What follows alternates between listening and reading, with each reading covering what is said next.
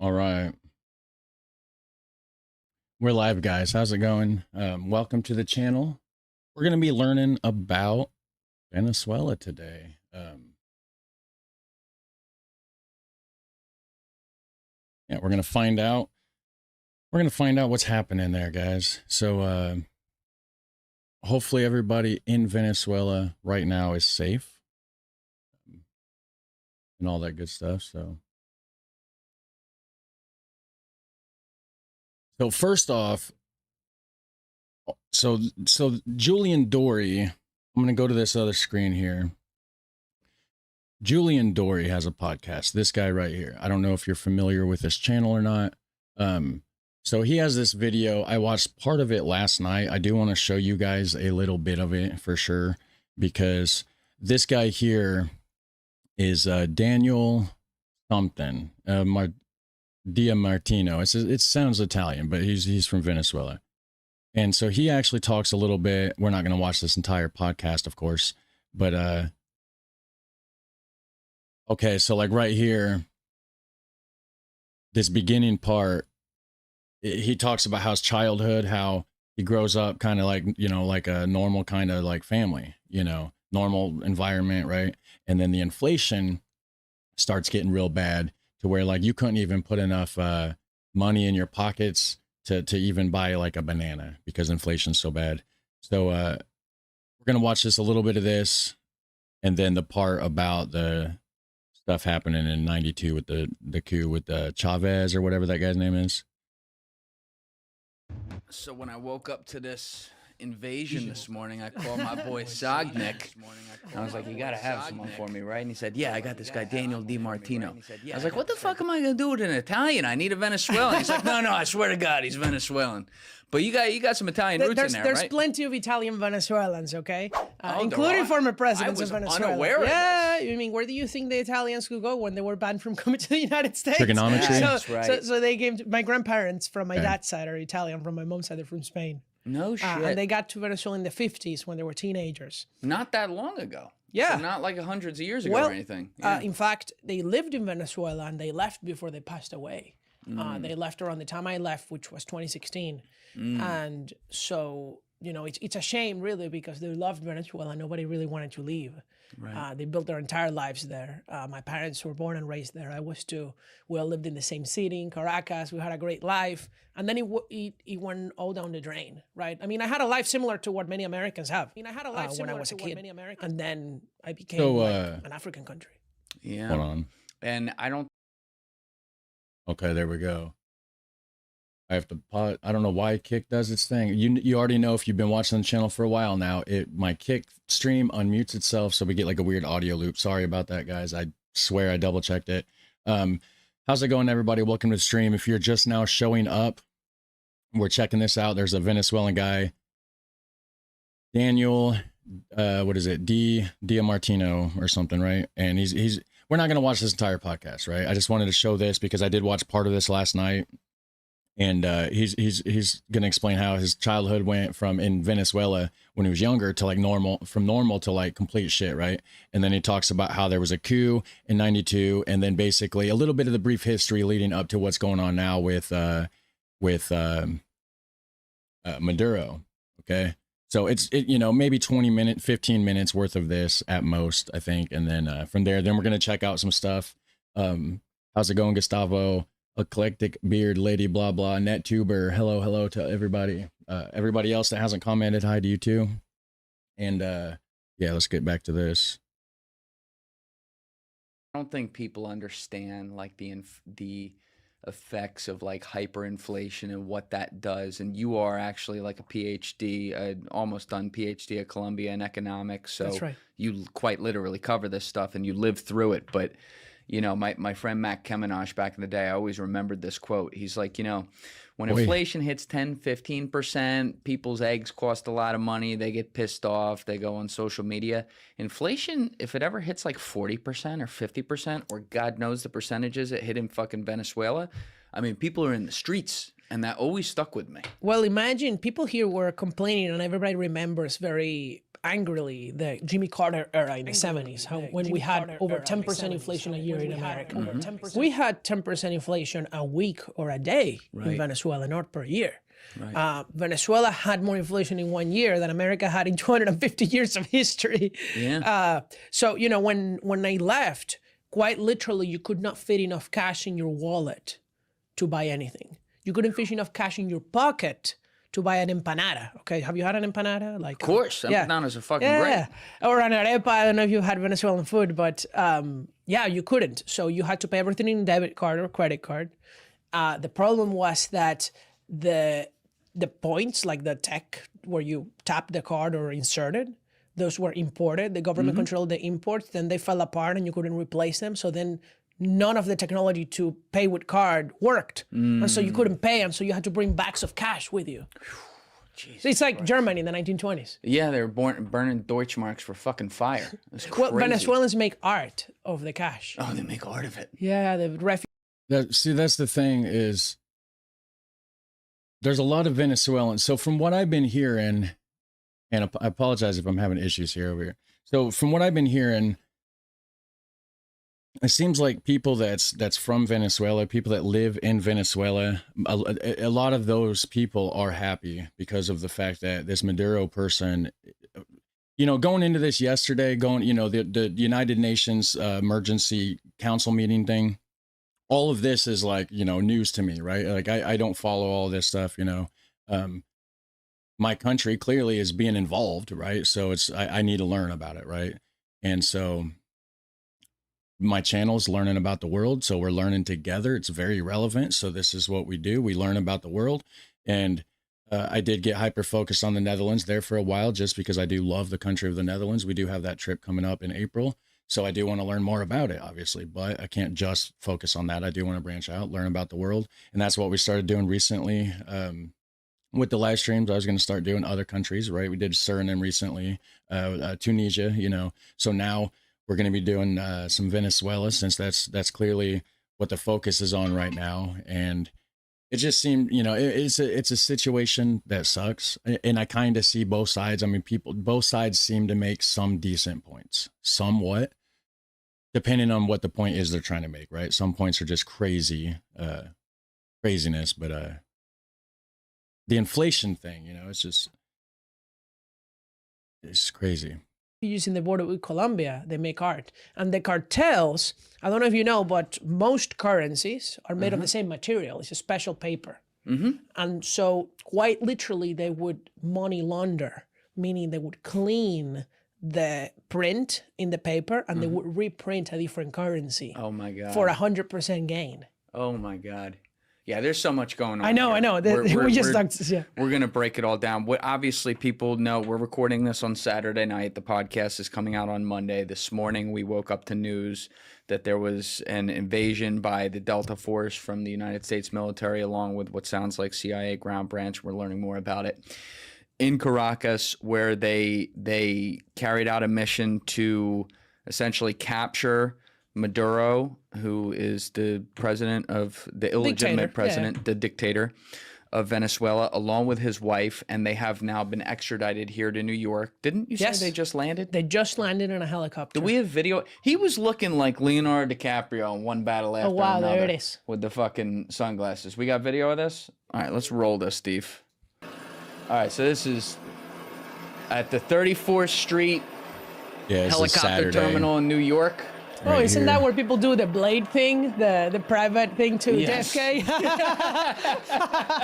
He got VIP treatment. Yeah. There it is, VIP. It's also where they perp walk Luigi, where he was looking like he was going to fucking Arkham Asylum. Wow. Well, I've heard that he could go to the same prison as El Chapo. Yeah, well, they're going to probably take him to the Metropolitan Holding Center, right? Isn't that where Epstein was? Yes.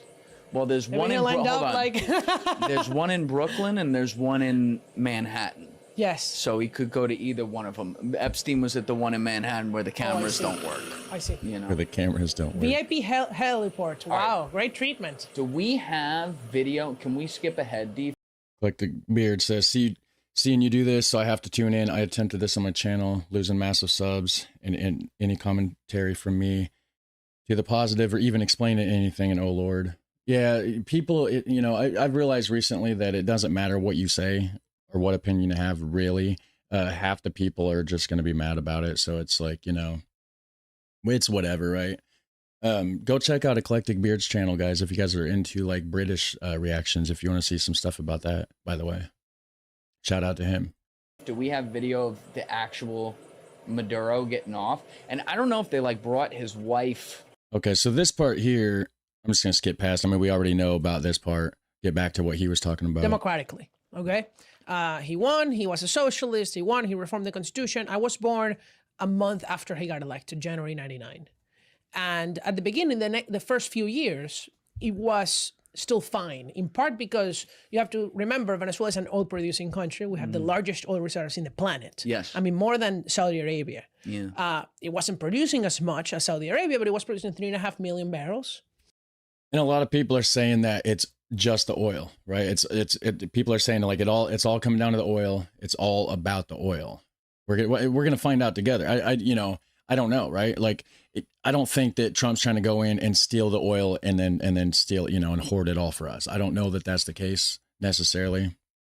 It's pretty good. We're going to find out. That's pretty good. Most of it came to the U.S. Refined in the Gulf is the specific type of oil that is actually useful for the U.S. Why? Because it's heavy kind, and all the refineries in the Gulf Coast are designed to refine Venezuelan oil, not light crude from the Middle East. It could be, you know, it could be like incentive, right? I'm not going to say that the oil had nothing to do with it at all. Again, I don't know for sure, right? It could just be like an incentive to try to get better deals on oil, right? You know, Trump is always about get good deals, get good deal. So maybe it's like, okay, if I go in there, free the country from this illegitimate president / dictator, the country will be excited, this and that. If I help them build their oil infrastructure up, then maybe we'll get good deals on oil, right? Like, it could be that. Again, I don't know. We don't know. I don't know for sure. We're going to find out, right? So, yeah. Or like I don't crude know from anything fracking. about this. It's actually the Okay. specific type of oil we need. Silver too. Interesting. So it was very useful. It was a very mutually beneficial relationship. Venezuela was also the country that provided Keep it in Sure. front of you like that. Yeah. that provided the most oil to the Allies during World War II. I mean, Venezuela has been very crucial geopolitically. And what happened was, as Chavez implemented his socialist agenda, and by that I mean he began obviously taking over the country politically, but economically, putting price controls on the things that he thought were too expensive. Those things then disappeared from the grocery shelves. Yeah. Because if the businesses can't profit, why would they sell it? Yeah. So they stopped selling it. Yeah. And so I had to line up for eggs, and I had to line up for chicken. Yeah, but the thing is it sounds like the guy's illegitimate, right? So somebody says, like, I'm from Germany. Imagine Trump doesn't like our chancellor. Then he says, well, a lot of drugs are coming from Germany. Then what? Invade Germany and kidnap Mr. Mez. I don't know if I pronounced that right. Insanity. See, the difference is, though, is this chancellor wasn't somebody that got outvoted and then basically used like guns and power to stay in office, right? Because like that's what it sounds like is going on with Maduro. And so like it seems like people want to gloss over that, right? And then be like, oh, well, Trump, you know, because they want to like cling to the fact that they don't like Trump. That's fine. There's a lot about Trump to not like, right? Trump makes it easy for people to not like him. He does things the Trump way. We know this. But when you go in and snatch a dictator out that's not even a legitimate president, right? So if somebody else it'd be the same thing everybody thought Trump was going to do, right? But he didn't do that. He let Biden, you know, he complained, he bitched about it. He wouldn't let it go. I mean, that's one thing that Trump does, that he can't open his mouth without reminding everybody how much better he is than Biden or whatever, right? But like he left the White House, right? He turned over power to Biden, right? Trump didn't sit in there and be like, okay, well, I'm going to militarize the White House. I'm going to like just stay here and I'm just like going to continue being president, right? He left. He bitched about it a whole bunch. He moaned and complained and whatever, you know. But that's the thing is like if Maduro's legitimately not even supposed to be the president in Venezuela, and it kind of sounds like Venezuela was taken hostage by an ex-president that got voted out, right? But that's what we're going to find out. This guy's from Venezuela, so he's talking about the Chavez thing. It's going to lead up to Maduro. We just have to, you know, get it to that point. So Trump said out loud that he wants to take back our oil and has told our oil companies that they can go into Venezuela. Yeah, see, you know, I don't know about all that, but yeah, I read somewhere that Cuba did Maduro's security. Yeah, there's some stuff I heard about Cuba as well. I don't know if it was mentioned in this podcast or not. We'll get around to it. We're gonna go through. We're gonna check. Like I said, we're gonna check out a little bit of this. We're gonna check out some other stuff. We're gonna maybe go on X, see what people are saying that's in Venezuela. We got time. I got plenty of time. It's only 10:16. Chicken. And then I was in school, and you know, first it starts with like your favorite brand of a product disappears, and then it's like, oh, why is there no milk in the grocery store for a week? That's strange. And then you suddenly had to spend a long time in the grocery store. Yeah. By the way, Daniel, I'm sorry to bother you. Can you just make sure you have it out in front of you like this rather than like talking over it like that? You know what I mean? Speaking of his microphone, I've been down here on my OBS adjusting the audio slider up and down because it's been quiet when he talks, and I'm, you know. Is this better? Yes, that's way better. So please continue. So that's what happened with the grocery stores, and then it gets so bad that, for example, you're in school and the teacher says, "Sorry, class, a friend just texted me. There's chicken in the grocery store next door. I have to go line up before anybody gets there, so class is dismissed." Whoa. And then, because it wasn't just price controls in the grocery stores, it was the government took over the companies. They went to the farmers and they took people's land. There was a very famous case, and I would love if you could pull the picture of this man. His name is Brito. He was the first farmer that really went on a hunger strike for his own private property. He had a family farm that Chavez decided to take over. And so when he would take it over, is this like your stereotypical, a few military cars pull up and say, this is ours now? Oh, yes, it's actually the military. They even went to the Coca-Cola can facility, and you had a general opening a Coke can saying, this is mine now. Because they said, we're going to give it to the workers. We're going to hand the power to the people, right? The people are going to run the businesses. This is like the Soviet Union, like Cuba. I mean, the Cubans were there advising on all of this. Wow. I mean, this is part of why this happened.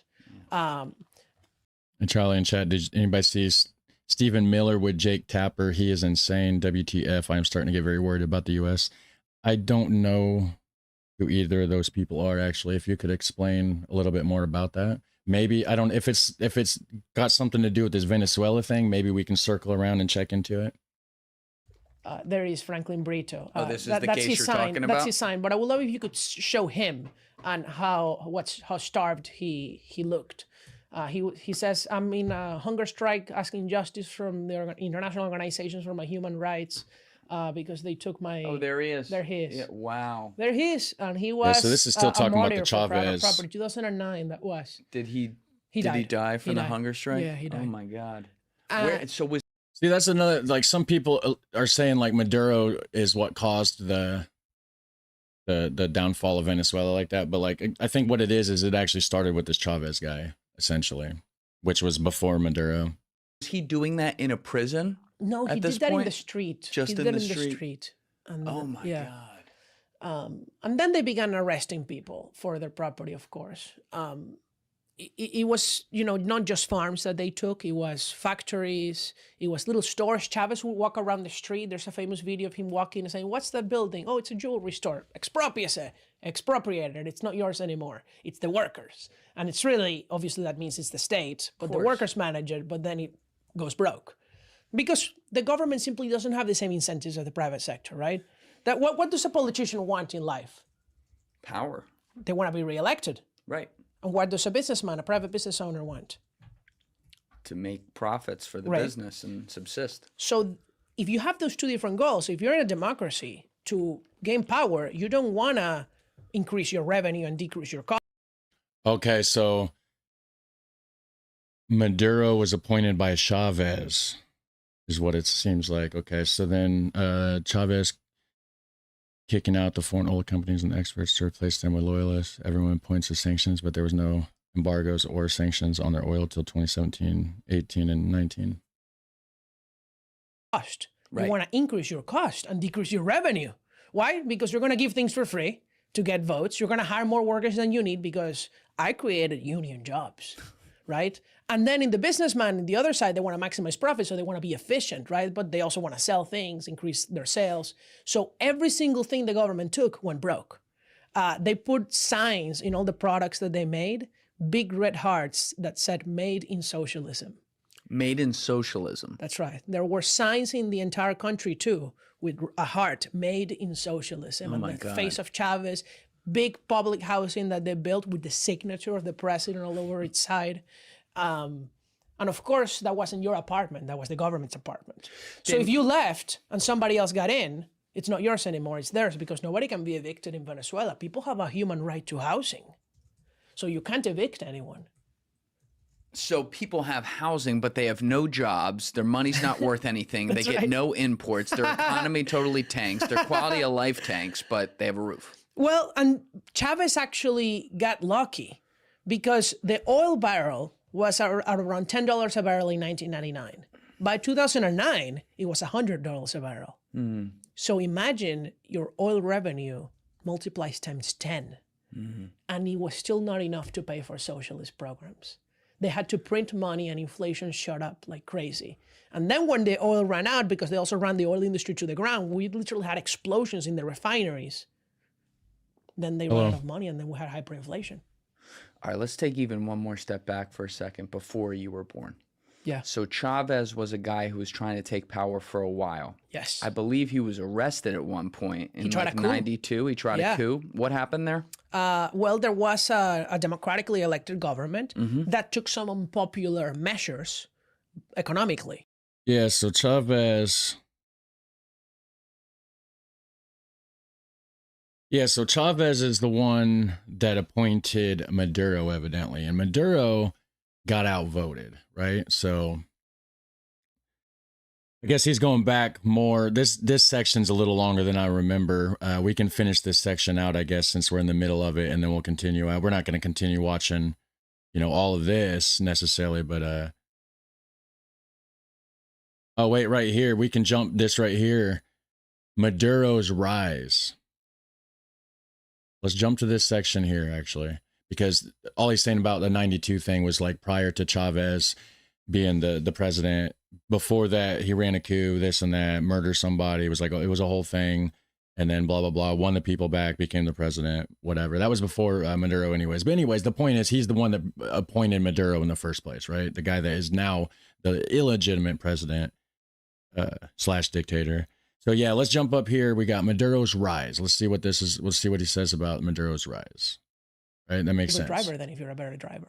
Thank you, Wesley Vanderbeek, for the €3. Appreciate it. Let me go over here and hit hard on that real quick while I thinking about it. Awesome. There we go. Appreciate it. Because you have better things to do with your time. Mm. So the fact that somebody's an Uber driver doesn't mean that they're the best drivers in the country.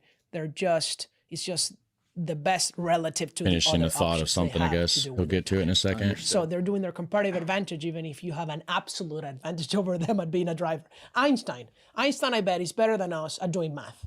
Mm-hmm. But he did physics. Einstein is probably...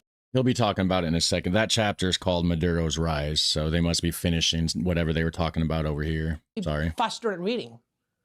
Why isn't he a news analyst or something? Because he has 24 hours in the day. He's going to do what's most productive to do among all the things he's great at doing. Even if he's better than you at doing everything. Oh, Maduro is a bus driver. Yeah. Right. Before, I might be stronger than Einstein. Or Chavez, which one? Be, a swimmer, a professional swimmer. Because there are other people, like everybody should do what's they're relatively better at doing. That's comparative advantage. So why are you bringing that up in the context I'm of bringing it tariffs up because again? that's the same with countries.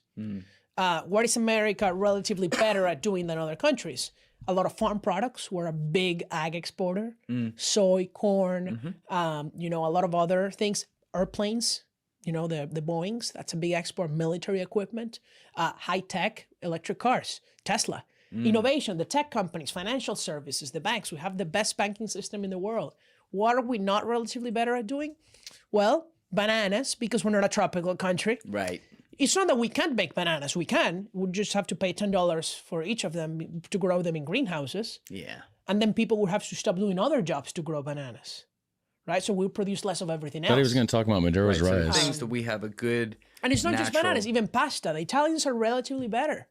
Why? Because of a history, because no of kidding. experience. Right. Right? A host of things. Like at one point he was like I think the official foreign trade minister or Yeah, something he was for the Venezuela. Minister for Foreign Affairs. And this is not a man who spoke any languages. Of course not. Like besides Spanish, and yet was effective. But Spanish. Effective, huge air quotes there, in a job like that, to be put in a job like that by someone like Chavez and be so trusted in the regime. So what was Maduro's history, and how did this pathway happen from him literally driving buses to becoming the vice president, eventually the illegitimate president of the country? There we go. All right, guys, I found the right section here. Sorry it took so long. The title chapter thing was in like the wrong spot. Maduro's rise should have started there. So YouTube mislabeled the chapter. Maybe he did it when he uploaded. I don't know, but we're there. We're good. Country. Well, Maduro has been a loyalist from the beginning. Maduro was a member of the Constituent Assembly that rewrote the Constitution in 1999. Yeah.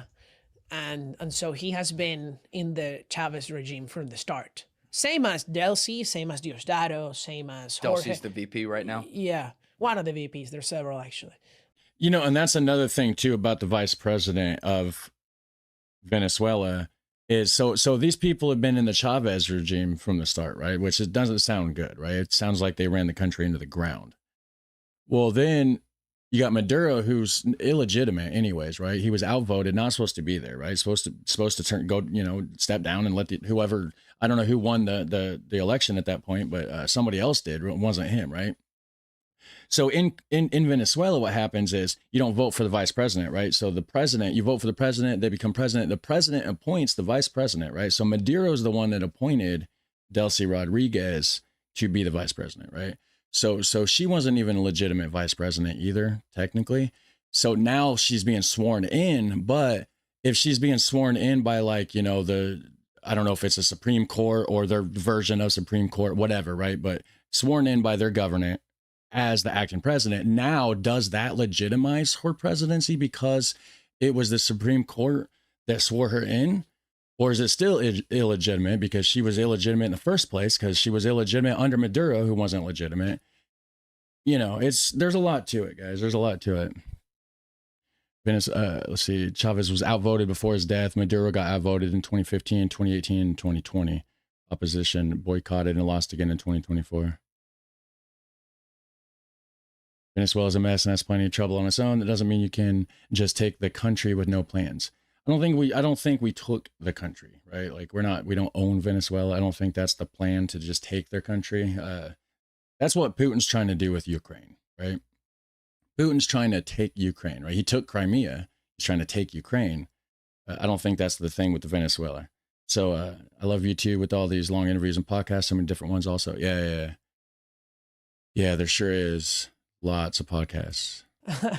They created a lot of positions. Not enough time. All of the people in power have been with Chavez since the beginning. And Maduro was.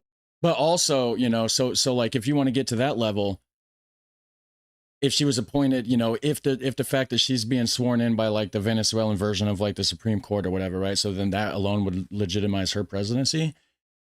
If the Supreme Court was like put there by Chavez or Maduro or whatever, right? If he was illegitimate and he's the one that like had the involvement of like who's sitting on the Supreme Court, I mean, I don't know for sure if he did or not, but would that then also illegitimize like half the government? Probably, because I'm sure he handpicked, being the dictator that he was, I'm sure he handpicked a lot of the people that's in the government that then turned around and swore her in as the acting president, if that makes sense, right?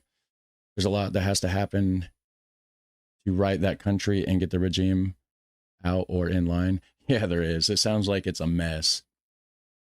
Russia and China have invested their money in Venezuela to get their oil. It's about strategy. Yeah, and that's the thing too. It's like, yeah, there's a lot of it's like an onion, right, guys? Like there's layers and there's layers to it, Or like those flaky layer biscuits. Those are really nice. The VPs, there's several actually. They created a lot of positions. But all of the people in power have been with Chavez since the beginning. And Maduro was just a big loyalist, and he managed to become vice president before Chavez died and get Chavez to appoint him before he died. Did Maduro? Okay. He was the vice president under Chavez. Okay. Obviously, like, it waned as the years went on, and he had a lot of problems and was winning elections illegally that he clearly didn't. He never win. won a legal election, Maduro. But when he was coming to power, even before he had people in the country who supported him and liked him. What was it about him that made him likable to a subset of people? So he was already a minority, but just Chavez's endorsement. That's it. That's it. That's absolutely it. So Chavez dies of cancer. Wasn't there like an issue where they're like, we don't really know when he might have been dead a few months earlier? Yeah, we think he died in December 2012, but then they announced it in March. Now, that's because they like tried to pass a lot of laws? They sent him to Cuba. No, it was just like, I think they were figuring out who was going to take over. They had a lot of problems because before Chavez died, this was a one-man dictatorship. Chavez was the man in charge. It's the man. You had to follow the orders of Hugo. And then after that, it became an oligarchy. It's several people in charge. That's the proper meaning of oligarchy. Yeah. It's several people who are in charge of a country. So there were other people besides authoritarianly. Maduro. Of course. Maduro was the president in name, but he's not the leader. I didn't know that. At Of the beginning, course. That's not what it was. Oh, no, of course. It's Diosdado Cabello, Interesting. who's also indicted as a reward for his head. Delcy Rodriguez, her brother, Jorge Rodriguez, their siblings. Tarek El Aissami, who now they all betrayed him and they arrested him. That we don't know if it's for real or he's just in hiding. A lot of controversy.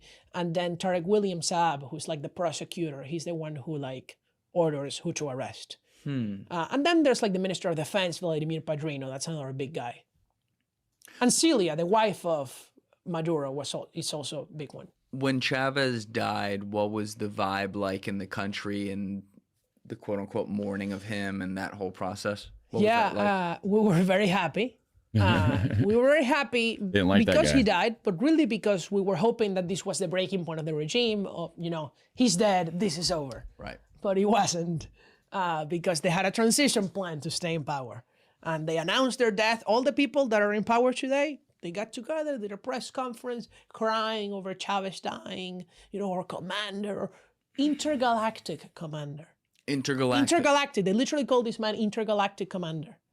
Like he commands not even just Venezuela, but Earth, the solar system, intergalactic. Like that's other solar systems. That dude's the boss, I guess, right? It wasn't enough to be the commander of Venezuela or the world. No, the galaxy. He was a deity. Exactly. Wow. They literally call him intergalactic. And people are like, yeah, that's normal. Well, a lot of people. Not most people, but a lot of people. We laughed about it. And they had all these names. The United States was the empire. The empire, the imperialist. Empire. Yeah, it's kind of funny because it was the Soviet Union that was the evil empire, by Reagan's word. And so every time people came back from the U.S. in a visit, we used to joke like, "Oh, how was the empire?" We loved the empire. And they put graffitis, the regime, on the street with evil Uncle Sam. Like imagine an Uncle Sam, but with devilish horns and a tail. And he's like, "Gringo, go home." And it's like, which gringos? What are you talking about? Like, no one's here. Yeah, there are no gringos here. So they really hated the United States. And that's kind of why we love the United States. Because the regime hates America. We must love it. And then America began standing up for us, right? With some of the sanctions at the beginning and then really Donald Trump doing it. And it was like, wow, what's the country that's standing for our freedom? It's the United States. Now, Maduro, so it's a bunch of people kind of running at the same time, and Maduro's the public figurehead is like, oh, he's in charge. At some point, though, he does take control above the other people. Is that maybe fair to say? Maybe in some decisions, they have an internal structure that we are not really aware of, but maybe not. Maybe it's a council and he's outvoted. I don't know. They're all drug dealers. Even to this day. Even to this day. Okay. It's not just him and his wife. I mean, there's other people with a lot of power in the country. They're all drug Diosdado dealers. Cabello is actually the richest man in the country. It's not Maduro. Do we have an Diosdado idea is of what the bald guy. You can look him up. Do we have an idea of what his net worth is? Billions. Billions of dollars, billions. Of And course. you think, and that's all from the drug trade? Oh yeah. Well, and stealing the oil money earlier. Okay. The gold reserves and illegal mining and a lot of things. That's another thing I haven't asked yet, but let's get to that and figure out the actual like layout here. At what point did the Chavez or Maduro regime, I'm not really sure when it officially happened, but at what point? Early 2013. Early 2013. The Chavez died either. No. At what point did either of these regimes say we are now in the narco trafficking business, and how did that work? It's a good question. They kicked out the American DEA, I think in 2008. Don't take me on my word, but okay. But you know, they kicked it out in a certain year around that time. Why was the American DEA there in the first place anyways, right? Like, that's what I don't, one thing that, like, I get why a lot of countries don't like America, I mean, we do seem like we do try to kind of like sort of like be the world police in a way, but I don't know why the DEA would necessarily have a reason to be there, but they really I mean, the US alleges, and you can see the indictment, that it was from the start. That they were dealing drugs. It just increasingly became true. What were their supply routes? Like, who were they getting it from? Who were they working with? The Colombians. So Colombia is the biggest producer of cocaine in the world. Who produces it in Colombia? FARC and ELN. The DEA is in Venezuela because they run drugs. We have the DEA in Colombia working with and probably being worked against the government there due to cartels. Okay, so like it was a joint thing kind of thing. But then like because they wanted to run their drugs, they just kind of like pushed him out. Because he faces drug trafficking charges, the DEA handles this custody. Oh, U.S. drug trafficking charges. Yeah, and that's what the indictment is for too. You know about FARC and ELN? It's been a while. Is that the left wing communist guerrilla? Group? Yeah. Chavez was a big defender and supporter of FARC and ELN. I bet he was. He has even speech in Congress saying FARC and ELN are not terrorist groups. They are armed freedom fighters, something like that. But he said they're not terrorist groups. And they have to sell cocaine to fund it. Where do you think they came from? So FARC and ELN obviously produced it because they controlled land in tropical parts of Colombia. But then how were they going to take it out? It was difficult to take it out through Colombia because the Colombian government was against them, checking for it. Well, now you had the government next door in the border that you control, allowing you to bring all your cocaine in exchange for a fee, a reasonable fee, that they collaborate. And then they used Venezuelan airplanes, state-owned airplanes. Even Maduro's nephews, that's why they were charged. Right, so there was like a whole deal here where they got charged, they got imprisoned in the U.S. and then Biden he later gave them traded a presidential pardon, He traded them for like people some that Americans. some Americans he had. Some Americans that I will... Hold on, I missed something. Who got charged and arrested here in the U.S. and then got traded back in a barter deal? The nephew? Was that they're saying Maduro's nephew? Let's go back and... Even Maduro's nephews, that's why they were charged. Right, here. so they even Maduro's nephews, that's why they were charged. So I'm assuming Maduro's nephews were the ones that they're talking about here that... Okay. There was like a whole deal here where they got charged, they got imprisoned in the U.S. and then Biden he later gave them traded a presidential pardon. He traded them for like people some that Americans. some Americans he had. Some Americans that I will say were working for the Venezuelan regime. Let's just be clear. Oh, really? Interesting. Americans that were working for the Venezuelan regime. He traded them for his nephews back. So he brainwashed some Americans to be inside people and then go into the U.S. under sort of Venezuelan control, probably. And that's what we got back in return for Maduro's nephews. That's fantastic. Fair here. So then he just They were not imprisoned some them. innocent people who got kidnapped. We have to be very transparent. They worked for the Venezuelan state-owned oil company, and they were Venezuelans who became Americans. They were not just Americans from here. So why did we, the Americans, trade his sons? Not just his nephews, but also another big financier of terrorism, Saab, who was a Colombian Lebanese guy. What year was this? Who financier of terrorism? Financier of terrorism, yeah. What specifically, like what terrorism? Islamic. That's why he's Lebanese. Oh, really? Yeah. Oh, Hezbollah. So this was like a Hezbollah network guy. Yeah. They traded him and the nephews. How do you think modern terrorist groups finance themselves through drug trafficking? Oh, of course. Yeah, I know all about that. But Yeah. I'm saying we traded one of those guys and his two nephews for 7 big dudes. Big people. 7 dudes who were on the take. Yes. Yes. I mean, you can look. I'm happy that they're free. I'm just saying it was a bad trade. Yeah, It was a bad trade. sounds like a bad deal. And the presidential part on the Biden side for this terrorist financier said that one of the conditions is that he can't make a documentary about it. It's really like laughable. Like, don't do Netflix, please. How about this? Wait, I thought the nephew's trade was way before Biden, though. No, Biden released them. Biden released Yes, they were arrested and charged under Obama, then put to prison, life in prison. A judge in New York, they were here under Trump all the term, and then Biden released them. Wow. Okay, so that was more recent, and then he just threw in a little Hezbollah Exactly. financier. Yeah, and now there's more Americans kidnapped, by the way. Wow. Because why wouldn't Maduro take more Americans in exchange for more concessions? Is this the same type of American? No, like no. Venezuela? Now these are really innocent people. It's really sad. Like one guy, and he got released then under Biden. I'm very happy. He was like this poor guy from Utah who got in love with a Venezuelan woman, and like, yeah, you know. And now there's like 5 Americans right now still there kidnapped, actually. And sitting in their gulags. Horrible. You know what the Americans said? How they torture them, the Venezuelans. They told them every day that they were getting released. And they showered them, they got them ready, and then they're like, ha ha ha, you're not getting released. Wow. Psychological torture. Oh, that's fucked up. It is. What That other is fucked not to up. get like, you know, How they torture? too dark I can here, tell but you. what it's kinds worse of what they things do to do the they do? Venezuelans. Jeez, man. what do they do? I have a friend, her name is Maria Oropesa. She was kidnapped from her house in August 2024 after the fraudulent election for the crime of observing the fraud and calling it out in protest and on social media. So they make people eat their feces. They obviously hang them and electrocute them. They put them in very small spaces where they have to eat from the place where they defecate and they piss. There's an entire, it's called El Helicoide. That's the biggest torture center in Latin America. It was supposed to be a mall. And they turned it into a torture center where they play basketball on top of the political prisoners in like a basketball court and other sports.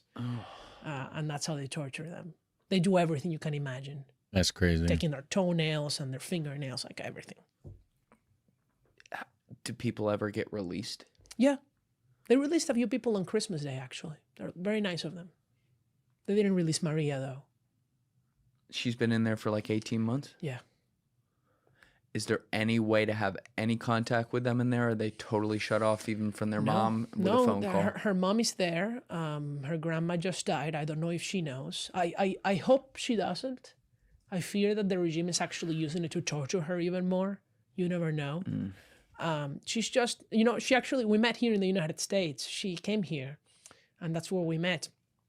And then she's like, I want to go back to fight for freedom. Oh, And she went back in 2019, and she joined Maria Corina's party. She joined the Vente Venezuela, the free market, classically liberal party.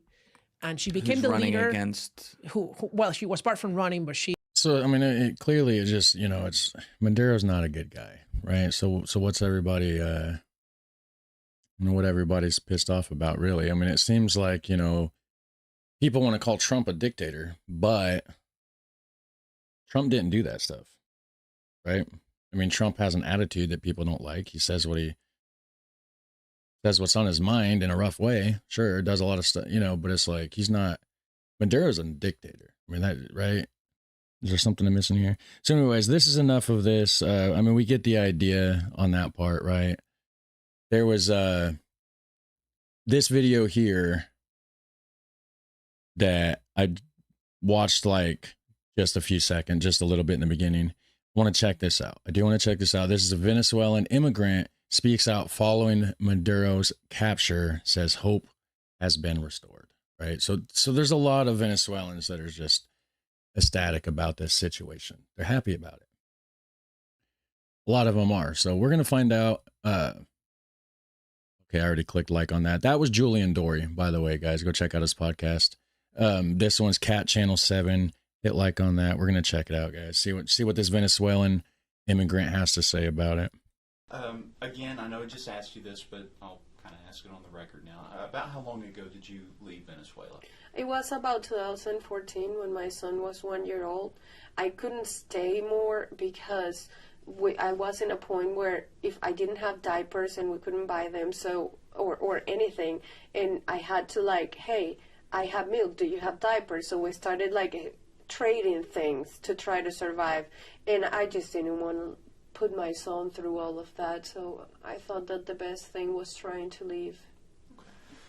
Let's make sure you're still in frame. Perfect. And I know you said that you had some family that still live in Venezuela. I have a lot of family that is still live in Venezuela. I have uncles and aunts and cousins. My brother, my younger brother, he still lives in Venezuela. Now, obviously, I know everybody in the world, and I'm sure your family in particular, have been watching the news of what happened over the weekend in Venezuela.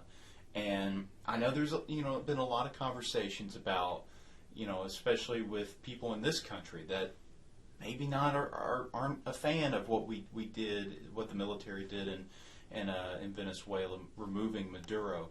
But from what I understand, there's a lot of Venezuelans that are ecstatic with the way that this okay, is so we need to set a record and make it clear in here. Of course.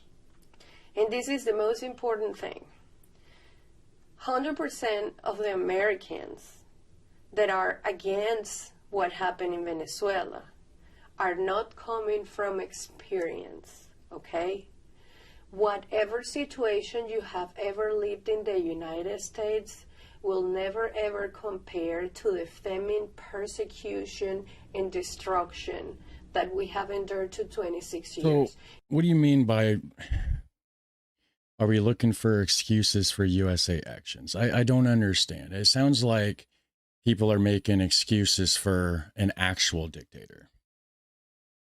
Did you not hear? Are you not listening? It's like nobody wants to listen to the actual fucking people that live in fucking Venezuela. It's not good there. It wasn't good there. They're happy about it. Why does everybody want to say, oh, well, Trump's a dictator? No, Maduro was a dictator. It sounds like Trump snatched him out of there. Everybody wants to be like, oh, but because I hate Trump, this and that. Sure, there's reasons to not like the guy. I get it. But like, okay, so there was somebody that made a good point. Who was it? Oh, shit. I can't remember who. It was a video I watched. Might have been Jesus Enrique, something another. That said basically like if for some reason like Trump was able to cure cancer, you'd have all these people that would be so pissed off and bent out of shape about it, and they would be like saying that like, how dare you cure cancer? Humankind has the right to get cancer. Why did you take that from us? Like there's going to be people pissed off about everything. It's like, it's just nonsense. Who cares if you like Trump or not? Who cares? It's not the issue. The issue is got rid of a dictator. People in Venezuela are happy. Right? The dude was illegitimate. If Trump was a dictator, he wouldn't have let the White House go to Biden. He would have stayed his ass in there like a dictator would, right? But instead, he let Biden take over. What'd Biden do? Well, it sounds like Biden turned around and let the fucking Maduro's nephews out. Biden's a fucking idiot. Sorry. You are upset that a military operation took place because of oil, supposedly. That's what is being said. But nobody said anything while people starving eating out of the trash. Like, I had friends that took whatever somebody threw on the trash and tried to eat the leftovers. I had family that died because we tried to take medications from the country that we were at and send it to Venezuela, and it wasn't allowed in. Goodness, sorry, the flag fell. Flag came on down. Goodness, all right. Yeah, that's the thing. People want to get hung up on this and that and whatever because they hate Trump. But it's like, listen to what the hell the Venezuelans are saying. Like, could you just shut up and listen to the Venezuelans? They would know a little bit, a thing or two about a thing or two. You know what I'm saying? We were talking about.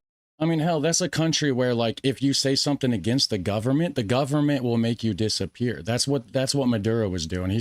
Maduro's snatching people up, right? There was a video, Jesus Enrique Rosa, the body language guy, was talking about how he had a friend in Venezuela that was in a WhatsApp group Didn't even realize he was in it. Just ignored the group. But the group chat in the WhatsApp was like an anti-Venezuelan government group. They're talking shit about the government in Venezuela at the time under Maduro, right? Well, what happened? They went and snatched the guy up. He disappeared for over a fucking year, right?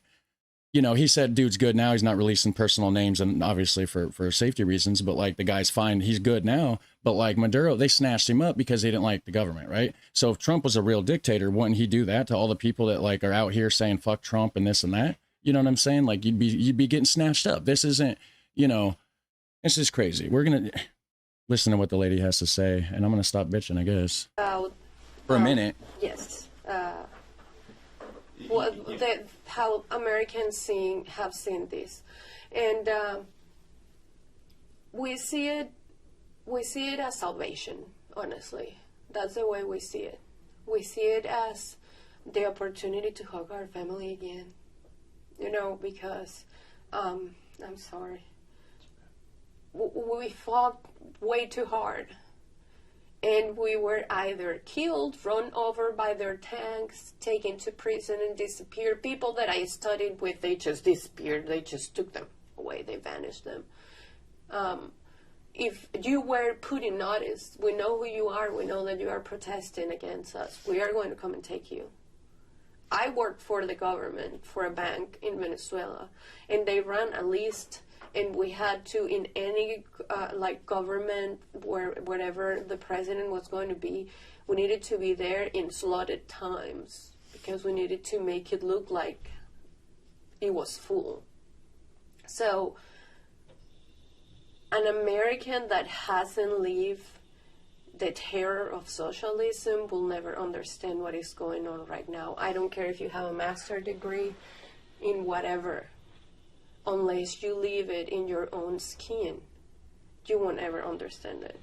And I think it's terribly disrespectful for anybody to tell Venezuela how we should react to that. I think it's terribly disrespectful to the people that have died, saying that Maduro shouldn't be where he is. In 2011, and this is out in the news, like you can confirm what I'm about to tell you.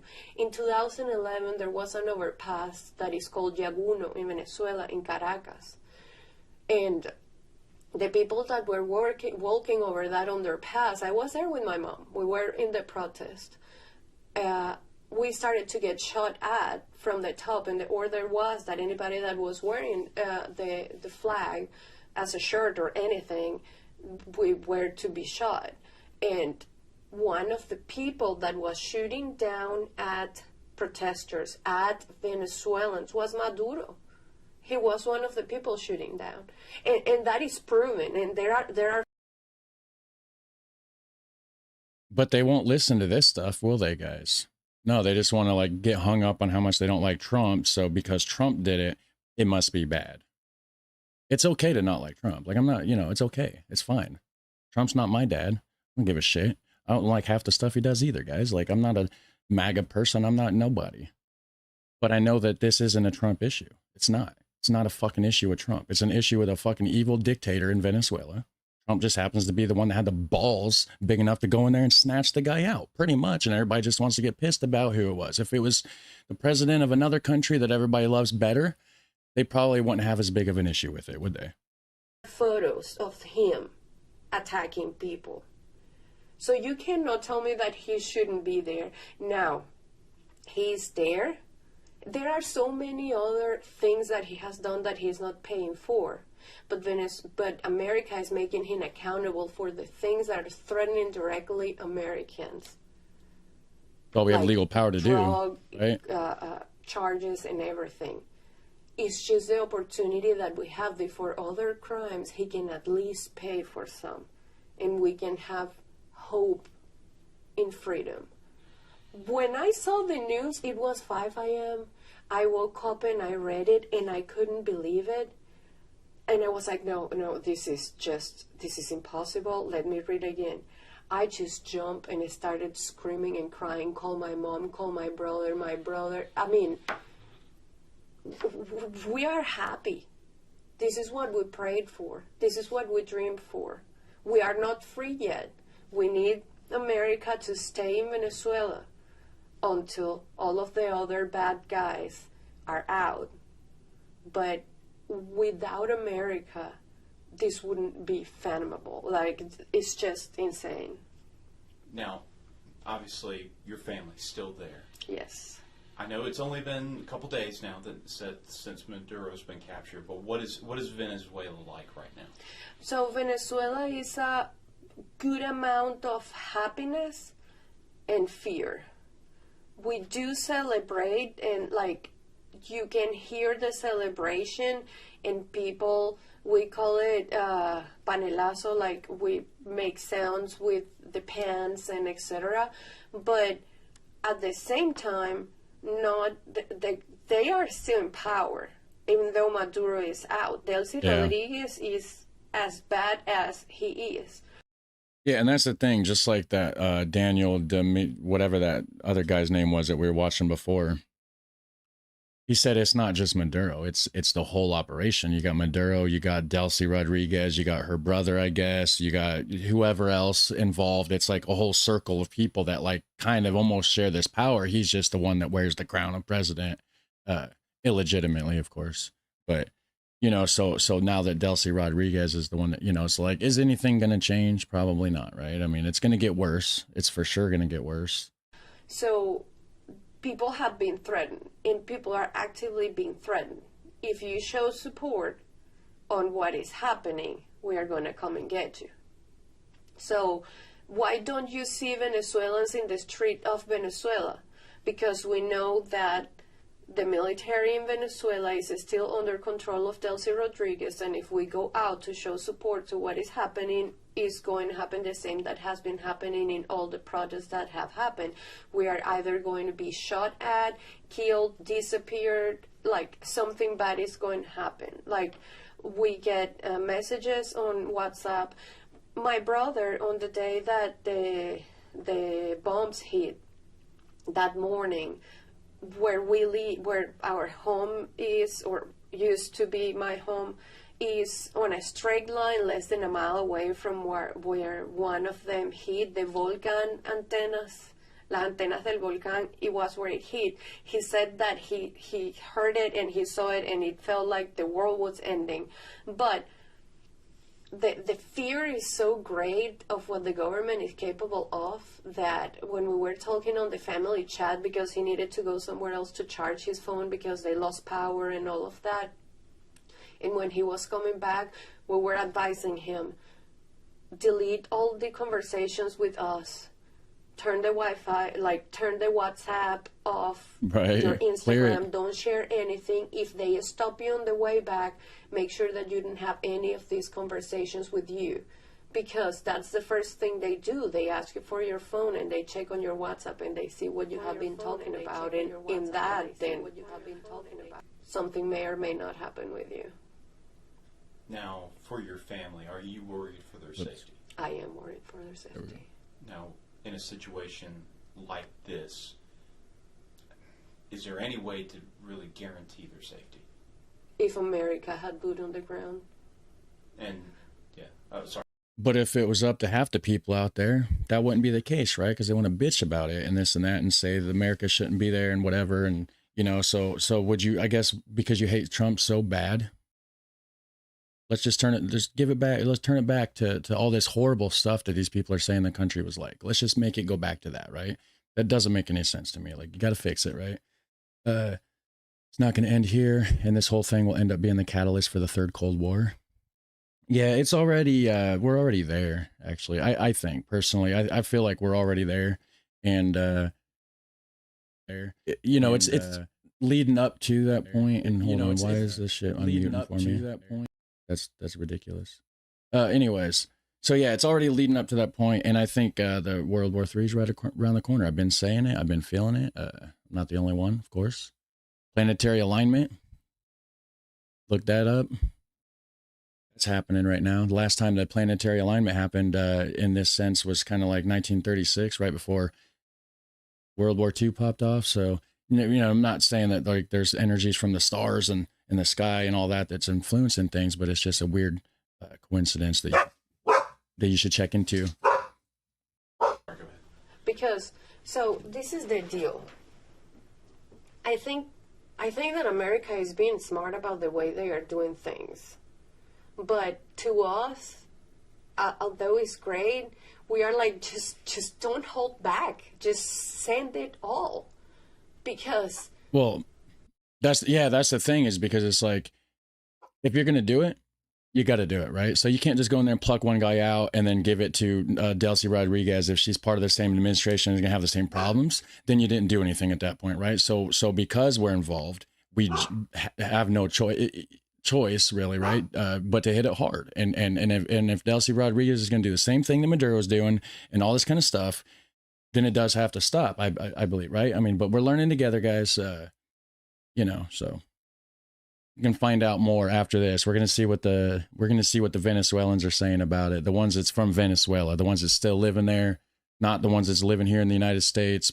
But like, I want to know what's going on from Venezuela, from the Venezuelans in the country of Venezuela, right? It's like you just step on the head of the snake and you have it step down. If you move your foot away from the head of the snake, it's gonna come out mad biting all of us. So the danger is still present and fear is still there, but we have something that we haven't had in decades, and that is hope. Because our hope is that they are not going to come and remove him and then go away like, oh no, yeah, it's fine, we just take him because of what he did. No, our hope is like, if you go away, they will still traffic drugs. They will still do all the things they are doing. Well, yeah, and that's the thing too. If we stop now, it's like, you kind of already poked the bear, right? So we can't just, you know, they're going to poke back, right? Like she's saying, you know, you can't just step on the snake's head and then think you fix the problem. You move your foot, snake's going to strike you, kind of thing. So I got to keep an eye on this Delcy Rodriguez and find out what's really going on. If she's been part of the whole regime from the start, you know, who knows what's going to happen, right? Hoping for change because of the presence of the United States. Now, we need to set the record straight. Venezuela had her golden years in the 70s and the 80s.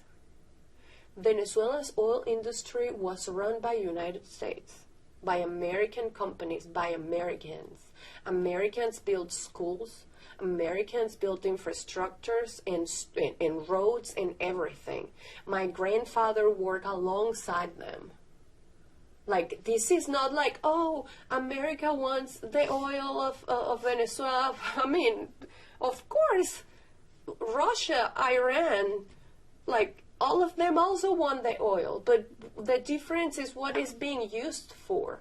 When Venezuela was in its prime, it was the United States. We have words in our language that are an adaptation of Americans. Like, watchman is the guy that stand watch. We call it watchman.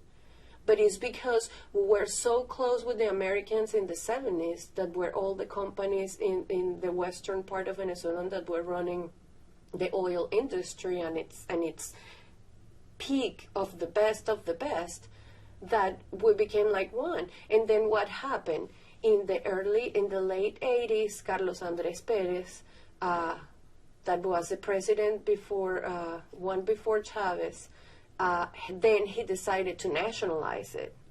And that's when some of the companies started to leave the country.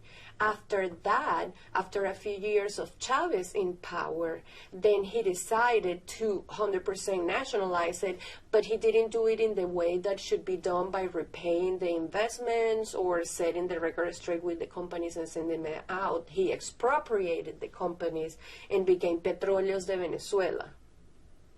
What happened?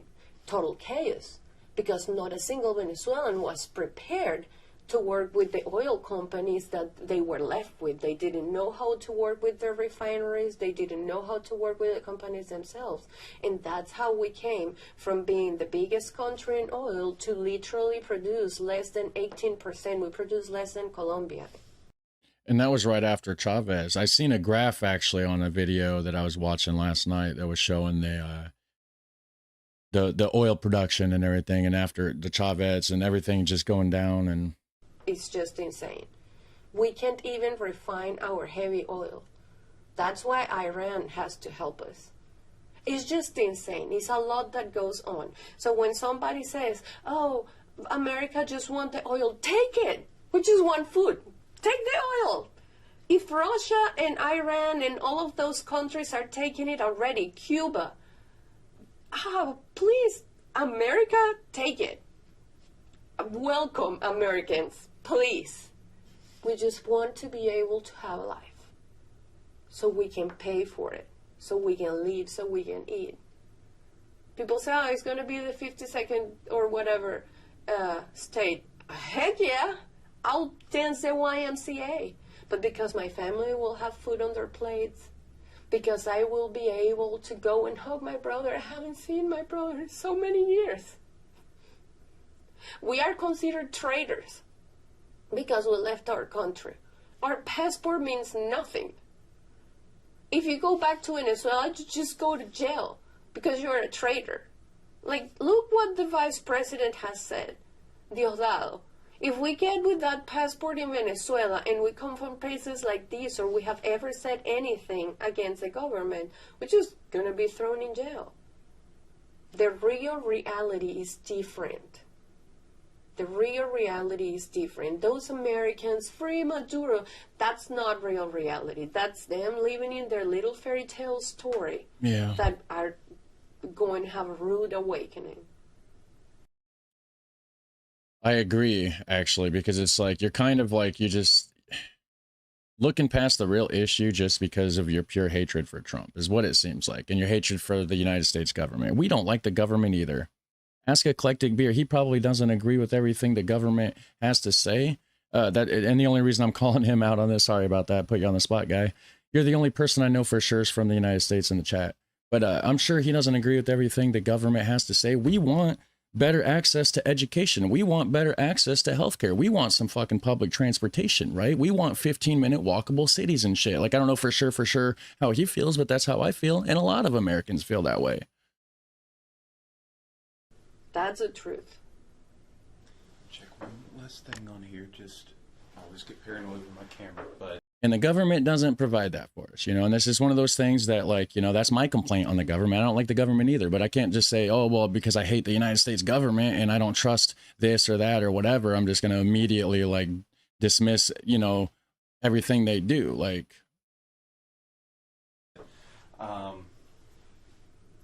very powerful stuff.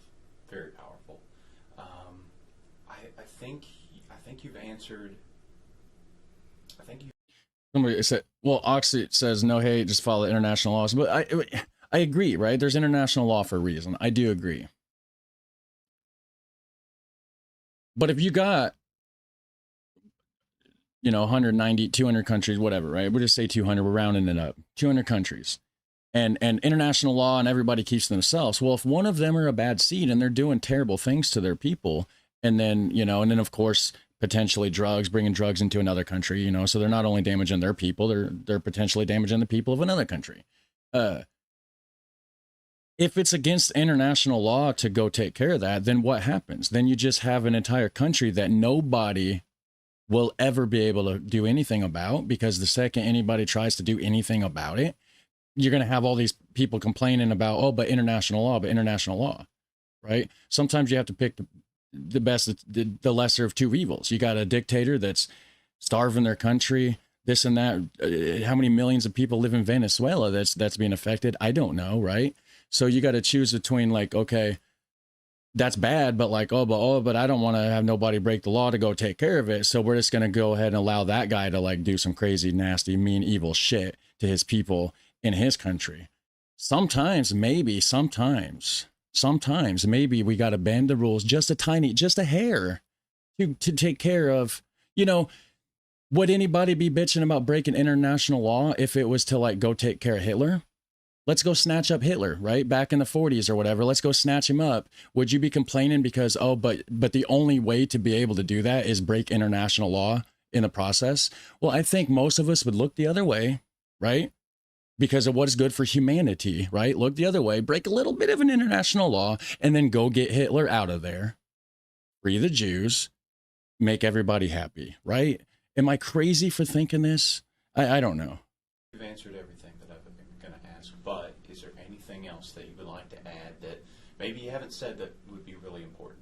I talked to my brother this morning that lives in Venezuela, and I asked him those words. I said, I'm having the opportunity to talk to somebody about the situation in Venezuela. If you had the opportunity to talk, what do you want me to say? And he said, I want them to know the truth. In here, we don't have a future. When we work, we don't work for a home. We don't work for a car. We don't work for future plans. I would love to have children, and I can't. Not because I physically can't, but because we cannot afford it. We work for survival, and sometimes that doesn't even happen. So the real reality is, as long as America continues on help, there may be a future. I may be able to go and see my brother again. Hey, it's so strong. I have constant nightmares that I am ripped away from my husband and I'm sent back at Venezuela, and I'm terrified of what they are going to do with me. And those are nightmares because I love my country, but how can I live in it? How can I survive in it? There is not even the chance for survival. I had to leave my country. I had to cross the border with a 1-year-old to Brazil. I had to hide my son in a car because the military police wanted to take us. Because we were trying to leave the country, they wanted to force us to stay. We better just go ahead and allow that to happen, because we wouldn't want nobody to break a little bit of an international law to go prevent it. Right? I mean, it's just craziness. I left my country. Like, this is just crazy. Like, this is sad. It's sad. And to have people like just because of a hatred for like the Trump regime, whatever you want to call it, right? You just hate it so much that you just dismiss all these people's lives. That just seems selfish, really. It just seems selfish just to push your agenda of hatred towards Trump, honestly. With just the clothes I was wearing and a little bit of diapers and milk that I had left. Don't you dare telling me that this is not a reason for celebration. When I first come into the United States, I cried and had to turn around to my husband and ask him to please help me to open the shower because I didn't even know how to open the shower. Hold on. You said she's acting? You think she's acting? So this is just all made up. So there's millions of Venezuelans that's celebrating this stuff. So all the lies, they're just lying, right? These are all just lies. She's acting. This is all fake, and you're delusional. I'm sorry, but you're a delusional person. How do I know? What do you mean? How do? Oh, when you're I talking to walked somebody into else. Walmart and I saw so many options to eat, I couldn't believe myself. Our reality is different. We want to live. And you guys have everything in this country. More than you could ever imagine. And I just wish that you could love it a little bit more. And respect it a little bit more. Because if I had to give my life for America, I would. Because my family, I can have dreams and hopes and plans of a future, dreaming of a home, of a car, and all these silly things. I mean, because of the United States. It'd probably be better than Venezuela, sure. But the American dream, we all know, is not all what it's cracked up to be. Just saying. But yes, I get what she's saying. And whatever they do, they can destroy our body, they can destroy our history, they can destroy everything that they have done. They destroyed the Bolivar, they took 5 zeros from our, they can destroy anything, but what is in here? What is in here, the things that we lived through, that we survived through, they will never take it away from us. And there will be a day that as a family I'm going to go and hug them all again. We're going to say that we make it. And that's because real men in uniform went and took that man away. And that is the truth. I'm so sorry. No, it's okay. Here, let me,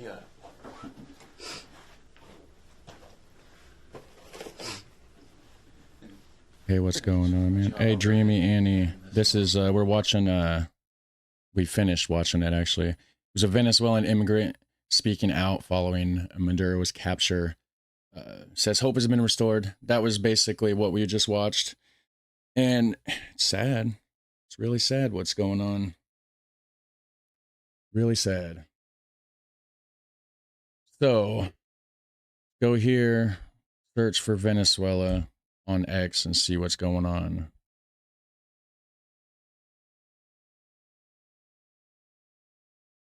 See if there's any videos from Venezuela, right? How do I find, do I click media? I don't ever get on X, so I don't know how it works. Oh wait, this is just a shorts feed. I'm going to go back to the regular.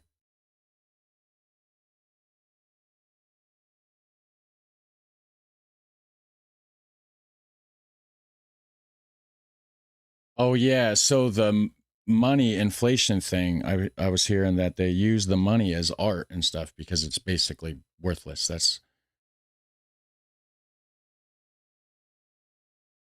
probably what this is here, just all those worthless dollars because of the inflation. So let's see here. We have former Venezuelan dictator arraigned in Manhattan. Maduro and his wife Celia Flores appeared for arraignment today in Manhattan federal court. Where's it at? Okay, right here. You're seeing both seated at the defense table in prison jumpsuits, ankle shackles, and translation headphones for Spanish to English interpretation. Well, isn't that fancy? Flores had visible bandages on her forehead and temple, plus bruising from injuries sustained during the January 3rd capture. She required assistance to sit. Both pleaded not guilty to charges, which that could just be playing it. Maybe she got hurt in the attack, the capture, right? Whatever, possibly. Maybe she's trumping it up. Maybe she's lying about needing assistance to sit. Who really knows, right? But so anyways, both pleaded not guilty to charges including narco-terrorism, conspiracy, cocaine importation conspiracy, and possession of machine guns and destructive devices. Of course, they're going to naturally plead not guilty, right? Maduro's attorney, Barry Pollock, question mark. Okay, yeah, Barry Pollock, the same lawyer who represented Julian Assange. I don't know who that is. The defense signaled upcoming motions to challenge the arrest as a military abduction and invoke head of state immunity. See, that's the thing, too. It's like, oh, head of state immunity. So basically, it's like, oh, well, so because I'm a president of this country, I'm supposed to be able to just do what I want. It's like, I don't know if it should work that way. But also, if he's illegitimate, then the so-called head of state immunity wouldn't even matter anyways, right? Because it'd be illegitimate immunity, right? Maduro again claimed prisoner of war status. Judge Alvin Hellerstein presiding. Okay, so Alvin Hellerstein, I guess, is going to be the judge. 3 days ago, he ruled Venezuela from Miraflores Palace. Wait, what? Oh, okay, yeah, talking about Maduro. And then today, he sat in a Manhattan courtroom waiting for a judge to decide his fate. So this was yesterday.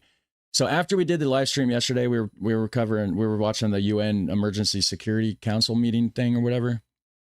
When I ended that stream, actually, I realized that they had been doing the court session while we were watching that UN council meeting. And because there was a live stream after that I saw where they were taking him back from the court back to the prison or whatever. And it was just helicopter view, nothing special. I mean, I didn't go back on live to cover it or nothing because it was just watching a car drive down the road from the sky pretty much. But Maduro was in it.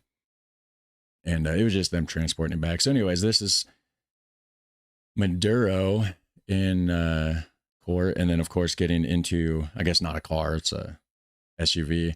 In America, we're bad about calling everything a car. It could be a pickup truck and we'll still say car. It's just one of those things. But yeah, so I guess that's him in court. Oh, we got some memes. We got him, somebody put him in an Adidas tracksuit.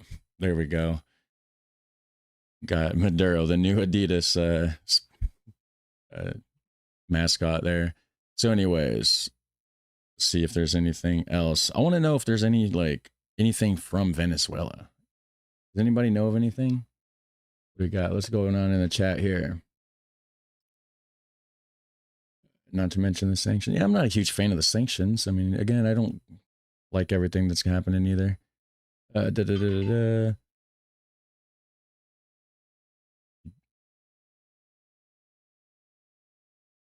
seeing your current position in society where I need to work to live, sooner or later the employer will use that to extort me. So service debt. Okay, so that's probably just people talking to each other in the chat. Yeah, chat away, chat away. I haven't been able to read it all, but go ahead, have your healthy conversations or discussions, debates, whatever you want to call it. Don't be threatening each other or anything like that. Don't get violent. So anyways, we need something from Venezuela. Let's see. We got to translate. There's a lot of Spanish going on here. So this is probably people from Venezuela. This Tuesday, the United States Department of Justice withdrew its statement about the alleged Cartel of the Suns of Venezuela. It's a real criminal group. I don't know what.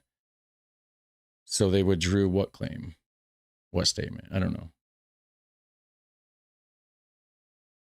So a lot of this is just memes. I'm not seeing anything. Let's see. We got no countries capable carrying out an operation similar to what we did in Venezuela. We carried out amazing. Let's see what. Oh, why is that labeled as an incident? Why does this have a content warning? I don't understand why that. Anyways, guys, let's just go back to YouTube. It seems like X is crap right now. And we're just going to type in Venezuela and see what's going on here. So let's see if there's anything live. Is there any live coverage? We got the U.S. Senate live. Democrats challenge Trump's Venezuela strike.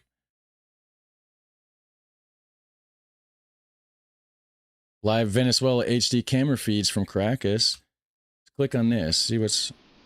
Okay, so this just looks like any other normal day, right? It doesn't look like anything crazy is going on.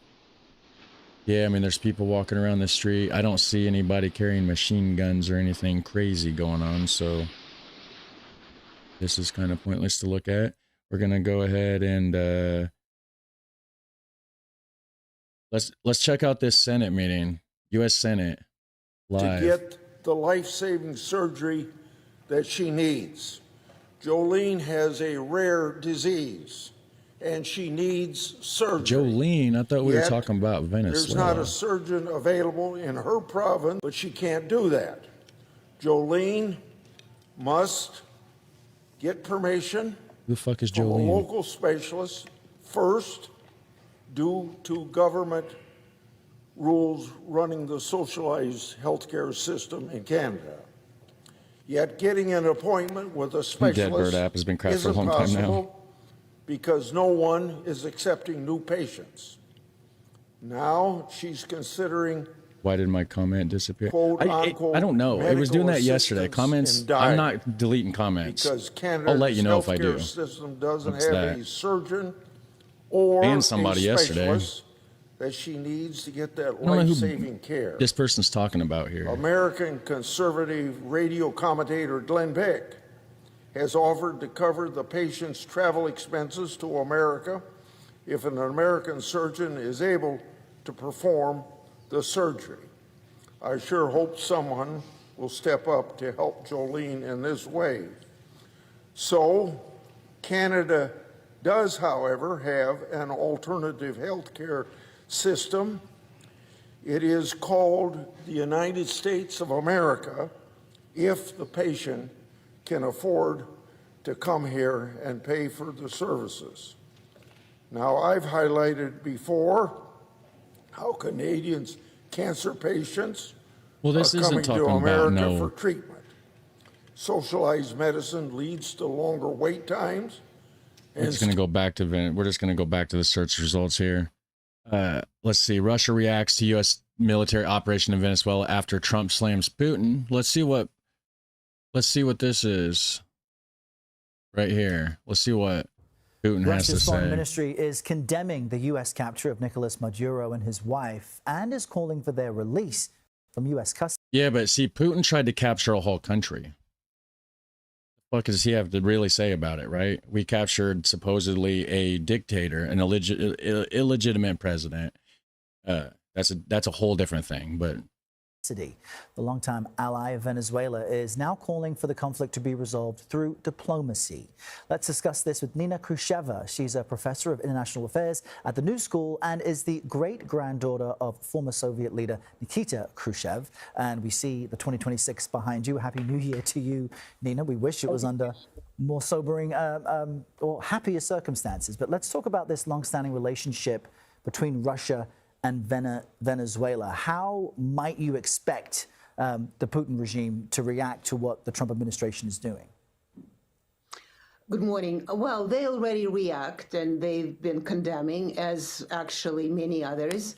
We heard it from China. We even heard it some words from Europe as well. But it's in some way, it's a very subdued reaction because as horrible as it is what happened to losing this ally, because Russia has invested, it's not exactly clear, we don't have exact numbers, but up to 20 billion, 17 billion into you just had a piece on Venezuelan oil. A lot of it was Russian bailing out. Rosneft was very big into sort of supporting the failing oil business over there. So Russia is almost ready to lose the money. So there's a questions to Putin is that why are we the Russians, why the Russians are investing into the regimes that really were very shaky to start with. That is one part of it. But they're ready. They're condemning, but they're not really. And Trump said correctly that Russians are not going to have a big stink about it. On a positive note, what do you mean technically okay if you believe Russia has a claim on Ukraine due to historical sovereignty? The U.S. has no claim on anything to do with Venezuela. Yeah, historical.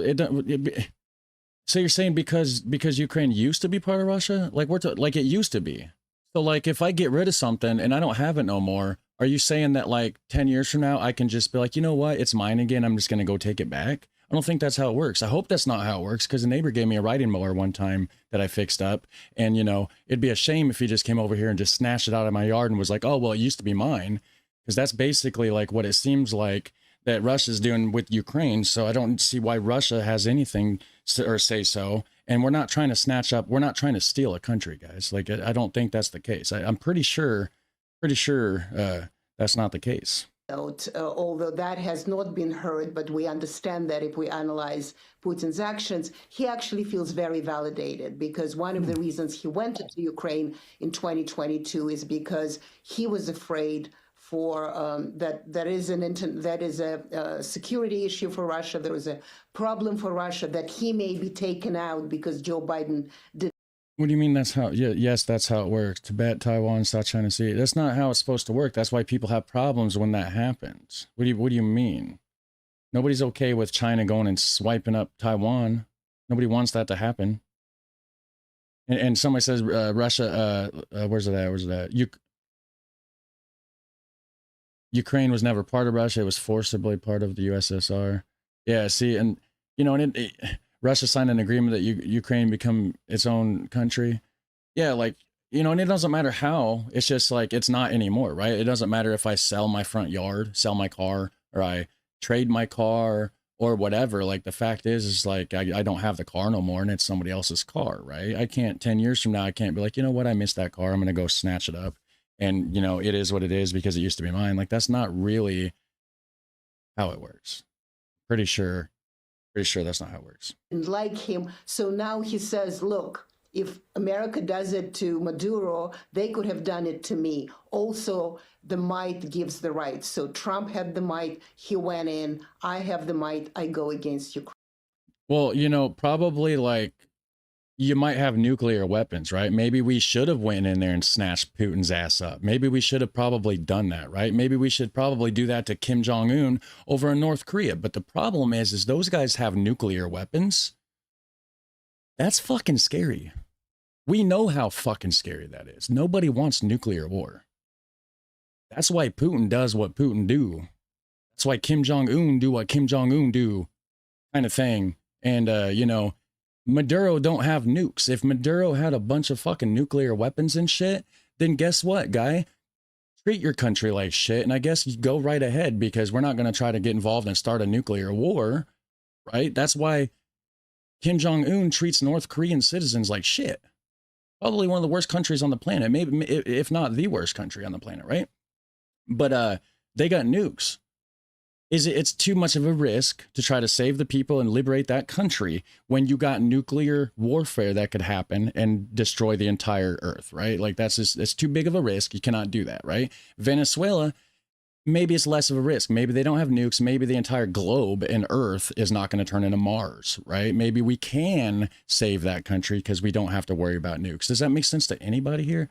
I don't understand now. Yeah, so bully the weak. Yeah, so we're bullying. So now we're bullying Venezuela.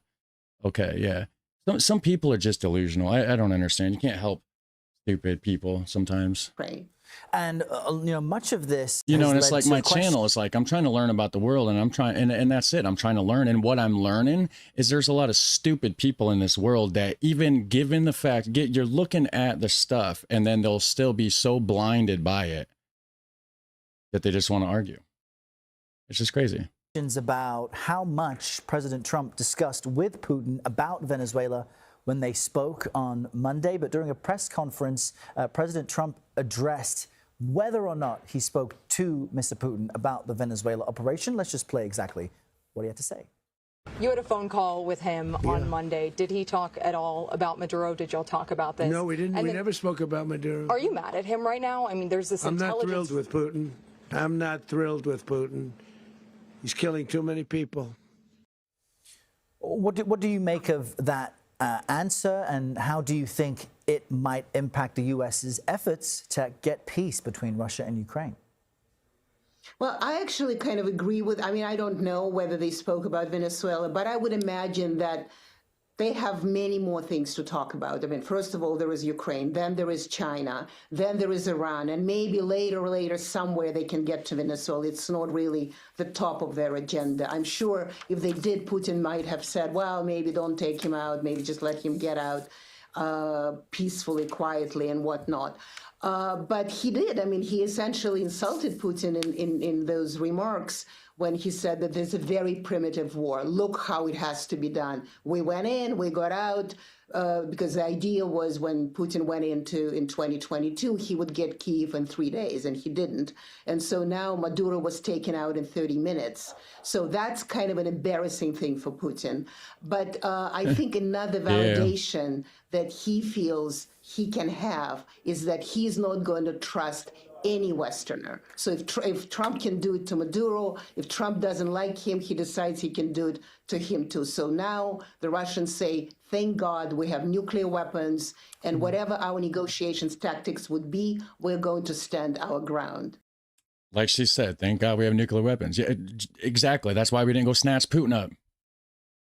Nuclear weapons. That's what saved Putin. That's why Putin can do whatever the fuck he wants to do, pretty much, right? I mean, and let them try to get to us.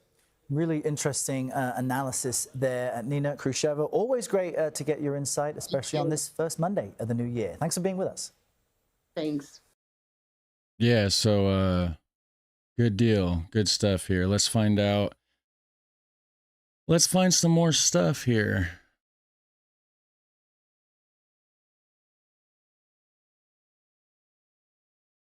You guys want to see how it happened? How U.S. Delta Force captured Maduro in Venezuela?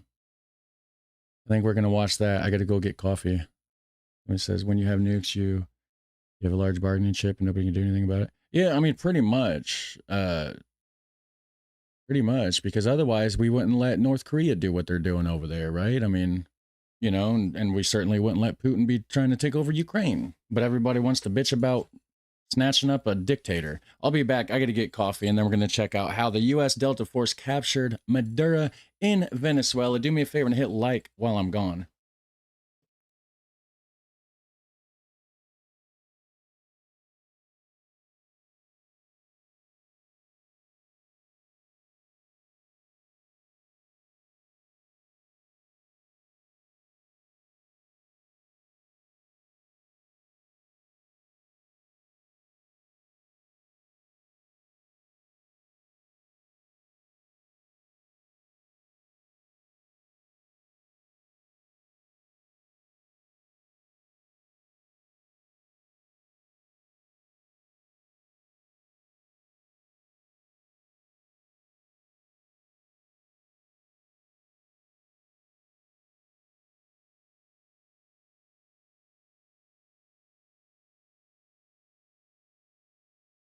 Right.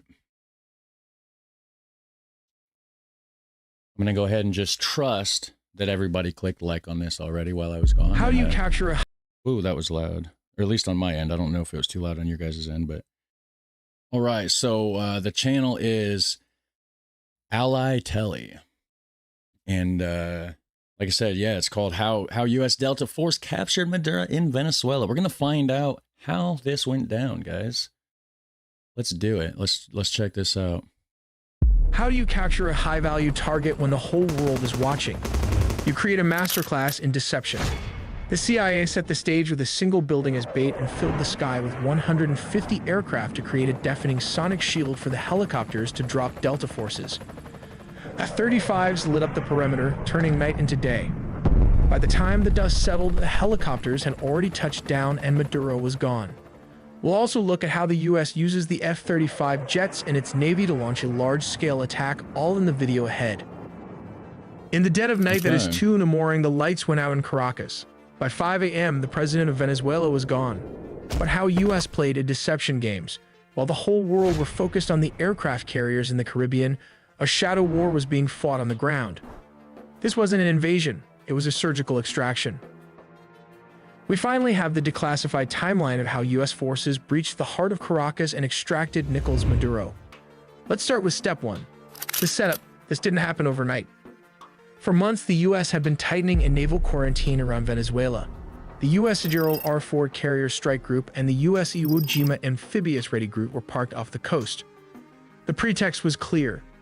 The U.S. designated the Venezuelan government a narco-terrorist state, specifically targeting the drugs lords, but while the Navy squeezed the coast, intelligence assets were tracking one man.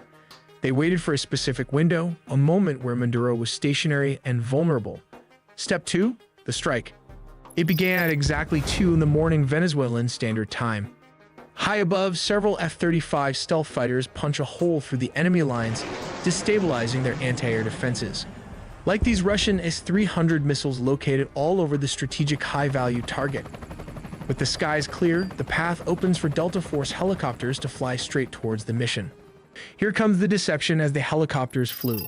The jets started firing with more strikes as it hit Fort Tuna, the main military base and command center, and La Carlota Air Base, destabilizing Venezuelan air support. Reports from the ground described widespread explosions and a sudden communications blackout. The chaos wasn't the goal, it was the cover. But how did the... Unfortunately, I'm sure there was definitely some innocent lives lost or hurt in all of this, and that is unfortunate. But it could have been way worse. It could have been way worse. You know, in and out, they got the guy, and that's it. Right? Just like they said earlier with Putin, you know, it was supposed to be 3 days, and he had Ukraine. Well, what is it, like 3 years later, probably, and they're still over there fucking fighting and killing people? The raid happened. We have to look at step 3. Under the cover of darkness and chaos, the Tier 1 operators went to work.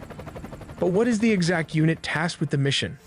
It is the Delta Force, one of the most elite secretive special forces units in the U.S. military. Witnesses in Caracas reported low-flying aircraft skimming the rooftops, flying well below radar coverage. It was not an invasion. So you immediately say it's propaganda just because it said it was not an invasion, that it was an extraction? If it was an invasion, where's all the people? Nobody's there. It wasn't invaded. They went in, they took a guy, they extracted the guy, they took him out, the illegitimate dictator, right? Or no, he was a legitimate dictator, illegitimate president / dictator. The team breached a secure compound believed to be a safe house within the massive Fort Tuna complex. Resistance from the Venezuelan Presidential Guard was swift but ultimately futile, as the helicopters lay cover fire. The operators moved with surgical speed, landing on multiple points. But how exactly the capture and extraction happened? So basically, if somebody breaks into your house and steals your TV, did they extract something from your home, or did they invade? Right? Would it be fair to say that they invaded, that your house has been invaded? You know, and no, that somebody stole your stuff and they took off. Invading means like they're going in, they're just staying there. They're, you know. For this, let's look. Putin's invading Ukraine. Okay, that's what happened there. Look at step 4. Specialized helicopters hovered over the objective to insert the assault team.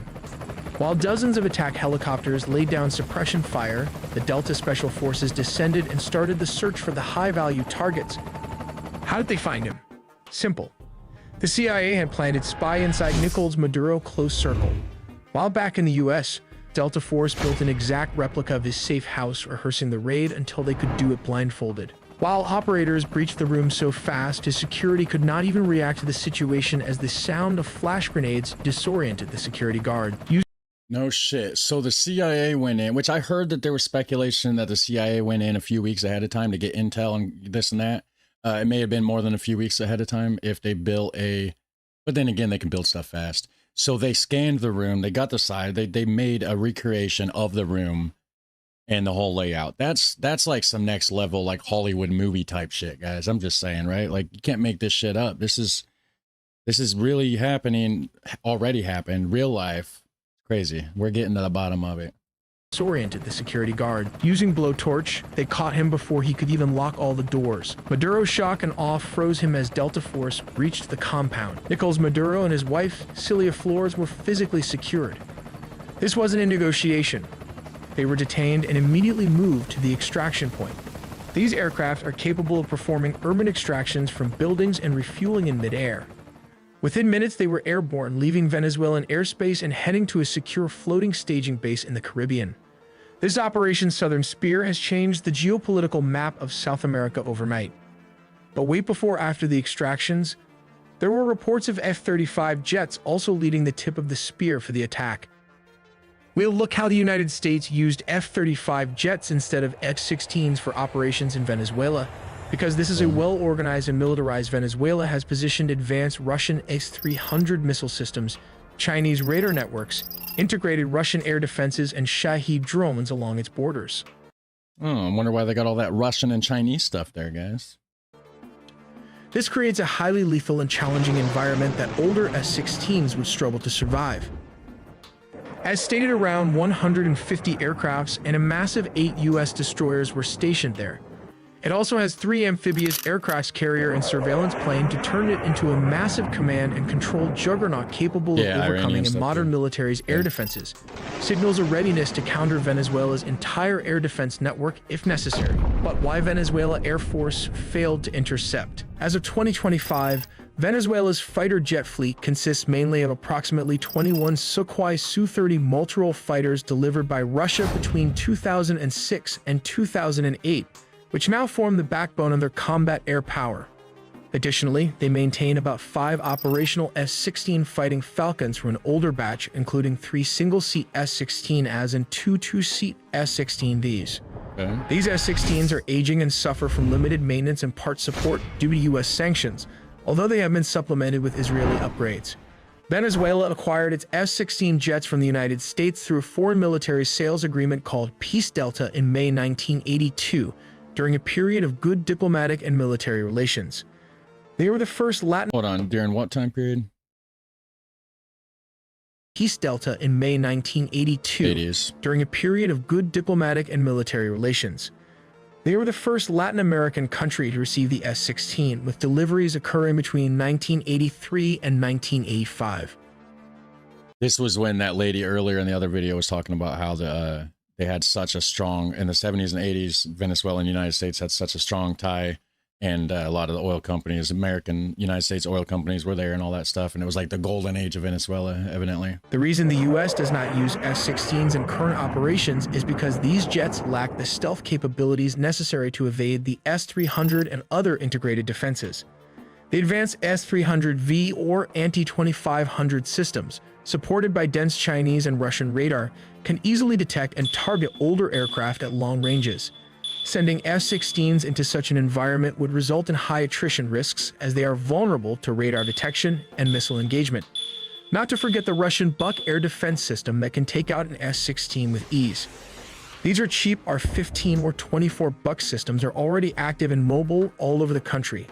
Additionally, S-16s are less effective in contested airspace saturated with drones, especially the Iranian Shahed drones used by Venezuela for reconnaissance and kamikaze strikes. The F-35, however, offers crucial advantages. Its stealth design enables it to fly undetected or with much lower risk, making it effective against advanced surface-to-air missiles and networked radar systems. Its sensor fusion, electronic warfare, and data link capabilities allow it to simultaneously suppress and target mobile and fixed air defense positions, adapting rapidly to counter Russian and Chinese radar configurations.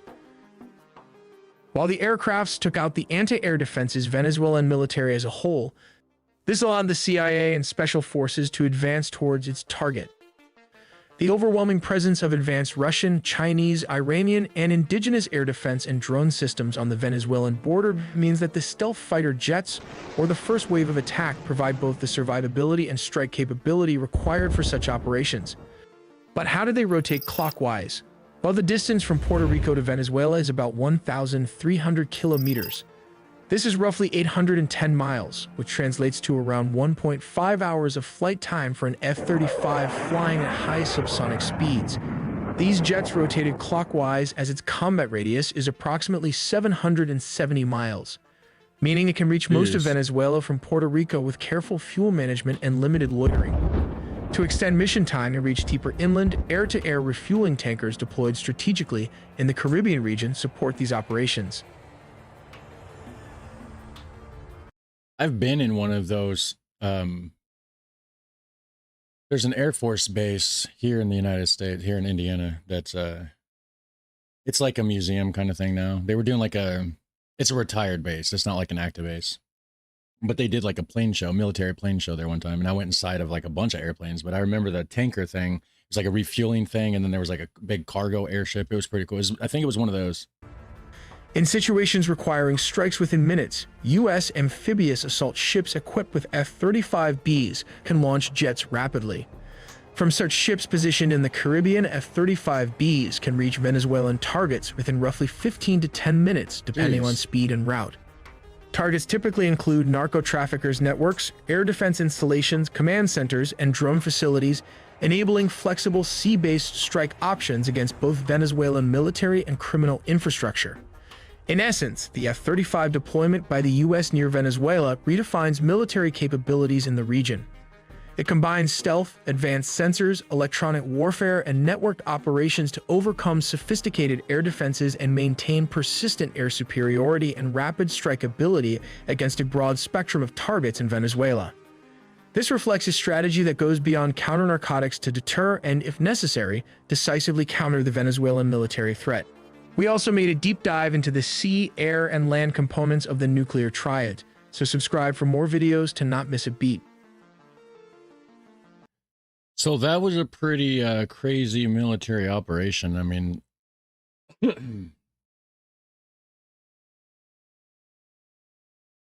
know, and honestly, it's like, if I was that Delcy Rodriguez person, I'd be scared to like be trying to do the narco terrorism thing right now, really. I mean, after seeing what happened to Maduro, and it's like, you know, the capabilities. I mean, the United States military is probably the strongest on earth, right? I mean, we do have a great military.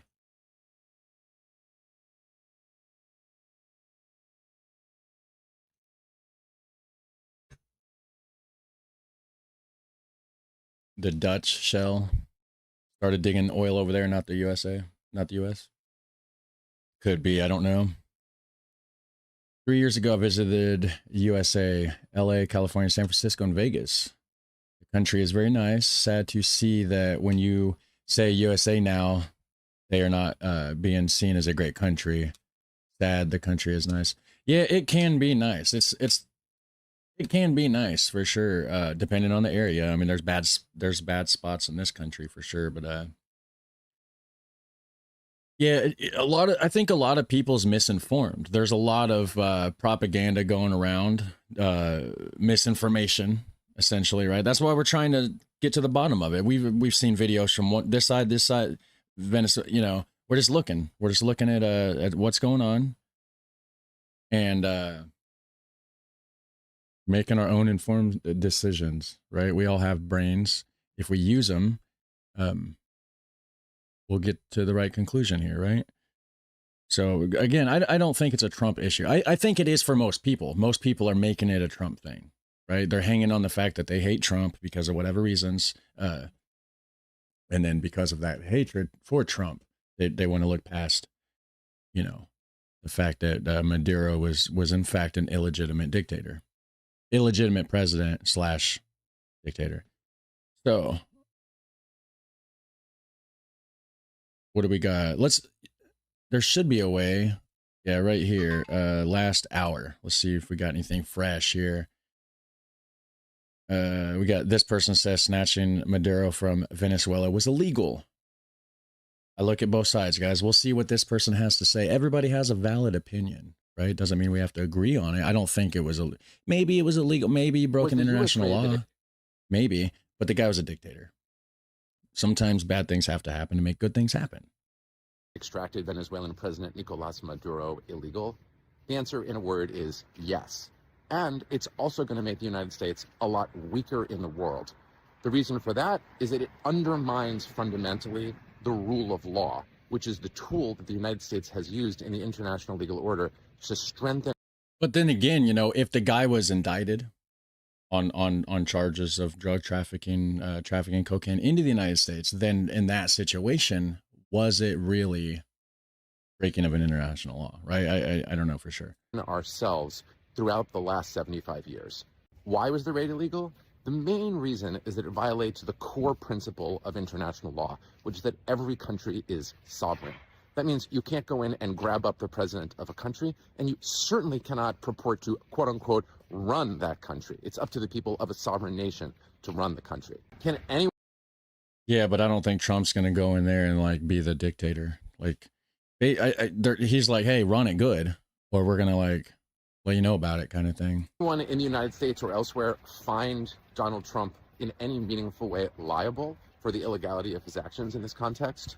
The short answer is no. The UN Charter, which is the principle of international law that says you can't invade other countries, has not been made applicable by Congress in the U.S. courts. So Secretary of State Rubio is live right now. Hold on. Secretary of State. I'll type that in and live. What should I type in? Is it right here? Carolyn Levitt live torches or wait. Hold on. What do we got here?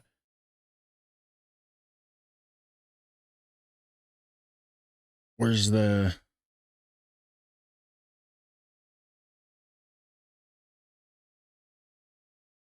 Marco Rubio live US Secretary response to Maduro arrest attacks? Okay, cool. Marco Rubio. Me.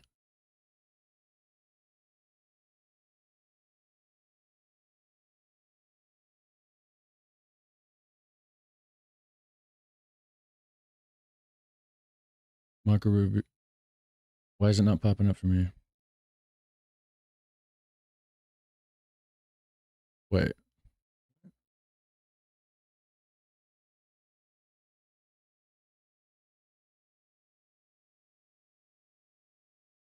Live Now channel?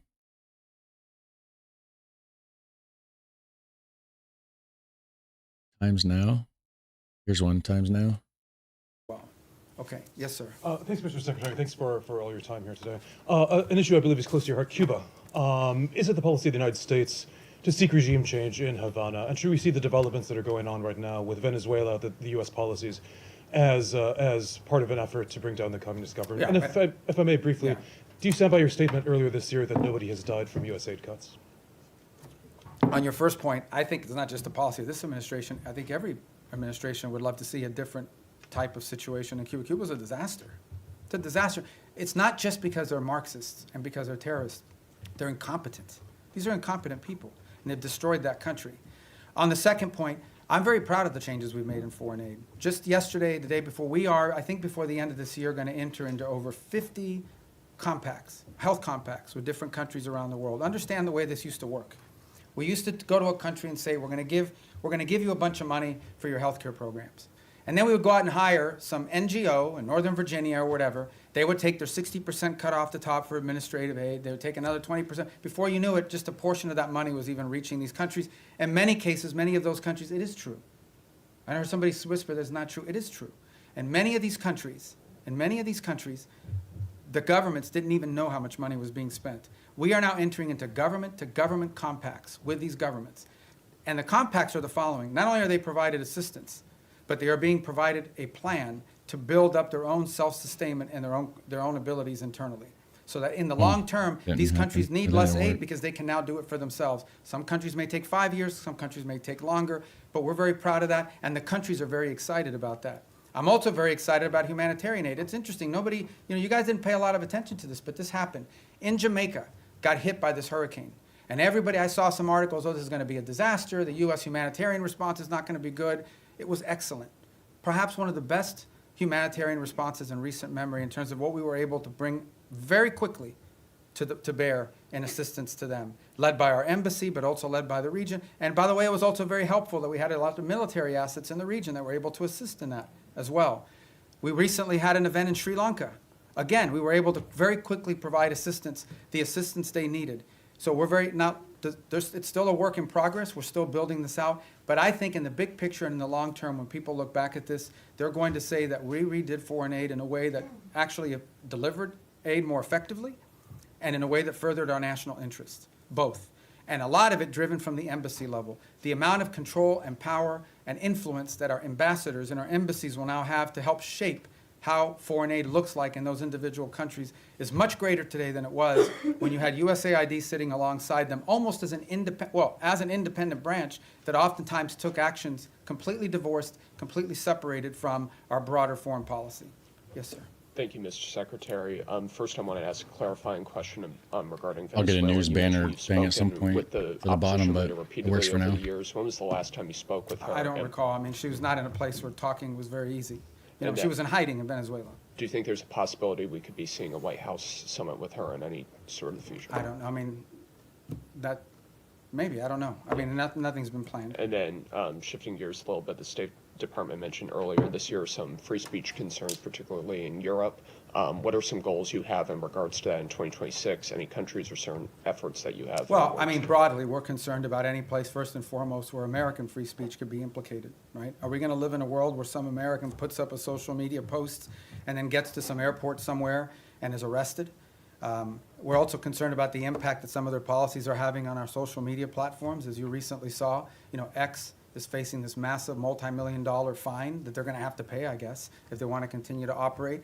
But I think more importantly, I think it touches on the broader question that was asked a little bit earlier. We all talk about how these alliances, in many cases our alliances with our European partners, are built on our common principles, our common values, as much as anything else. These aren't just a geopolitical arrangement. It is an alliance with like-minded countries with whom we share values and principles. And one of those values and principles, we hope, is freedom and the freedom of expression. And we're concerned that that is eroding. Okay, thank you, guys.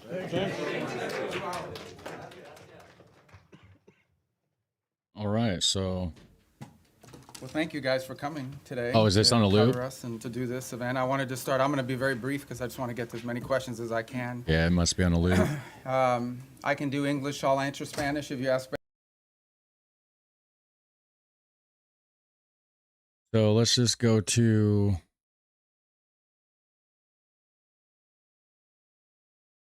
the homepage here and click the live tab, see if there's anything right here. Pentagon holds an urgent briefing as Trump makes a huge announcement. Okay. Troops involved in this effort. I will take one more. We'll take one more question. Yes, right there. One more question.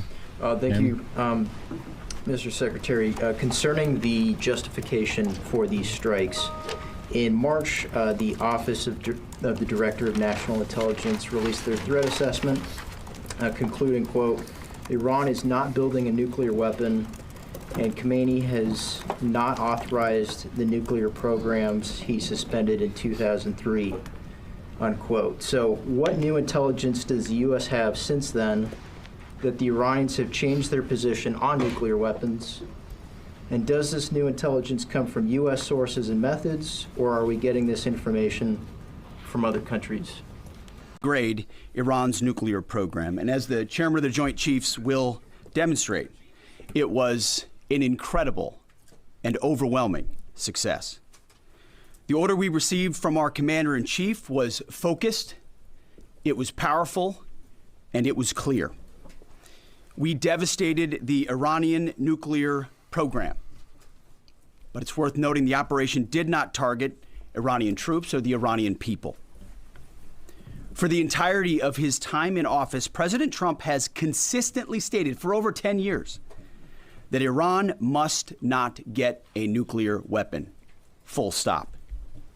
Thanks to President Trump's bold and visionary leadership and his commitment to peace through strength, Iran's nuclear ambitions have been obliterated. Many presidents have dreamed of delivering the final blow to Iran's nuclear program, and none could until President Trump. The operation President Trump Venezuela. planned was bold and it was brilliant, showing the world that American deterrence is back. When this president speaks, the world should listen. And the U.S. military, we can back it up. The most powerful military the world has ever known. No other country on planet Earth could have conducted the operation that the chairman is going to outline this morning. Not even close. Just like Soleimani found out in the first term, Iran found out when POTUS says 60 days that he seeks peace and negotiation, he means 60 days of peace and negotiation. Otherwise, that nuclear program, that nuclear capability will not exist. He meant it. This is not the previous administration. The President Trump said no nukes. He seeks peace, and Iran should take that path. He sent out a truth last night saying this: any retaliation by Iran against the United States of America will be met with force far greater than what was witnessed tonight. Signed, the President of the United States, Donald J. Trump. Iran would be smart to heed those words. He's said it before, and he means it. I want to give recognition to the Chairman of the Joint Chiefs of Staff, the Joint Staff, General Eric Kurilla at CENTCOM, who did a phenomenal job, he and his staff, all of CENTCOM. Policy across the board, this was a joint effort, and across the Pentagon effort. I want to recognize the pilots who flew those bombers, something in Pentagon or in who flew Iran? those fighters, who flew those refuelers, warriors. I want to recognize the sailors on those destroyers, in those subs, on those carriers, warriors, going on? Did we just all of them. Iran, I want to recognize our soldiers doing air defense, base defense, QRF, warriors, all of them. Every American involved in this operation performed flawlessly. And I want to give recognition to our allies in Israel as well. This is a plan that took months and weeks of positioning and preparation so that we could be. This is just talking about Iran and stuff. There's nothing to do with it. I'm out. I need to actually record. LOL. Take care, man. Have a good one, chat. Hey, take it easy, Eclectic Beard. Go check out his channel, guys, if you want to see some British reactions. He does other stuff too. I think he just did a video reaction to the Netherlands recently, and I think his main thing was the UK, but I think he's branching out. So yeah, go check out his channel. All right, so we're gonna check out Venezuelan unloads on Maduro, capture oil stockpile. Yeah, so we actually watched a little bit of this at the beginning of the stream, guys. A little bit of the Daniel DiMartino episode. Got right here, mucha confusion, Venezuela hoy. I don't understand anything that's happening in Venezuela. Penny Vlog. Is this, let me check out this channel. Is this person in Venezuela? It'd be nice to find something from somebody in... soy yo, y esta... Okay, so is this Venezuela? We got somebody from Venezuela right here, guys. Mucha confusion. It is auto-dubbed, so we'll have to bear with the weird AI voiceover. What's going on in Venezuela? Let me go ahead and get rid of that text there. We don't need it anymore. Let's get to today's blog. I went out this morning. Son had said that he had sent us an email. So right here, we're going to read the description first. It says, today I went out into the streets of Barcelona. And okay, so is she living in Spain? Is this Spain? So anyways, and encountered a reality that left me with more questions than answers. Between the military presence in the supermarkets, the difference in activity between Barcelona and Algeria. Okay, there might be a Barcelona in Venezuela. Let me go ahead and check that. We got Barcelona, Anzoteg, whatever that is. Search Google for that. Yeah, okay, so that is a city in Venezuela, guys, for sure. So, okay, so she went to the Barcelona city, this and that. Between the military presence in the supermarkets, the difference in activity between Barcelona and Algeria, and the contradictory news of the last few hours, I feel completely uncertain. This video was dropped yesterday, so it's a day old. In this vlog, I share my route, current prices, some surprise me, and above all, how I feel about everything we're experiencing. As I say in this video, I feel very confused. Tell me in the comments, what's the atmosphere like in your city? Has things returned to normal, or do you feel the same uncertainty as me? So she's talking to her fellow Venezuelans, I guess. If you live in Venezuela or are Venezuelan abroad, leave a heart in the comments so I know we're in this together. Thanks for joining me again today. All right, so we're going to go ahead and check this out, guys. Penny Vlogs channel. There's a like. We're going to see what this Venezuelan is experiencing, presumably yesterday when the video dropped in Venezuela. Email that he wouldn't be working until a certain time. But today, restart and let's get to today's blog. I went out this morning. Son had said that he had sent us an email that he wouldn't be working until a certain time, but today he sent us an email that he would be open, and Zoom is open there. Zoom and West Union. This is Barcelona, and it's a slightly different level because here it hasn't been activated like the dairy, which is all active. Not Barcelona. Barcelona is more cautious little by little. Today is barely Monday. Let's see how the rest of the days are. I said yesterday the cause was the military presence. That was yesterday. Yeah, she said today's Monday. So yeah, this is Venezuela footage from yesterday, guys. There are a lot of military personnel here outside the supermarket. Yesterday there were no military personnel. Yeah. A yogurt for $5.08. It goes away when it expires. Yes, it's the same. February. So take it. So this is what Venezuela's doing yesterday. I'm gonna take the tamarind. We bought more eggs just in case. They didn't touch this. The apple is expensive. No, no, sir. A kilo. That's why they're there untouched. Per kilo. It's a good price. Broccoli. So we got a Venezuela learning vlog.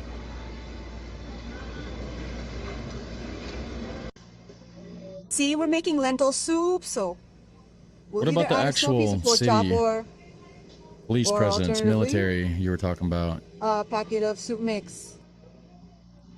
Hold on, we're just going to skip. I mean, I'm all about checking out grocery stores in other countries. If you've seen the channel, you know this. But at the moment, we're just trying to learn more about what's going on in Venezuela instead of looking at these goofy cereal boxes. So we're going to skip till she goes outside. Is she not? Okay, right here. All right, she's about to leave the store. We're just going to click right there. Well, yes, there were soldiers there. Several soldiers in the supermarket guarding. There were no soldiers yesterday, but I think they ordered them to take those out for guarding because you didn't see them around. Oh, she said there's no soldiers yesterday, but so there was soldiers today. I don't see them in this. Maybe she don't show them. She just mentions them. And they also pass by on motorcycles. Let's take a look at how our daily lives begin for us. These Chinese door openers. A lot of people have opened. Okay. Let's see what happens. We continue like in the first video I recorded of this with the uncertainty of one. Not knowing. Barcelona, which is the auto dub voice for some reason put not knowing in like a deep dude's voice. That's weird. Where I live doesn't move as much as in Lecheria. Lecheria is another world. Lecheria is something else. Lecheria. is on another planet, on another level, in another stratosphere. I don't know where Latria is. But Barcelona, like, by itself, Okay, nothing. you're just gonna talk the whole Hey, time? Caracas. I saw that many things opened, but I also saw that people didn't go out. And it's like some who did go out went to two places very early, and then nothing happened. Okay, so the country didn't stop. Just a lot of people didn't go outside. Stores are still open. All right, business as usual ish. I'm still the same as that at the beginning, but with one more detail, I'm still more confused. I don't understand absolutely anything. I come with pain for the suffering that has been caused to the Venezuelan people after an illegitimate military aggression against our country, Guantanamo. I come with pain for the kidnapping of two heroes who are being held hostage in the United States of America. Meanwhile, in Venezuela, citizens continue to struggle between doubt, uncertainty, and above all, not knowing what is going to happen. Right. I'm working. So it sounds like they were hearing both messages, like both sides there too. Everybody's split all over the place on this. I've already started working. Normally, I've started working. So you can still work. So business as usual. Stores, stuff's still open. Same thing as everywhere else. People are split on it. There's a divide on if you agree, if you don't agree, and she's able to work. I'm not going to keep watching this video. She's kind of annoying to listen to. Not her, sorry. The AI dubbed voice, that part, the weird AI translation, right? She herself, probably a lovely person. But that's not what we're going to watch anymore. So Penny Vlogs, huh? Okay, right here, live view of Colombia-Venezuela border crossing.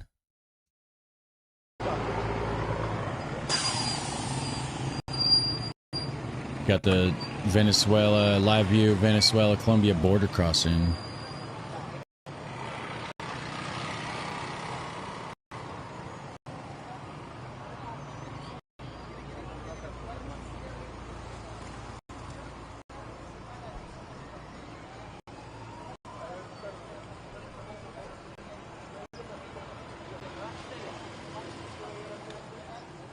I can get that on the screen there.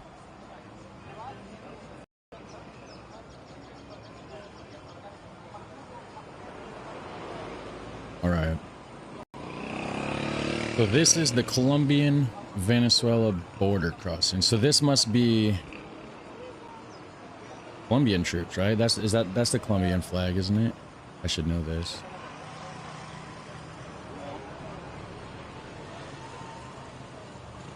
Yep, that's the Colombian flag. I'm gonna go to take a bathroom break, guys. I'll be back. Got the border crossing.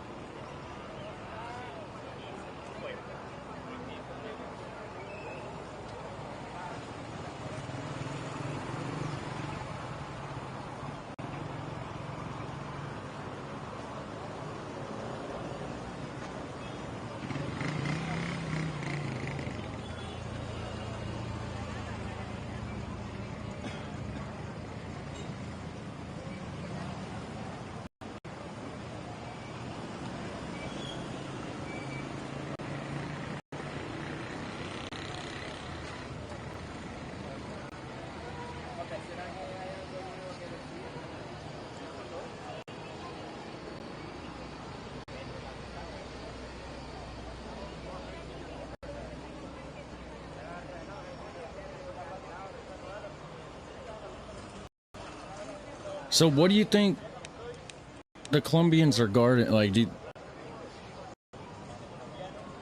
I mean, I guess the border all the way around Venezuela is gonna be on edge, right?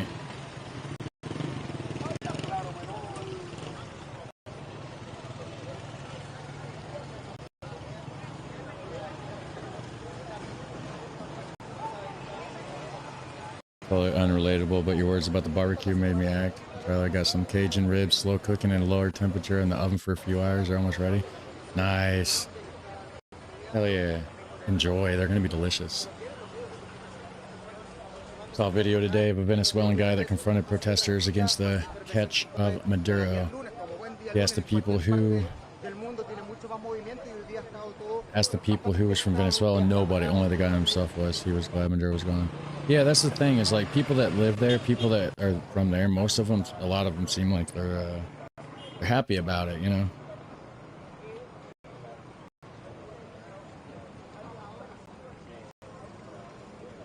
I think current border traffic is pretty standard. So do they always have this though? Do they always have like military at the Colombian-Venezuela border? Is that a normal thing?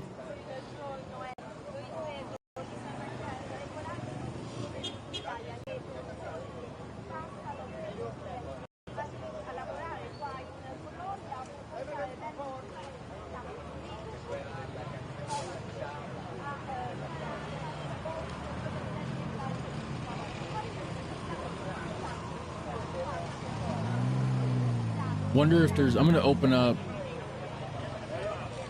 another tab over here. I'm going to put that there, I'm going to put that there. Been a few times in Venezuela, these people are used to a certain regime, so just continue their lives. Yeah, I mean, just because you're used to something doesn't mean it's right, though. But yeah, I mean, they probably are used to it. It sounds like it's been like this for a while over there. All right, let me see.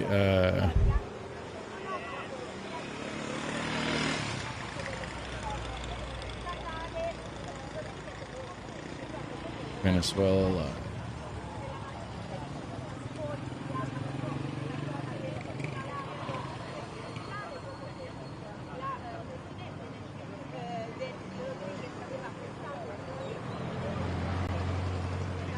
I'll keep this up.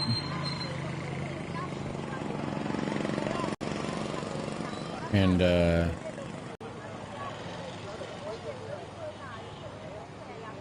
wonder if I can just smush this over.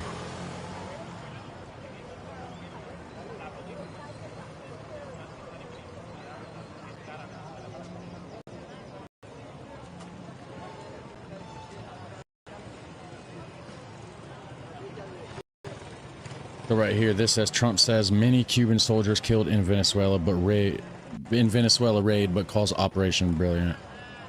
This BBC News, I don't know. Let's see.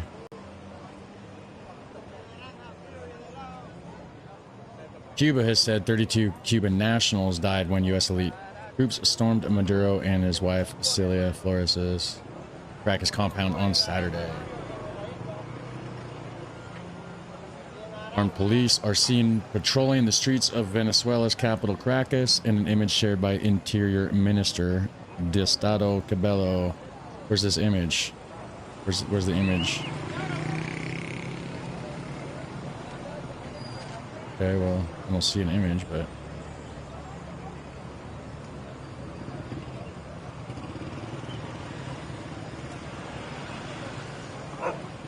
Many figures from ousted Nicolas Maduro's regime are still in charge. Intimidation and fear remain, the Venezuela women tells our global affairs officer. Oh, wait, right here, there's links. Police are seen patrolling the streets, so I'll click this. It should... Okay, yeah, so this is... Armed police patrol streets of Caracas overnight, Interior Minister says. Photos posted by the Venezuelan Interior Ministry on Monday night shows Armed police deployed on the streets of Caracas as part of security arrangements in the city. Diosdado Cabello is seen in photos posted on Instagram posing with security force members, many of whom are holding automatic guns. In one video, the security members can be seen shouting, "Loyal always, traitors never." One of the posts says the minister toured some areas of the Venezuelan capital on Monday night to monitor the security forces. Where are you from? Reuters, Agencias Internacionales. This says live 19,000 people viewing, updated 9 minutes ago. I don't see no... This isn't a video, so what does that mean?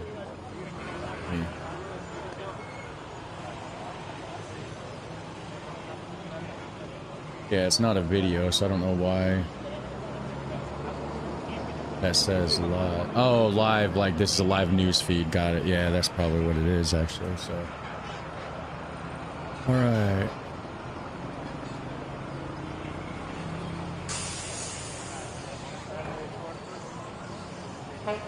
So I wonder if... No, this is Colombia, yeah, because I played GeoGuessr, Colombia, all these yellow plates. So this is going to be looking into the Colombian... The country of Colombia, I believe. Unless it is the Venezuela side, and there just happens to be a lot of Colombian cars there because it's the border region, right?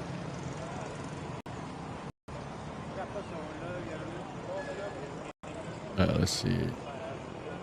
Venezuela has had close ties with Cuba for decades, particularly during the presidencies of Maduro. Some media outlets have reported that some of them were killed too, but this has not been confirmed. Had a girlfriend there once, but the regime made it impossible by both Chavez and Maduro. My generation and younger generations really would like to be more involved with the rest of the planet. Does anybody have, like, do you have a way to contact this Venezuelan person? Does anybody have... It'd be nice to get in contact with somebody in Venezuela in the chat and see what their actual opinion on the matter is.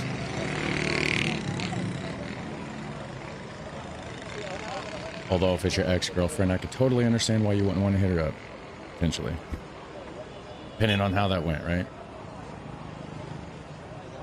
So yeah, I would assume that this is looking into...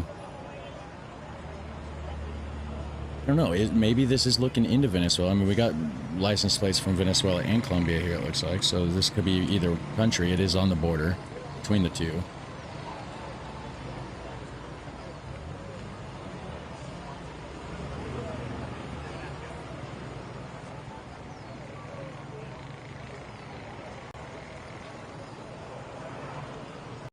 Oh yeah, channel's rooters, guys.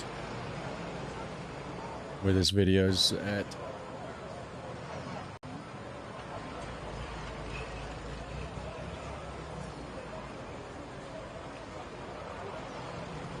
Is this a Venezuelan military, or is that Colombian military, I wonder? Because the ones that was shown earlier were Colombian. They had a Colombian flag. I'm not seeing a flag on these troops.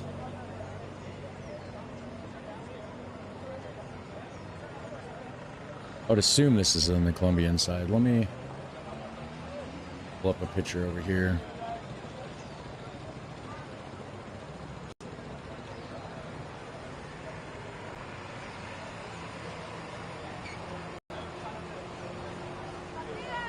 Colombian military outfit. We have nothing that looks like those people. Well, maybe this, like a more modern... That's showing that they would have the flag on their shoulder. I don't see a flag patch on either one of their shoulders over there, actually.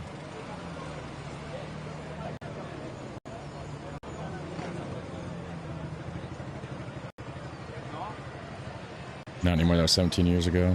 So internet as it exists today was not a thing there. In terms of daily use tech, they're a little bit behind to what we are used to around connectivity. Yeah, that makes sense. Especially, I mean, hell, 17 years ago, it was kind of behind here too, a little bit, it seems. Yeah, and it was, you know, the early days of the internet, and well, not full-on early days, but early enough, right? Fred is not even knowing what side the Venezuelan army is on at the moment. If they're loyal to the vice president or not.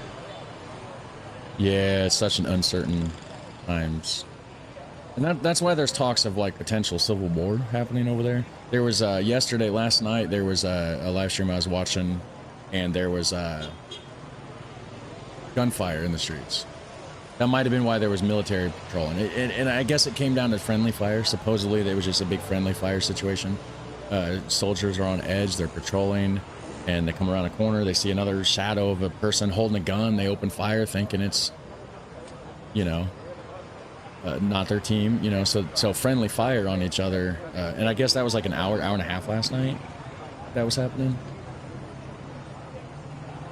We had a crappy phone line, letters and SMS that never arrived. Yeah, right. I could understand. Yeah, especially with Venezuela, you know, 17 years ago, maybe, you know, them being a little bit behind on infrastructure at the time. And yeah, totally makes sense.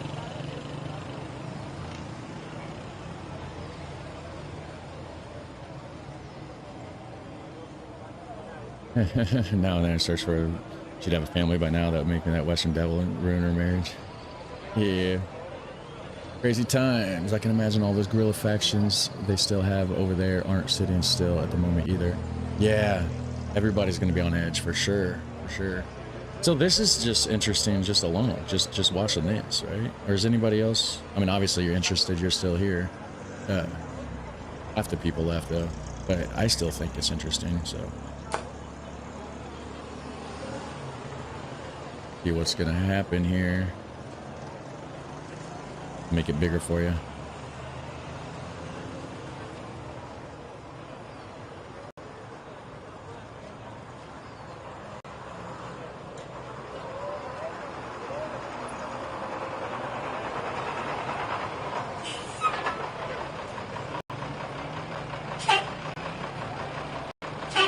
Is that a big bus? It is a bus.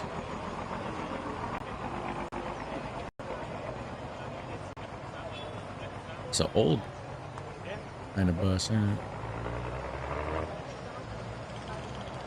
Yeah, so that's a Colombian car. The yellow plates. That right there, is that the Venezuelan license plates? We're gonna find out. I'm gonna...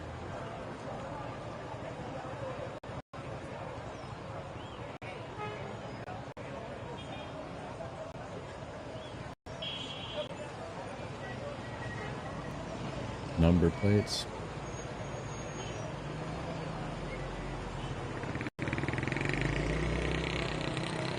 License plates of Venezuela, guys. We got this right here with the reddish at the bottom, blue in the middle. Okay, so that's like the Venezuela flag. Oh, wait a minute. The Venezuelan flag is actually similar to the Colombian flag. That might have actually been the Venezuelan. Yeah, yellow, blue, red.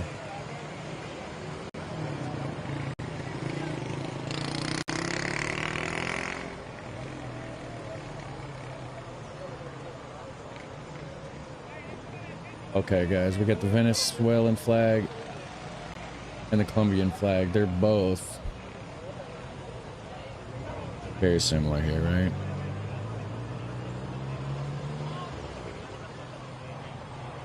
Okay, so Colombia doesn't have anything.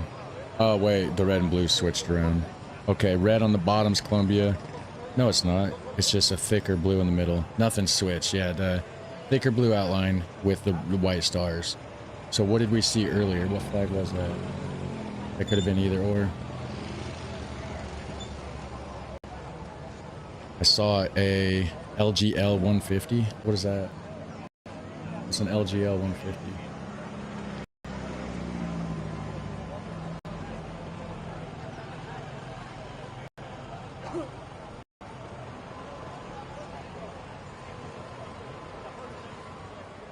So that says CNAF. Okay, so this is back at the tank. Yeah, so somebody over here had a flag on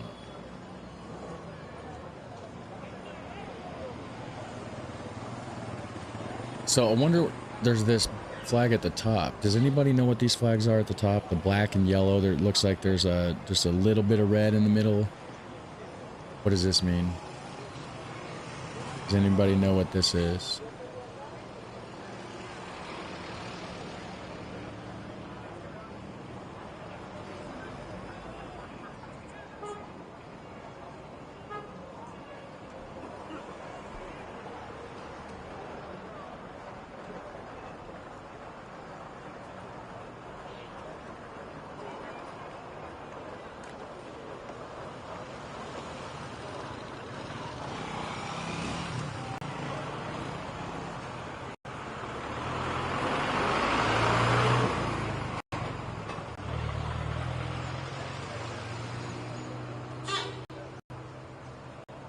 There's people walking by taking pictures of the tanks.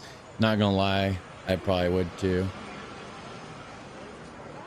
Yeah, that dude got a picture of that guy up there in the top of that tank, looking all badass and shit. So there is a symbol I just noticed on the side of this tank on the right-hand side that's got the yellow, blue, and red colors. And it's in a triangle. Yeah, the Bolivar independence history to liberate themselves from the European colonials. Bolivar independence. What is that? Bolivar independence history to liberate themselves from. Love the fact you're just speaking out your mind. Keep on doing this and vice versa. Less to learn. Yeah, I usually do the whole like speaking before I think thing. Sometimes I shouldn't do that. It does get me in trouble from time to time. I say things I shouldn't say. But you know what? Whatever, right? If I speak my mind, I don't have nothing to worry about anyways. You'll know the truth. Nothing to hide, and it's just this is me. It's how I think. It's what I. You'll see the process. I'm thinking out loud, anyways, right? This is people leaving Venezuela going into Colombia. Is that what this is? Is that why there's people walking through the border with luggage? They're fleeing the country, going to Colombia. So if that's the case, then how much people can Colombia handle? Are they going to be okay with all these refugees coming in? Are they going to stay in Colombia? Are they going to pass through Colombia and try to head to the United States to claim refugee status? Because I don't know how that'll happen or how that'll, you know. Okay, so what we got here, from what I can find out, the yellow-black flag is the military variant of the Venezuelan official flag. Okay, so this would be the Venezuela military variant of the Venezuelan flag. I'm going to see if I can pull up a picture of that. Right here, I did some quick research, and a car from Colombia would normally have a yellow license plate with black characters using the format ABC-123. And for Venezuela flag colors, and for Venezuelan, there would be flag, okay, the flag colors, and then the AA 123, then C. Okay, so 2 letters, 3 numbers, 2 letters. In Colombia would be 3 letters, then 3 numbers. With a dash in the middle. Thank you. Okay, so military variant of the Venezuelan flag.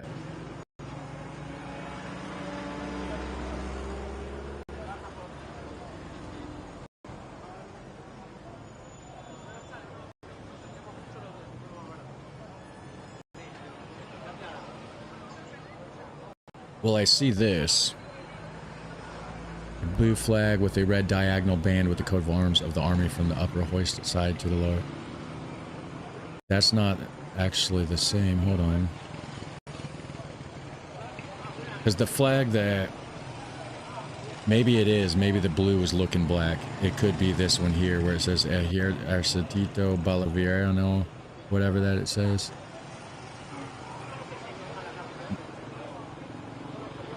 So this one, presumably, if that's what that is, but see, there's that triangle thing. I'm just gonna type in Venezuelan tank.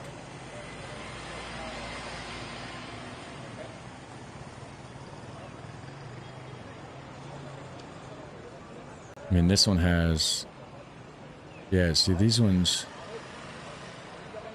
don't have the same symbol on the side, actually. Venezuelan, let's see, Venezuelan tank, triangle, symbol, yellow, red, blue. Or yellow, blue, red, whatever. No,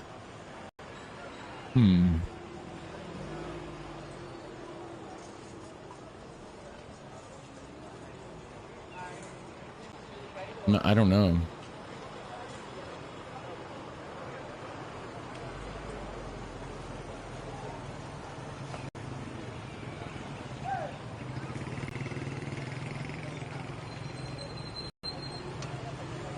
Yeah, I'm not sure. I guess if it zooms back out and maybe we get a better look at the flag that's up there. It looked more black to me. It does have the little bit of red. It does have the yellow around it. You know what? Let's see what Colombia military flag looks like. Maybe it's the Colombia military flag. No.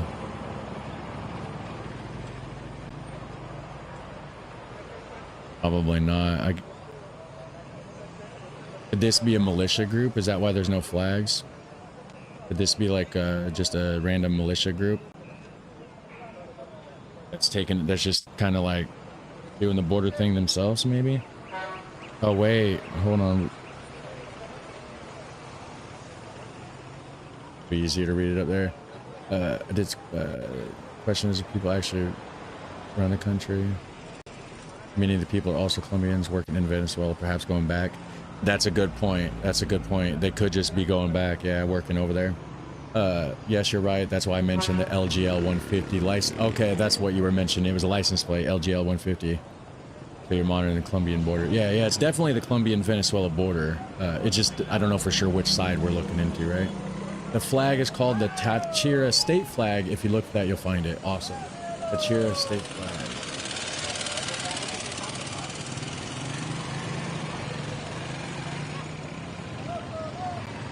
That still doesn't look. I thought the other one had like a yellow stripe.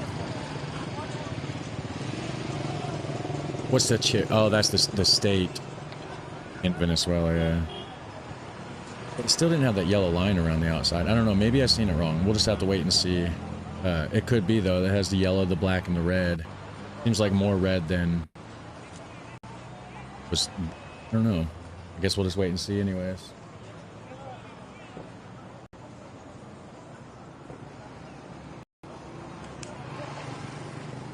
It's just odd to me that there's no flags on their shoulders, right? I mean, most military groups would have their flag or some sort of markings. I don't see, these are just unmarked military people. They got like some sort of insignia on their helmet, something there, right? It looks like something on the side of that guy's helmet, but yeah, and it's the same symbol that's actually there on the front of that tank. You know what? I wonder if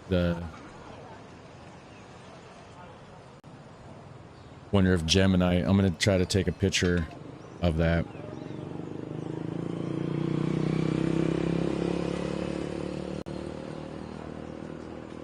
Wait, me turn the camera on. There we go. Lady, get out of the way. Okay. All right. So I'm looking at the Venezuela-Colombia border. I don't know which side we're on. I see this symbol on the front of a tank. Can you tell me which country it is? It wasn't a black line. It was a yellow. It wasn't a yellow outline. It's a black outline. Border, you are looking at a Venezuelan tank. The bold symbol on the front of the vehicle is the insignia of the artillery branch of the Venezuelan Bolivarian Army, Ejército Bolivariano. It features two crossed cannons, which is a common military symbol globally, but the specific winged or stylized gold appearance in your image is characteristic of Venezuelan armored units often seen in border deployments. Key details to confirm. Symbol. It consists of two crossed cannons, representing artillery, usually rendered in gold or brass-colored metal. In the Venezuelan army, these are often mounted on the front or sides of armored vehicles like the AMX-30, French-made, or T-72B1, Russian-made, both of which are common in their inventory. The vehicle, the dark green/black paint, and the heavy metal chain visible in your photo are consistent with the older AMX-30 main battle tanks, or AMX-13 light tanks, that Venezuela frequently positions near the Colombian border. Okay, yeah, so it's Venezuela. It's what does it say here? It's an insignia of the artillery branch of the Venezuelan Bolivarian Army. Artillery branch. It is weird that they don't have flag thing. Maybe because it's like their country has fallen. They're not really sure what's going on right now, so they're like, fuck the flag kind of thing. Maybe it's just a political thing like that. I will return in a minute, though. I do have to tinkle. And yes, I just used that word.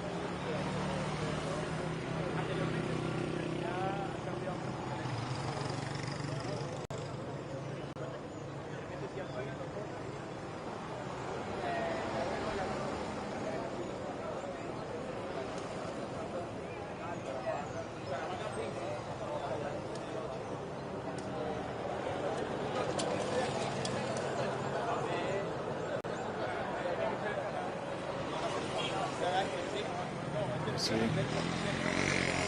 That's the artillery group. Venezuelan artillery group.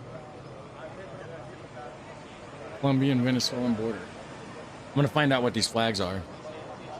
The yellow on top tanks.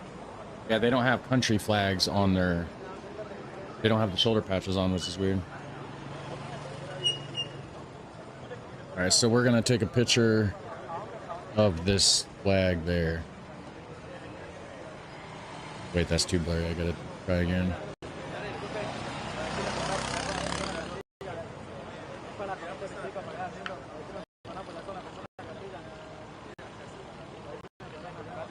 So the military people here in Venezuela, you said it was the artillery group. They don't have shoulder patches. Can you explain why they don't have flag patches on their shoulders? And also, can you tell me what this flag is that's on top of the tanks that's in the picture I just sent you? We're gonna find out, guys.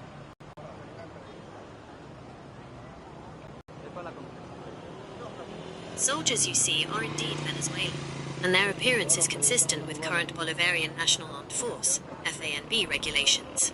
Here is a breakdown of why their uniforms look the way they do and what that flag signifies, why they don't have shoulder flag patches. In the Venezuelan military, especially for units in the field, it is common not to see a national flag patch on the shoulder for several reasons. Uniform regulations. Since a 2005 political decision, the standard FANB combat uniform shifted toward a solid olive green or specific camouflage patterns, where rank is primarily displayed on the collar or chest, rather than via large shoulder flags. Branch insignia over flags. Soldiers often wear branch-specific logos, like the artillery cannons you saw, or the FANB acronym rather than the national flag, which is often reserved for dress uniforms or specific international deployments. Weird. Tactical subdued look.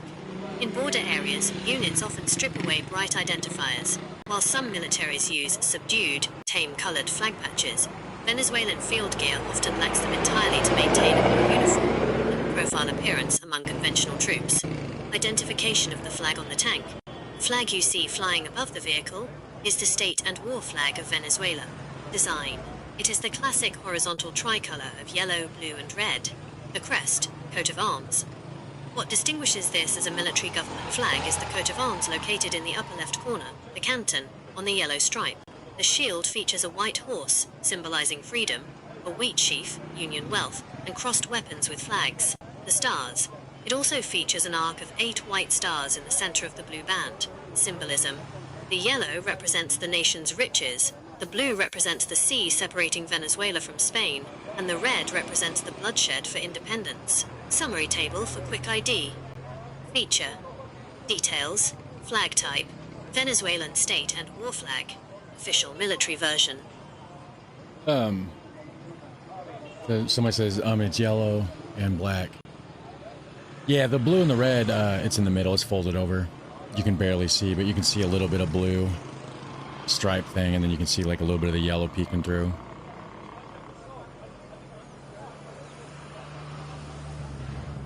Yeah, the ones on the military vehicles. Yeah, the yellow and blacks, obviously, the more clear. Earlier, you could see more of the red, like, before it. I don't know if the wind shifted it, different camera angle, but there's, like, right there at the tip of my mouse, if you can see, like, somewhere right in there's just a little bit of red.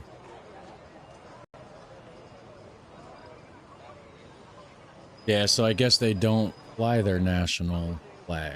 That is weird. Yeah. Hey, Yo Pancake says, hey, yeah, apparently they do fly many different flags in their military and some don't have a flag. Kind of weird, like each of their military wings is in its own entity. Yeah, very strange. Very strange indeed. I can tell you all filtered propaganda. Like what?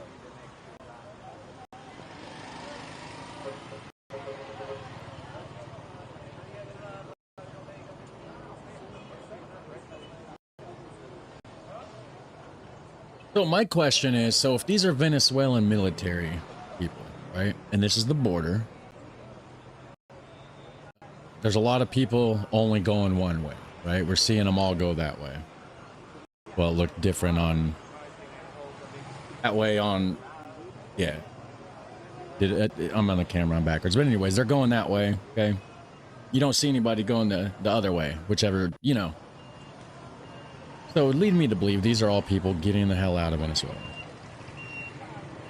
Which means they're probably in Colombia, if this is the border, right? Or is this going to the border? Because you got the Venezuelan people there, so this would actually make me think that this is the Venezuelan side.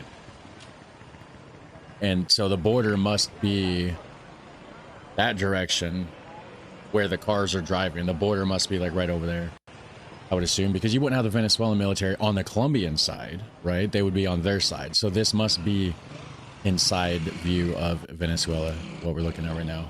I would assume, right? I mean,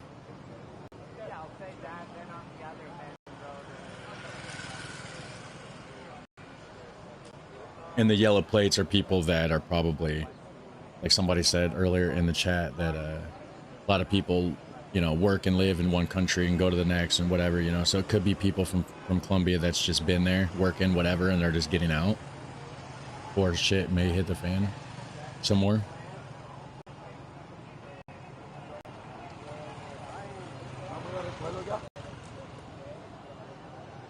Very interesting, regardless.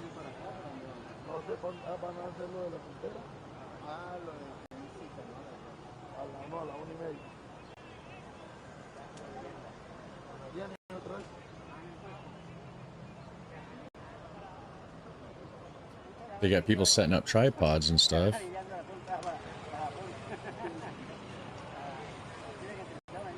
Maybe it's more people doing live streams to cover it. Good night and peace, all. Hey, take it easy, Marco. Gerwin, I messed up your name, but good night. You good?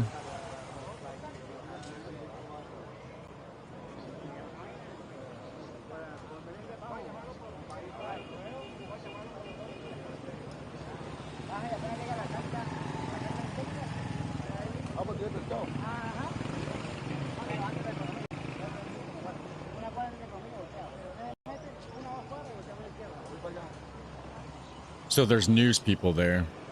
It's like that guy was doing some news reporting over there on the left.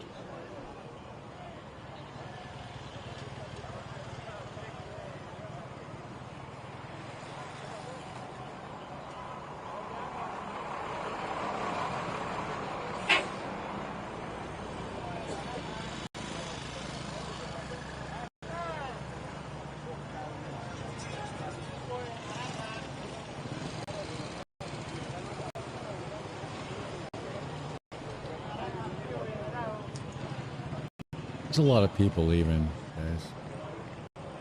It's the back of the cam.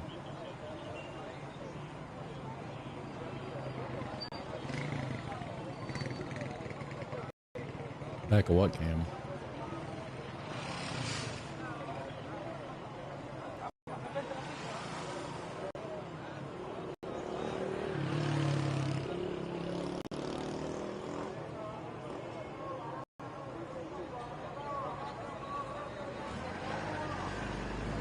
You think this border's always this, think this border's always that busy? There are signs or white place placards to the left of the video above the white car, but we can't read them. Maybe they are directions in the video description with the address and we can use Google Maps. Maybe there are directions in the video description with the address. Maybe. That'd be interesting. Wait, did I unlive it? There we go.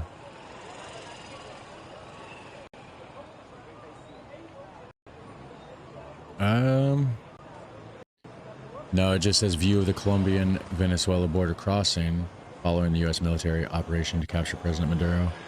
Yeah, it doesn't say anything else besides that. I'm not good enough at... You know, there's some people that could just look at this and get into Google Earth Street View and whatever and figure out where it's at. I'm not that good. I'd spend 2 hours trying, guys. The whole stream would end up just being me looking on Google Earth Street View trying to figure out where this is at and failing. That's what it would be.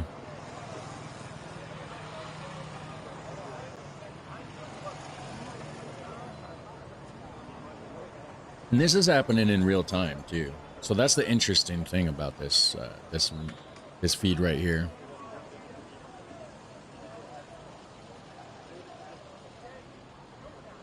Although I will look around.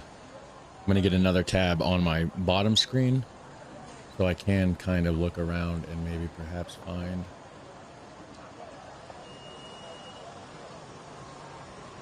other stuff to show you guys, to check out with you. You know what I'm saying? In the meantime, we'll keep this on the screen. All right, so get rid of the flag tabs. Don't need those anymore. Go back to YouTube, or I wonder if I should check out X again. I'm going to go back to X. I'm going to stop thinking out loud. You don't want to hear that right now. Not when I'm not reacting to something, right?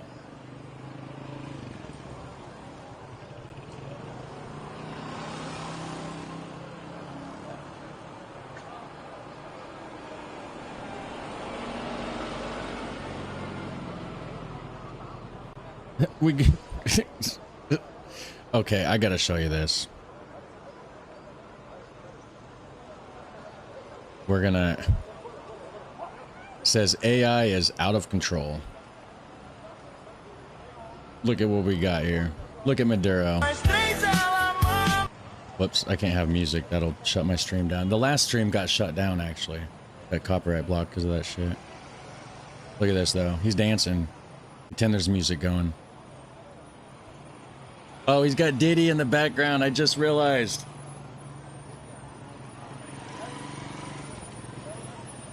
Holy shit. Holy shit. AI's good. That came a long way since Will Smith eating spaghetti, guys. I'm just saying, right? Wait, where did my, hold on.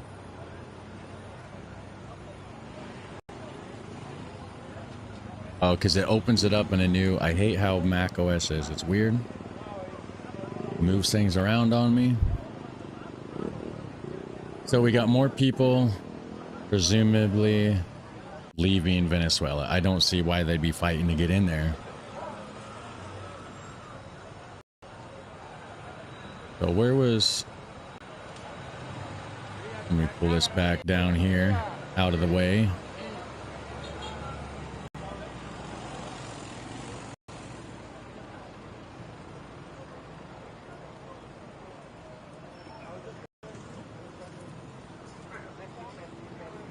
Wow, the internet is full of memes about this. Let's see. Need actual news.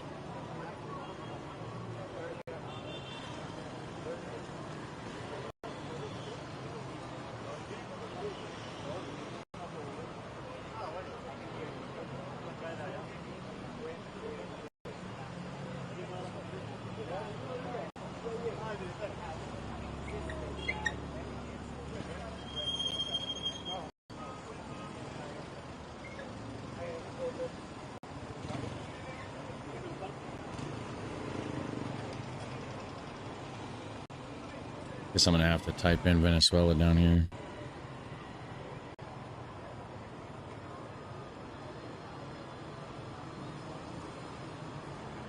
Yeah, man, there's just so many cars leaving Venezuela. They don't want to be there, do they? I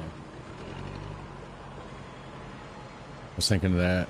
It's the famous one where you get a single photo, usually Google Street View, and must pin the exact location on a world map. It's called GeoGuessr and stuff. Yeah, GeoGuessr. I've been doing a lot of GeoGuessr. If you're, I'm pretty sure you've been here before. Your name seems familiar. Some new army personnel appear in the video. Oh shit, yeah. I was looking down. I was trying to look at X down here to see if I can find anything going on. Dang, there's just like a lot of cars. Is there more cars? Is the frequency of cars leaving increasing now? It might be. Venezuela would be on the same time zone as me, right? Think. Hey Google. What time is the current time in Venezuela right now?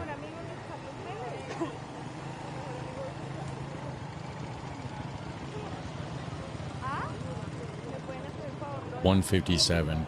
Okay, so they're an hour later than me. It's 12:57 for me, 1:57 for them. So they're on, okay.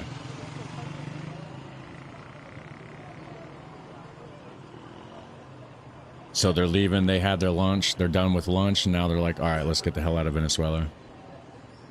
Yeah. Yes, I did leave some comments on your videos before. I thought so. I thought your name sounded familiar, but I got 1,000 different names to keep track of. I got a lot of people commenting and replying, and then of course lately, the last couple weeks doing these live streams, you know, I got people in that I try to, you know, I gotta try to remember who's who, and you know, without seeing faces. It's just a name, and I'm bad with names anyways. It makes it hard for me to sort it all out. If it was real people in the real world with real faces and real voices, it'd be a little easier for me to have everybody sorted out in my head and kept track of, and you know, all that kind of stuff. So somewhere around yours, lunch break. It's almost impossible to recognize thousands of people on YouTube, of course. Yeah. I try, though. I do try.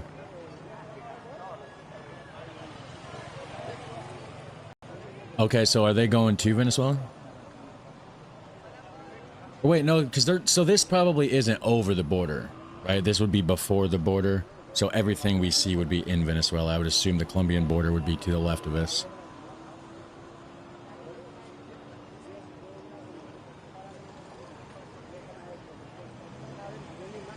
All right, so we'll go down here and see what we can find.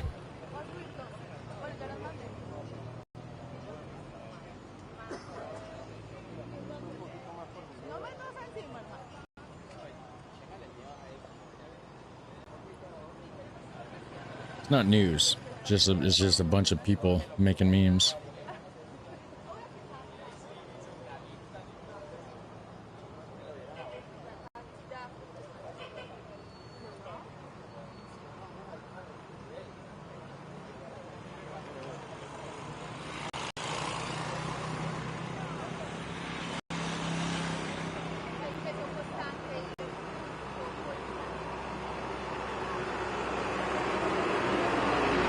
More buses. A lot of buses taking people out, it looks like.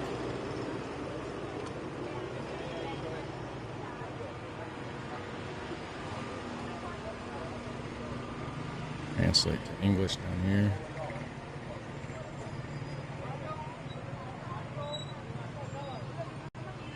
So oh wait, that's from 2017.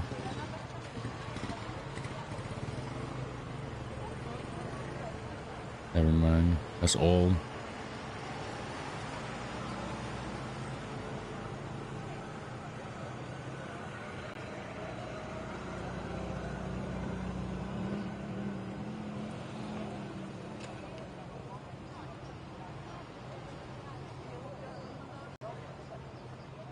Yeah, I went on there to try to find some news on there.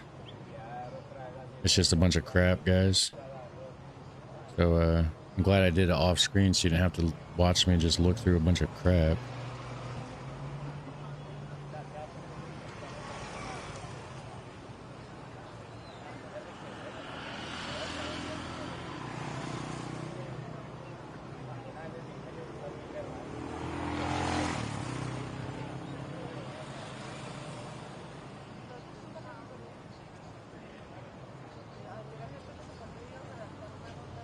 You know what? Hold on.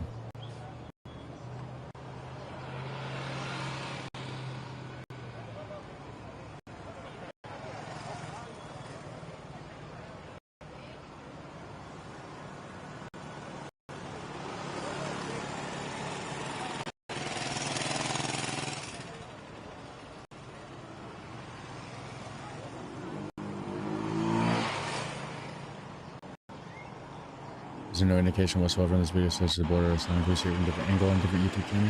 Maybe I'll look. I'll pull up YouTube since I'm not finding anything on X anyways. I'll open up YouTube down here and see what we got. See what we can find. So okay, so that's Reuters. That's the same one. Let's see. Times Now with the video. World War III. Begin soon. I've been saying it's all leading up to it, guys. But that's probably old footage because that's that Times Now. Wait, is that the channel? One of the channels earlier was showing footage on the loop. There are graves. And some are in tunnels that are that died in tunnels. No, this is old. This says started streaming on January 5th. Trump ain't been talking since yesterday. I hate live streams on YouTube's like that, man. It's like you can never figure it out. The way I clicked the like button 2 hours ago, why didn't your viewers? What a shame, Yeah, guys, why didn't you hit like on there? It's because a lot of people don't like what I have to say, I guess. They think that, like... I don't know what they think. Let's see here. Been digging a bit, enhancing the picture frame on the video. I'm pretty convinced this isn't military, hence no flags, but... GMB, National Police Department. Okay. I wonder if the... Oh, you know what? I bet you're right, because that flag doesn't sound exactly like the one that it was explaining. It was saying like a blue and a red, like, cross thing. It's got different, that flag's different. It's waving around now. Can you get a picture of that?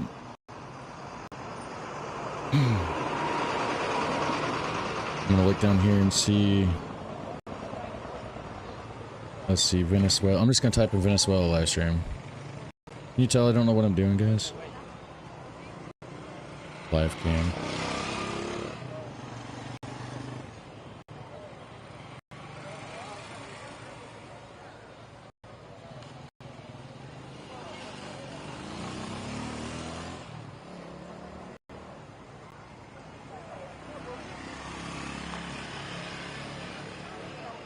I mean, we got this one. But it's not really... It's just like...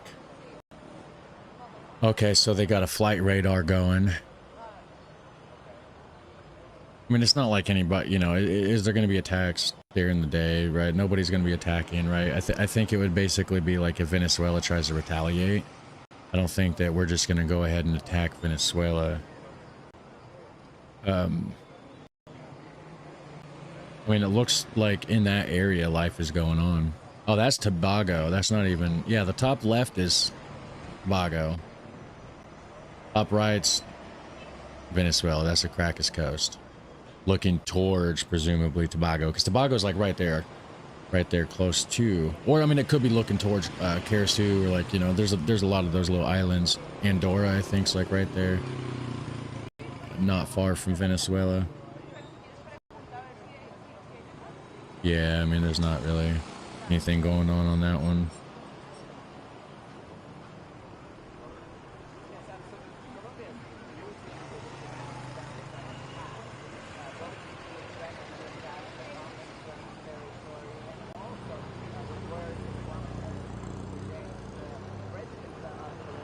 So we got hold on here.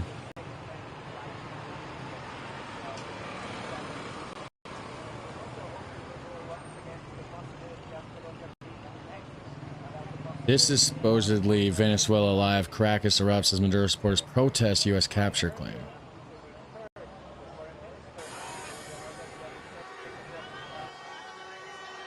This is interesting.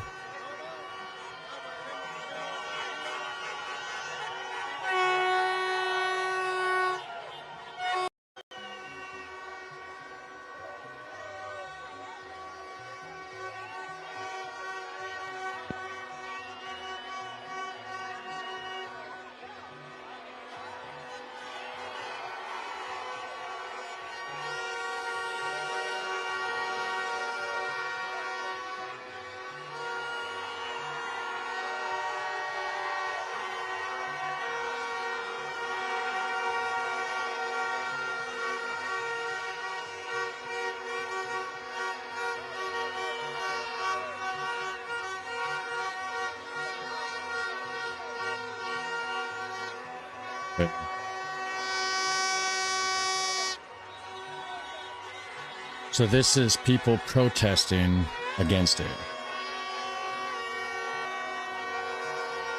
What are they sheltered? Do they not realize like all the craziness that's going on in their country or whatever, right? I'm gonna go ahead and full screen it here.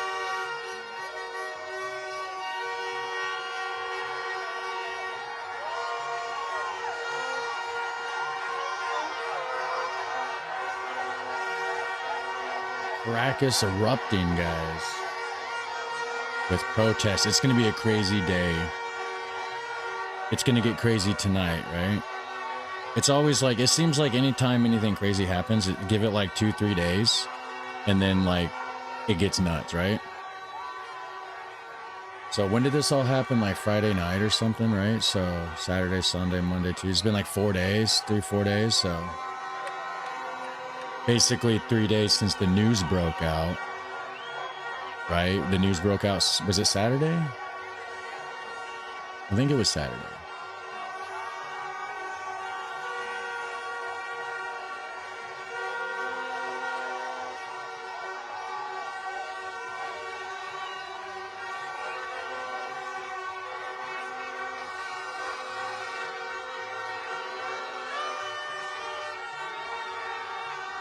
So happy for these people. Nobody on earth needs a tyrant.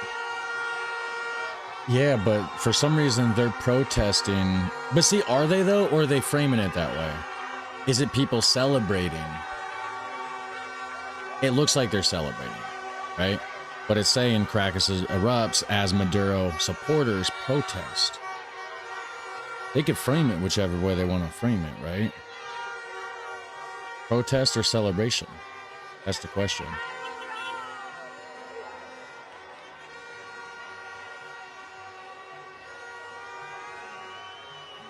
Is this a protest or a celebration, guys?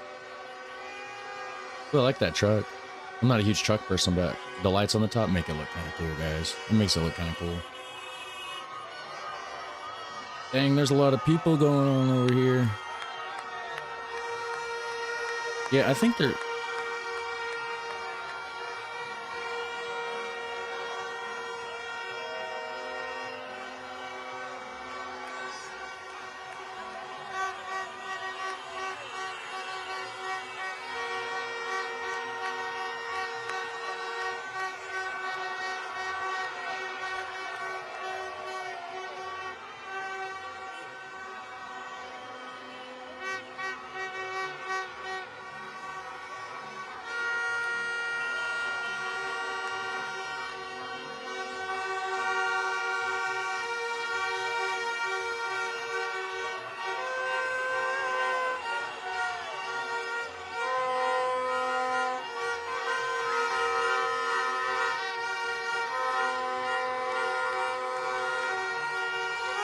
Is it a protest or a celebration, guys? What does it look like? I don't know.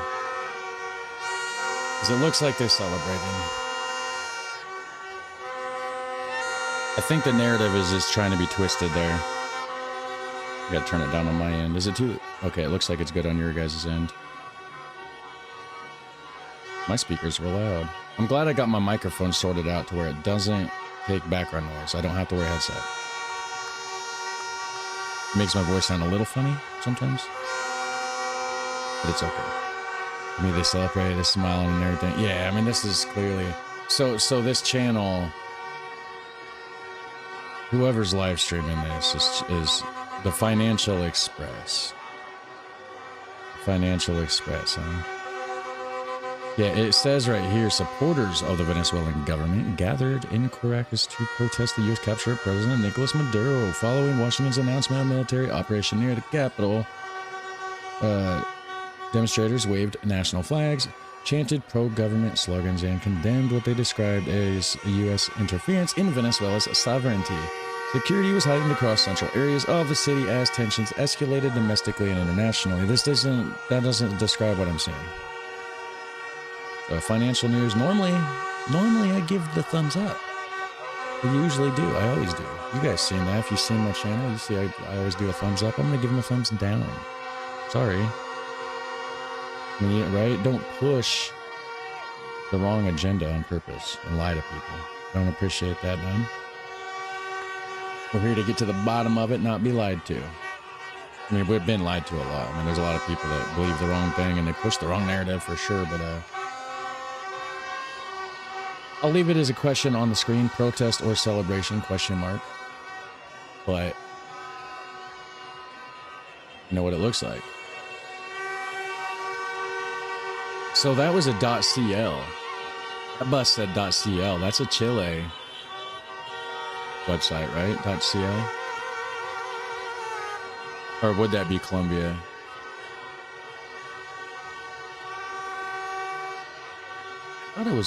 Thought I seen a .cl in GeoGuessr and clicked on it and thought it was like, turned out to be Chile or something. Oh yeah, right there we got a Chile Express. What's up with all the Chilean vehicles? Is there just a lot of travel going on over there, so everybody that's like from another country is just getting out, going back, I would assume, I guess, right?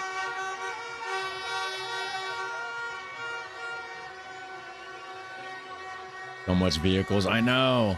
It's crazy.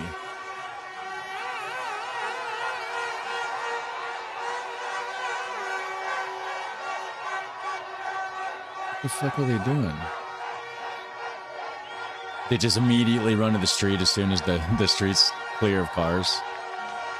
There's no vehicles in the way, so they just jump back in. Looks like they're happy, guys. Right? Looks like they're celebrating.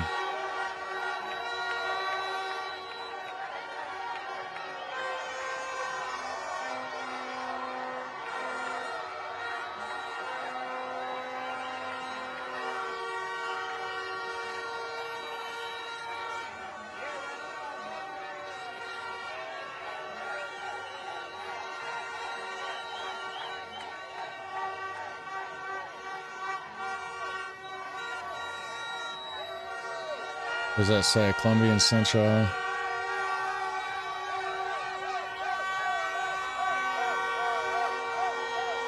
Stop moving it, dude.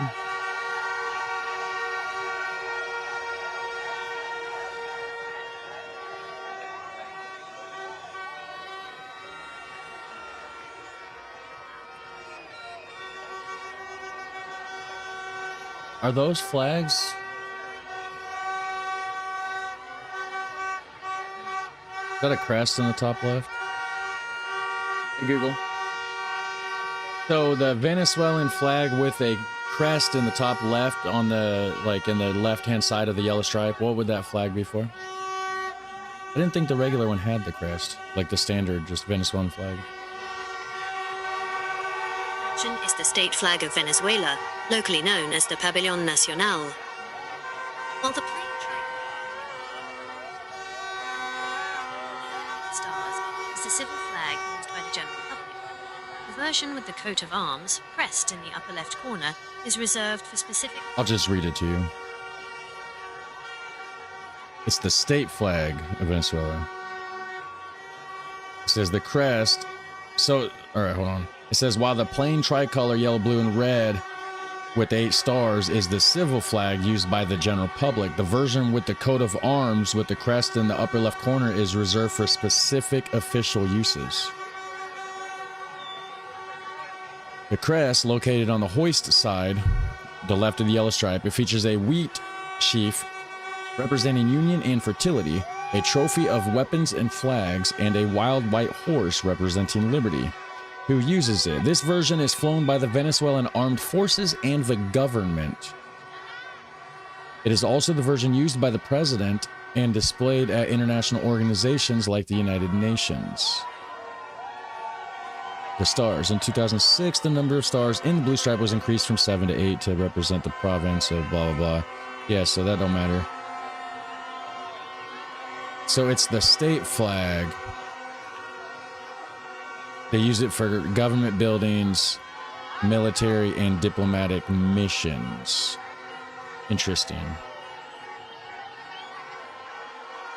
I'm disappointed that you seem to think Trump isn't that bad. I never said Trump wasn't that bad. I don't like a lot of stuff he does. This isn't a Trump issue. It's a Venezuela issue. It's a problem with Maduro. Trump just happens to be the one that snatched Maduro up, basically.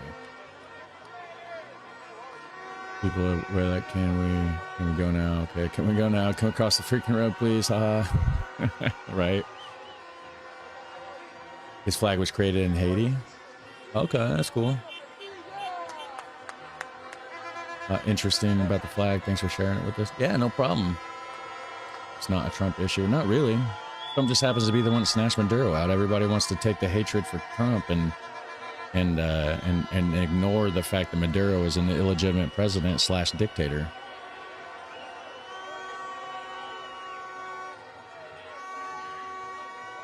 So it's the USA's job to decide who gets to rule and who doesn't. No. Nobody said that. The Venezuelan people are happy.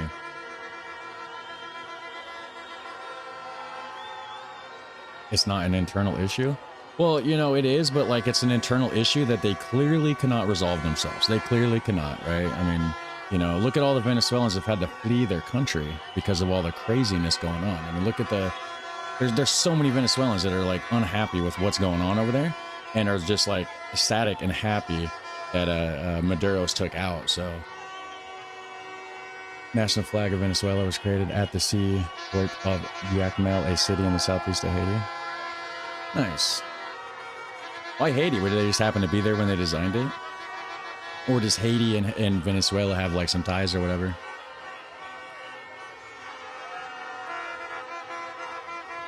But like if it was any other president of any other country that went ahead and like snatched up Maduro, people probably wouldn't have as big of a problem with it. They would lean more into the fact that like, hey, the Venezuelan people was liberated from an illegitimate president, right? Instead of honing in on, oh, but Trump did something bad.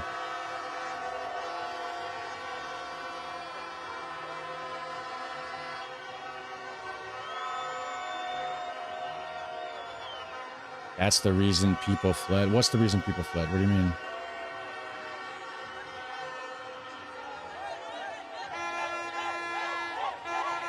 You know why Venezuelans are hungry? Because of U.S. sanctions? I don't think U.S. sanctions probably isn't like the greatest thing in the world. Like I'm not, you know, agreeing with the tariffs and the sanctions and all that kind of stuff. Like just because I say that Trump did one thing good doesn't mean that like I'm saying that like everything that he did was good. Like come on, like it's like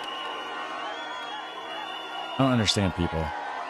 It's like can't you just have an opinion on one little thing without it being like this whole thing, right? Like just, you know, you say one thing about one person and it's like, oh, well, that means you must love everything they do. No, I've never said that at all. Not once claimed that. What I'm claiming is it seems like Trump went in there and took out a dictator. That's what it seems like happened. From what I'm trying to learn from. Again, I'm disappointed in your judgment. I mean, that sucks that, you know, that sucks, but like, I can't change my mindset just because there's a few people in the comment section that don't agree with me. You know, it's about time that people have to, everybody has an opinion, right? So like, why should we be in a world where it's like, I'm afraid to like share my opinion because I'm going to get so much backlash, right? Like because guess what, guys? I've got so much backlash before for not having an opinion, trying to avoid craziness. Because, you know, it's the internet, right? You say one thing and half the people's rooting for you, the other half are pissed off, right? So you try to avoid it by saying, oh, I'm going to be neutral, I'm going to not have a stance at all, and then you got the people that's pissed off about that. So it's like, if they're going to fucking be pissed, then I might as well just say what the fuck I have to say, feel the way that I feel, be me, not sugarcoat nothing, be real with you, and the people that's going to be mad, they're going to be mad, because it doesn't really matter. It really doesn't matter.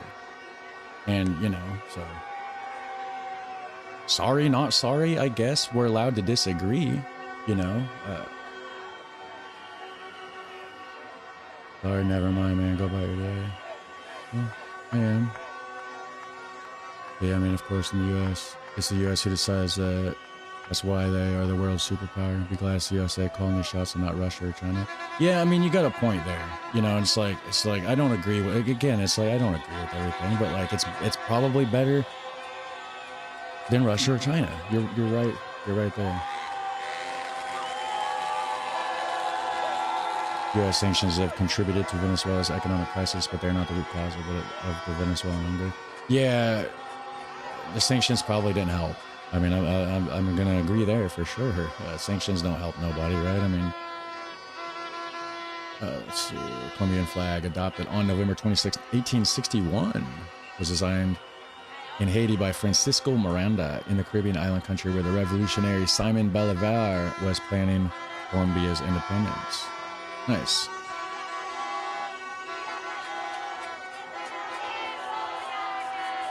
I mean, so the thing is, people act like it's all Venezuelans' fault, but it's all U.S. sanctions. But yeah, but I never said it's all. Like I just said, sanctions didn't help. You know, if you're gonna get mad because somebody's saying it's all Venezuelans' fault, but at the same time you're saying, but it's all sanctions' fault, then you're in the same situation, just on the opposite side. By saying, oh, it's all this. It's never all one thing. There's so many factors, so many things that go into something. You know, just like the decision to snatch Maduro up out of his country. It wasn't one thing or this thing. It was a series of things. It was a stack of things and multiple reasons, it seems like, that led to the decision to go snatch this dude up. You know, and it seems like that's probably what should have happened probably long ago, really. Right? I mean, the Venezuelan people seem to not like Maduro.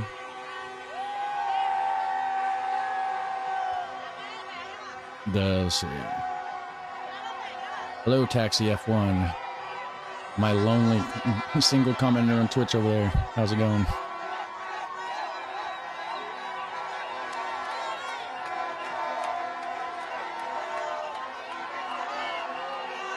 Oil sanctions happened way after the Venezuelan economic collapse. Those sanctions are from 2017. In 2012, their currency had already collapsed. Yeah, so at the start of the stream, we were actually listening to a guy named Daniel something or another. Can't remember. Dimentino or something. It sounded Italian, but he's not. He's Venezuelan. And he was talking about how the inflation hit when he was younger and everything, and like how if you wanted to go get a banana at the store, like you couldn't fit enough cash in your pockets. Like the credit card system, the bank machines broke, cash only, inflation, 250 years of inflation that in the United States worth of inflation, right, to them happened in like 1 year or something stupid. Like it was just so fast, so much inflation, and like you couldn't fit enough money in your pockets, your wallet. You know, you'd have to take a wheelbarrow, I guess, to go get a banana. It just was so bad. Why is it just chatting and not politics? Because I don't know anything about Twitch. Is there a politics channel?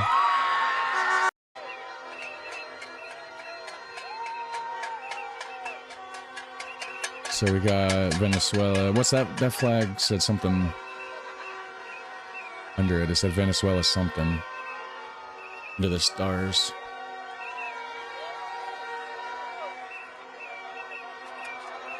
Yeah, so these people are certainly more of in like a celebratory state than a protest state, right? I mean, just by observation, you would come to that conclusion. That's what it seems to me.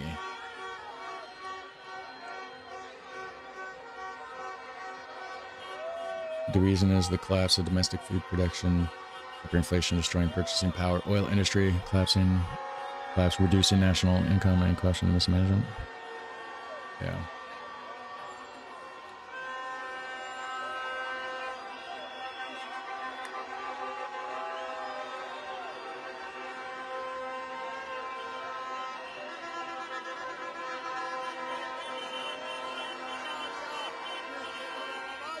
I will be right back.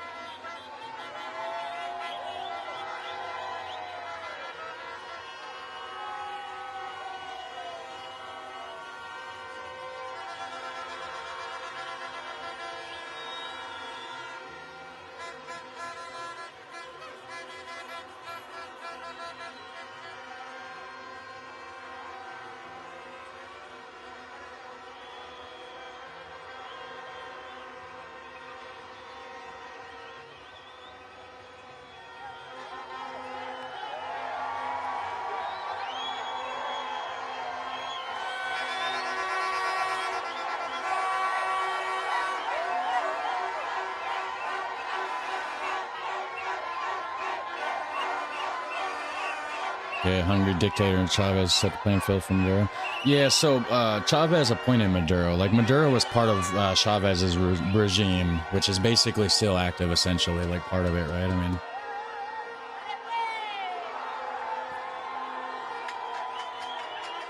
hello, the one on Kick. I don't have my actual Kick chat thing open over there, but I see it pop up in my multi-chat down here. So I guess politics, I'll just switch it over there, fuck it, right? I guess that's the category that it technically would be on there. Sure.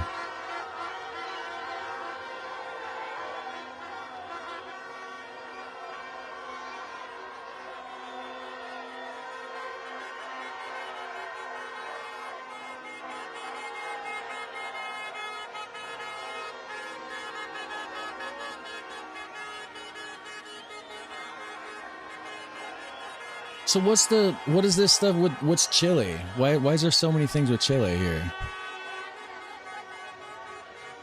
Because Chile, I mean, I'm pretty sure Chile ain't got enough. Chile's not anywhere close to Venezuela. I'm not quite sure.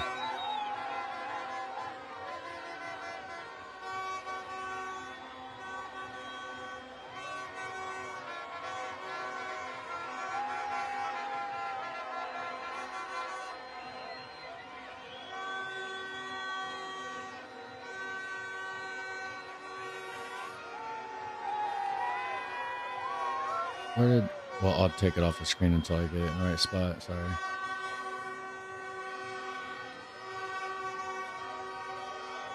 Yeah, I mean, Chile's way down there under Peru on the left.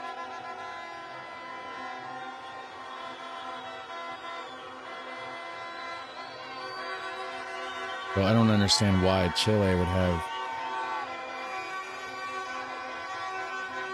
all that presence there. Are you streaming this from Kick platform or YouTube? Both? Kick, YouTube, and Twitch, actually, all three.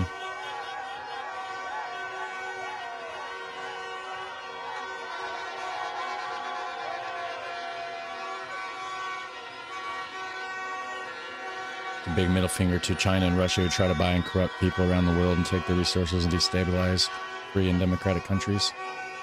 Maybe. Could be, yeah. You have pro US bots in your chat here to lie to the people. Or they're just people. They might not be bots. They could just be people that, like, you know. I mean, maybe you're lying. You're saying that this is propaganda. What is, how is this propaganda? Like, am I pushing propaganda? Is that what you're saying here?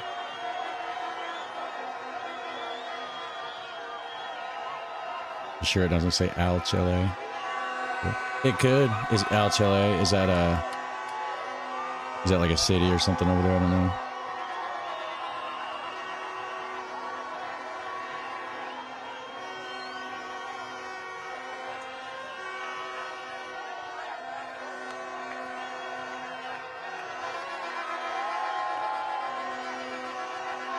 OBS question mark. Yeah. Why, what's up?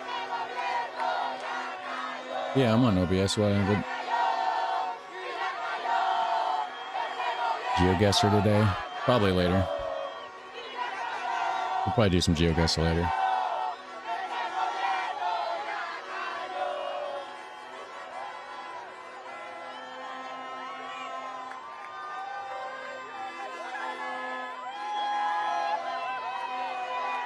Al Chile would mean truly or in service of. I'm not sure. Oh, okay, I get what you're saying now. Okay.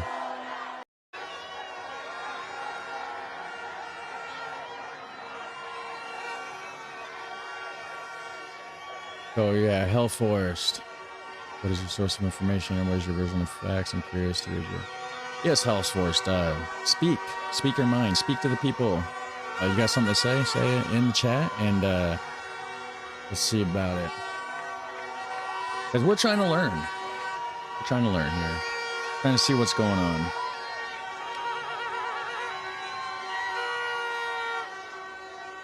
Sanctions since 2005. When did Chavez go into power? I wonder. Let's see here.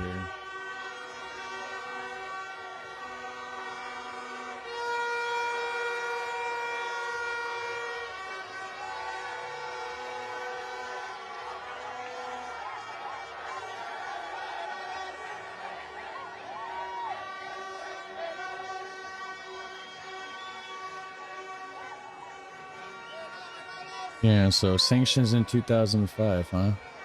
Well, look at this. Chavez officially took office in 1999. Maybe Chavez was fucking shit up.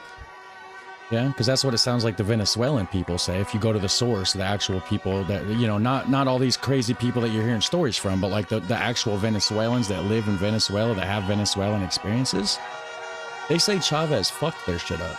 Okay, so if Chavez came in there in 1999 and done a bunch of corrupt shit, and then sanctions happened afterwards in 2005, you know. So what else? What else you got here? I'm just, you know, this is I guess we're gonna debate it out or something. We're talking about it. We're trying to figure it out together, anyways. So what else? Speaking of the collapse of domestic food production, hyperinflation, destroying purchasing power, oil industry collapse, reducing national income, and corruption. You know. You talking about the stuff that Chavez caused?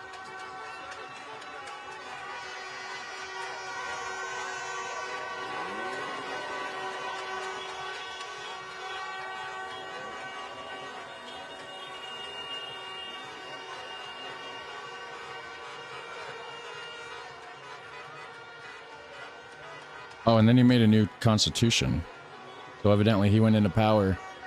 February 2nd, he officially took office, beginning his presidency, and then it seems like in December of that year, Venezuelans approved a new constitution he championed, restructuring the government in presidential terms. Sounds like what a dictator would do, right?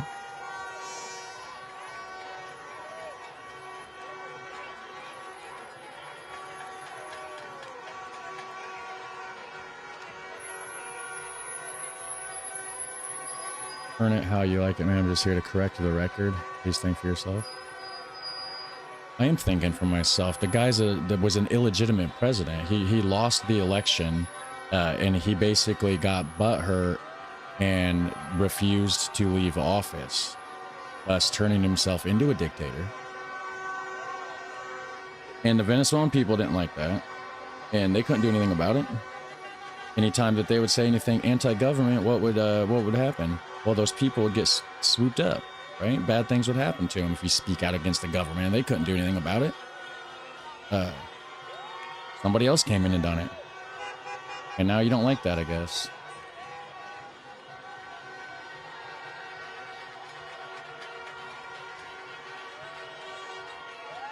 So, yeah, think for yourself. Yeah.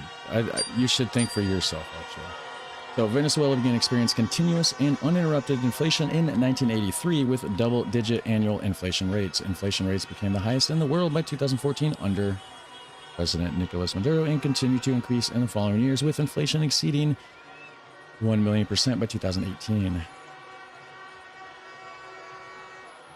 So, yeah. 1983. So I know the one Venezuelan lady was talking about how in the 70s and into the early 80s that the United States had a lot of oil companies there, this and that, blah, blah, blah. And Venezuela was basically in its golden age, right? And then after the United States left, then Venezuela started to go to shit. And that's not me saying that. I'm not spreading propaganda, as you'd like to say. I'm just reiterating what the Venezuelan lady said earlier that we've seen. And multiple other Venezuelan. Like, it seems to be the general consensus.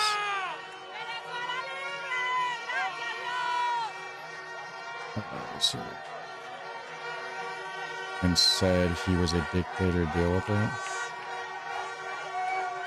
So who was a dictator? Maduro was a dictator. What happened to no new wars? We're not the world's police agent. Yeah, I don't know. Again, I don't agree with everything the man says, guys.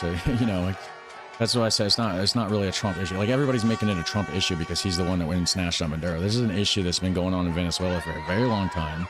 This is something that the people of Venezuela have been asking for, praying for, hoping for. And then the second somebody comes in and actually does something to help them, everybody wants to get butthurt and blame and point fingers and then call Trump the dictator. Which, again, he does things that I don't like either. But it's not a Trump thing. It's not, really. He just happens to be involved, right? So, as bad as Maduro was, this action of Trump is the nail in the coffin of international law. You know, so the thing with that, though, is, like, the guy was indicted, too. Like, there was like, criminal charges. Like, he was, like, bringing drugs into the United States, evidently, and stuff, right? But you're going to pay for their infrastructure now before U.S. roads and bridges. Yeah, again, this is things that I don't like about it, right? I want U.S. infrastructure better. I want U.S. healthcare better. I want public education. I want transportation. I want all these things, right? And I don't agree with us spending all of our money all over the fucking world trying to be the world's police any more than anybody else wants it to happen. But again, it's not a U.S. politics issue, really. It's a, like, Venezuela issue. Why does everybody always got to, like, bring it back to the United States? Like, we were just the one that helped make it happen. If any other country did it, there wouldn't be as much backlash. I don't think, right? So let's see.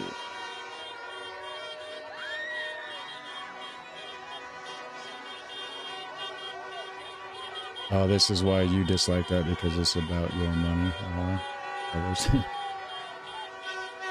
The drugs point has been disproven. I don't know. I don't know if it's been proven, disproven. I don't really know about the drug angle. I just know that that's just what's being said, right? I mean, it's, if that's the thing, then that makes sense, right? Remains to be seen. Make promises of something different than doing it.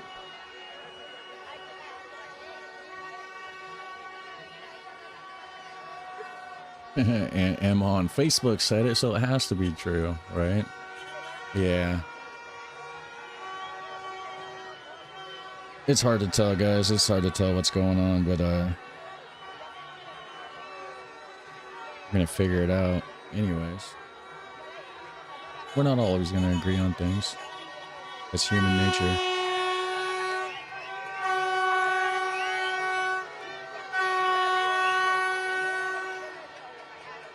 It don't look like protesting, though. It does not.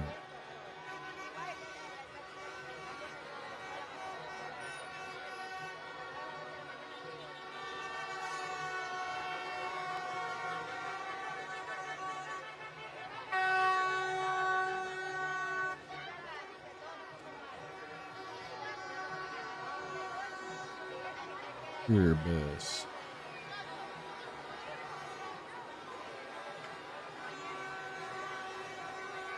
Wonder where the tour bus is from. Where do they service? I'm gonna look it up. Wait, I got it down here.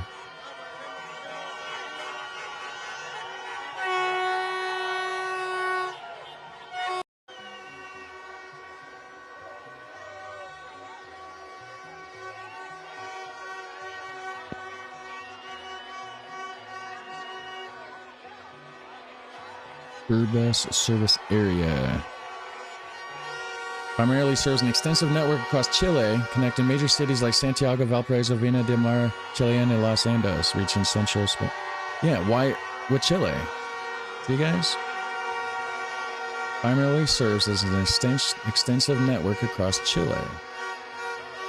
Why is there so much stuff with Chile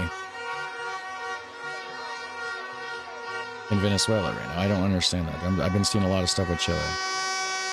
What's that one? Polar, what's that called? Grupos.cl? Grupos.cl?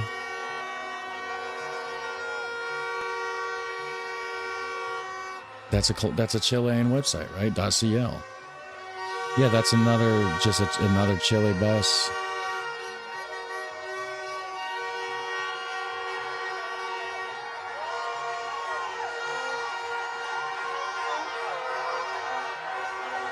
I wonder what's going on with all the Chilean buses. You get into trouble now, America. I'm not coming to rescue you. That's for sure. This is your show now. Was you in a position to rescue us in America? Was you able to do that? You were going to be able to rescue the entirety of America, Helliverse? I mean, that's a crazy, powerful thing that you were able to do, but it sucks now that you're not able to rescue all of us in America here. Guess we're doomed, guys. I guess we're doomed over here. And Helliverse could save us all, but I guess I don't want to do it now because he doesn't agree with me or something, so it's okay.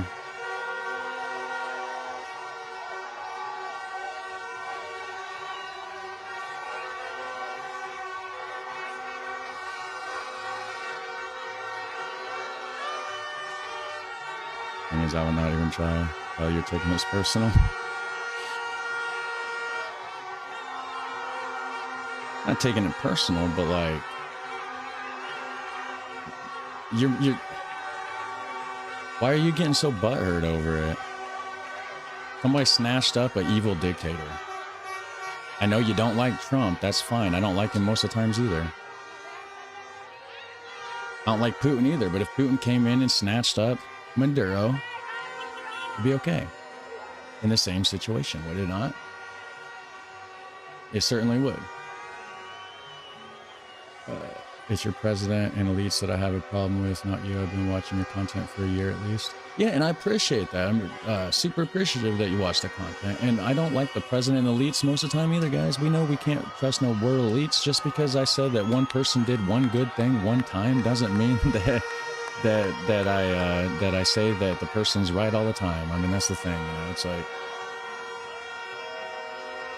you know, that's why I say I'm not in the middle. Or I'm not on either side. I'm in the middle, right? Viewpoints, you know, everybody has.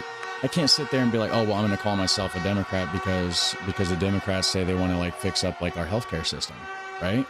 Because they also do other stuff that I don't like, right? And I can't say, oh, well, I'm a Republican because, you know, we want to like shut down the fraud that's in the country or whatever, and blah blah blah, whatever the, you know, thing that I might be agreeing on at the time might be, but it doesn't mean I'm a Republican, you know, because there's stuff that Trump does and Republicans do that piss me off that I don't like, right? There's stuff that the Democrats do that piss me off that I don't like. I'm not joining either one of them. I'm in the middle. I'm my own party, guys. It's the Charlie party, okay? So,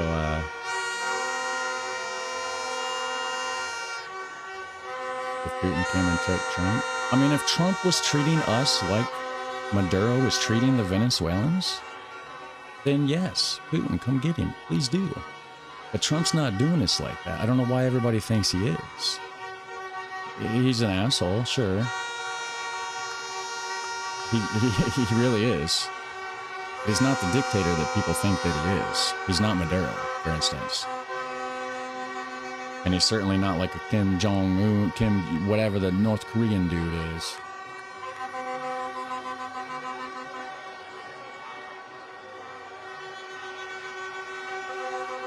Sorry for all the drama. Okay, the thing is, I just realized it's hopeless to argue. I mean, it's not hopeless. We're not really arguing. It's more of a debate than an argument, really, but it's not hopeless. I just got to see good facts, and what I'm seeing right now doesn't support whatever the other narrative is, right?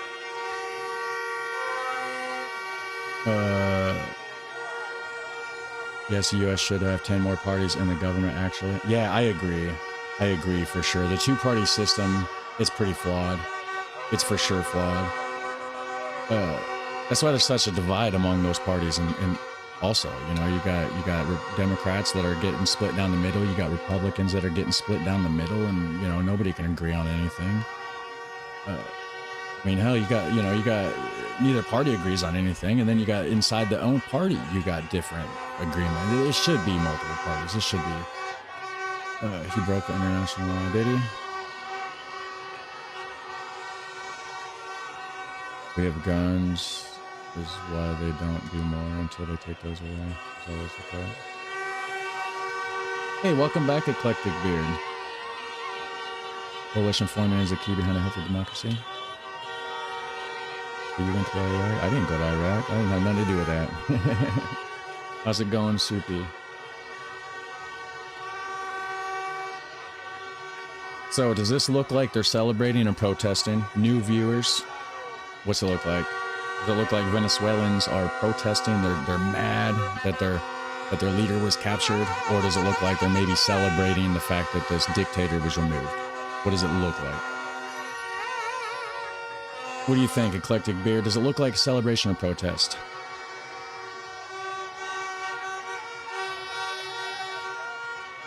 Looks like celebrations. It sure does. That's what I thought too. But what do we got here? Well, we got the title says Caracas erupts as Maduro supporters protest U.S. capture claim. So they're trying to frame it like these guys are pissed off and they're over here protesting, that they're mad that the president was kidnapped allegedly, but that's not the case. I mean, the lady's fucking dancing with the flag. Nobody does that pissed off during a protest, right? I mean, tired but had a good day at work. Hey, at least you're off work now, right? That's always good. At least you had a good day, you're off work, you can relax now. If you don't want to be stressed out, this stream might not be for you. A lot of conflicting viewpoints here. They don't look very angry. Yeah, I know, they certainly do not. You have to say it looks more like celebrating, but I think they just don't know yet what this will mean. Yeah, and you know, maybe you've heard the wrong narrative, however. You know, nobody's mad at you for your viewpoints, right? I mean, we're all entitled to have different viewpoints here. Maybe you just heard the wrong things. Go source it out yourself. If you don't trust whatever and you think that I'm pushing propaganda, whatever, go look it up. See what the Venezuelans are saying about it. You know, we watched the video at the beginning of the stream. I think you were here, I'm not quite sure, about a Venezuelan that was there. There's another Venezuelan that we've seen in the Julian Dory podcast named Daniel something another. It's at the beginning of this stream. Let's see. You're onto something though, all these buses say Chile in their domain. CL is Chile. Could this be Venezuelan people returning from Chile or question mark? Yeah, there's something to do with Chile, man. There's a bus, two different bus companies that are Chilean bus company. There was a Chilean. I thought it looked like a bulletproof vest sort of thing. They said something about Chile on the back. That could have been a different thing though, right? They're speculating. It could have been saying Al Chile, which means translates to something else. So that might not have been the Chile country, but there certainly was other stuff from Chile. A lot of .cls. What's that bus say? That might be Damaro. I don't know. Look that up. It's probably from Chile. Who knows? Let's see. I know exactly what I think, and I know exactly why I think them. Hey, you're entitled to your opinions. Everybody is, right? Verde. Best wishes. Just watching now. Can't type too much.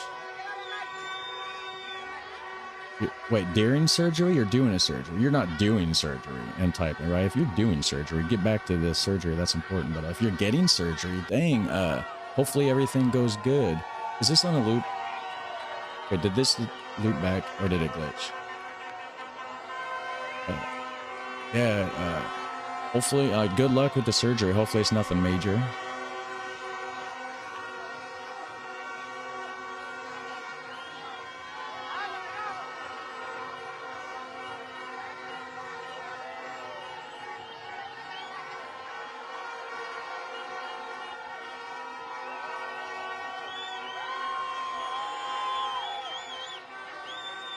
Humans are loopy, yes, history keeps repeating. World War III, guys. World War III. They had surgery and now recovering. Oh, could be. Could be. Hopefully good recovery, too. Let's face it, what? Oh, wait, let's see. One had been mended. Oh, your collarbone. Oh, wait a minute. Did you tell me about that? I think you told me recently in one of the streams about a collarbone. I remember specifically having a collarbone discussion with somebody on stream that broke the collarbone. I bet it was you, right? So, and your name sounds super familiar, so let's see. let's face it, what Helvetica really believes is that it would be a reprieve for him too, so he's going to pay more taxes. That's all it cares about. Oh, Hellverse. No, okay, yeah. I did, yeah. Yeah, that was you. Okay, yeah, that was a few days back, I think. Yep. Turbus, this is the Chile one. That is from Chile, guys. The Turbus is. And I don't know what that one said. Pullman bus? Pullman. Oh, this one, yeah, the Cuposo.cl. I already went to that website. That's also for sure a Chilean. Wow, there's so many.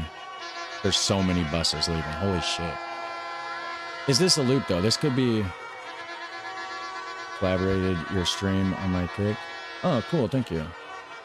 I need to get my... Hold on. I need to get my kick thing back up, actually, because I turned it off. It keeps unmuting itself for some reason, and I get like a weird back loop thing.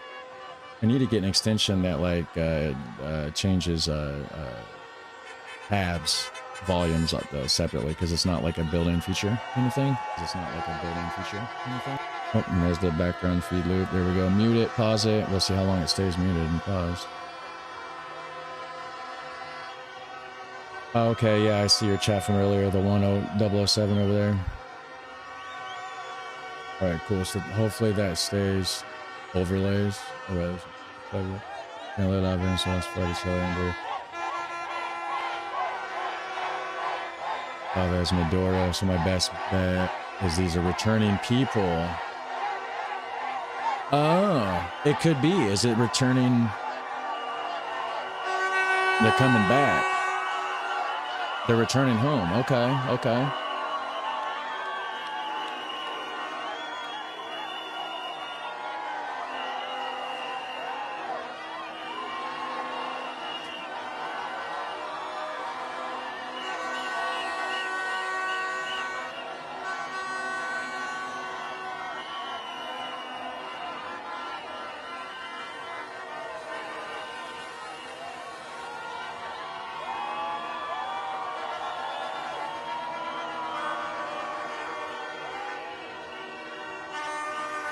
Because you think what happens in America doesn't matter outside of America.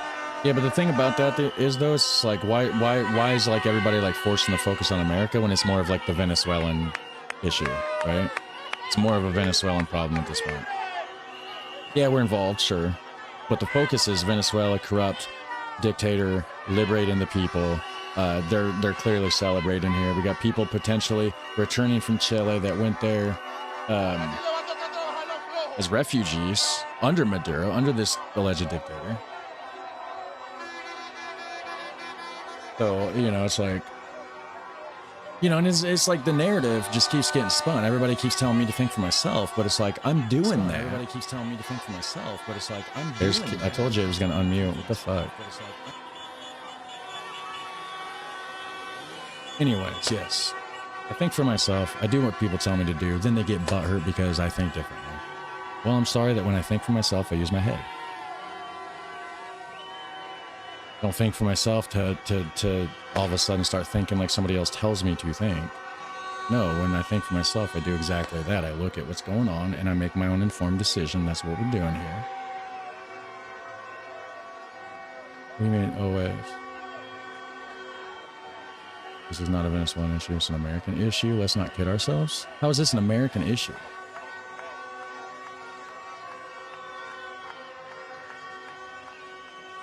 What do you mean? The whole thing was a Venezuelan illegitimate president slash potential dictator was snatched up. Potential dictator was snatched up. I don't get why it does that, guys.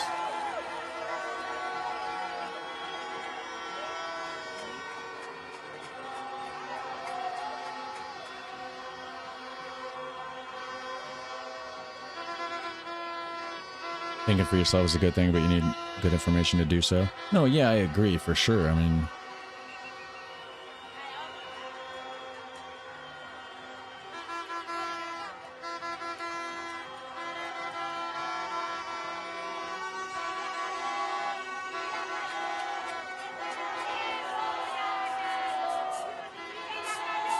Let's see what this other... Okay, so they're still just... I wonder if this is the same town. The same area. It's probably not the same area. This place settled down quite a bit, it looks like. Maybe.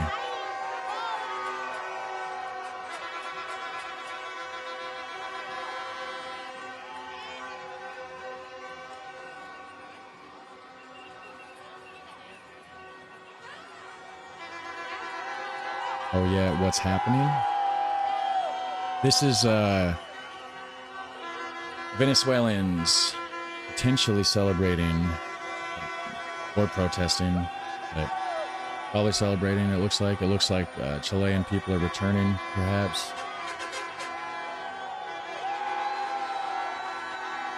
Yeah, the video's Crackus. This isn't. Oh yeah, duh. Crackus isn't on the border. Yeah, that would make sense. I gotta go get a drink.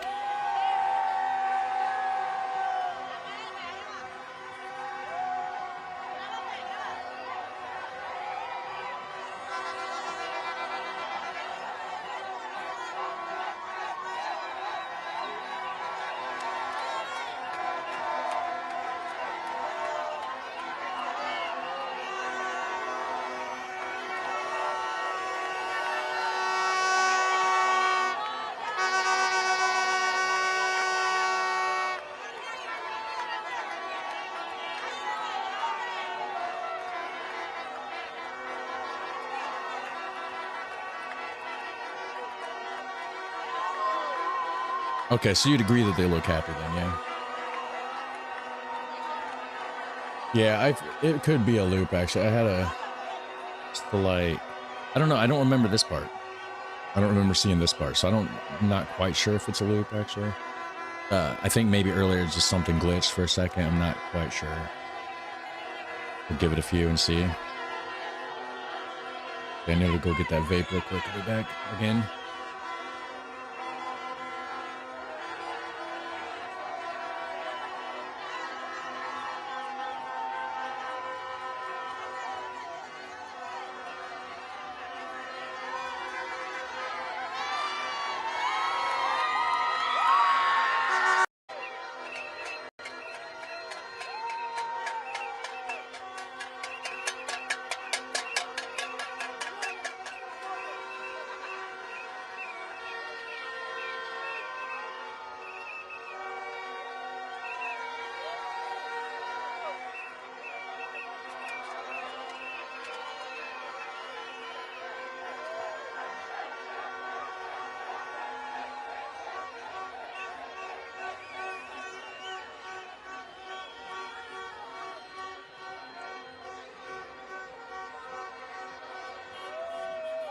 And free, yeah.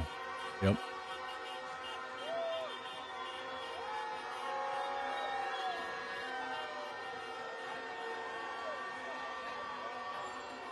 The only thing you do is...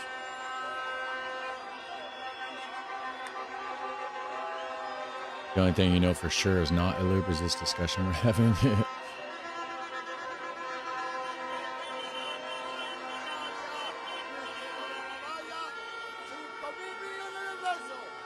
I don't think it is a loop, right? Because did we see it? I don't remember seeing. This isn't the same footage as what it was.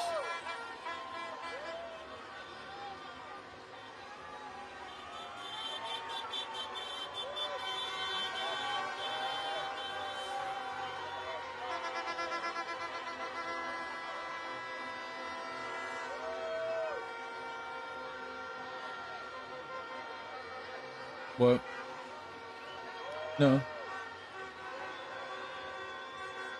Cool, so it was the clip thing.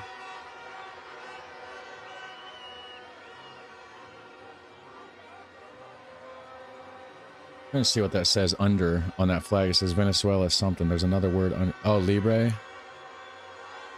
Venezuela Libre. What does that mean? Does that mean Venezuela liberated? I mean, my other tab here.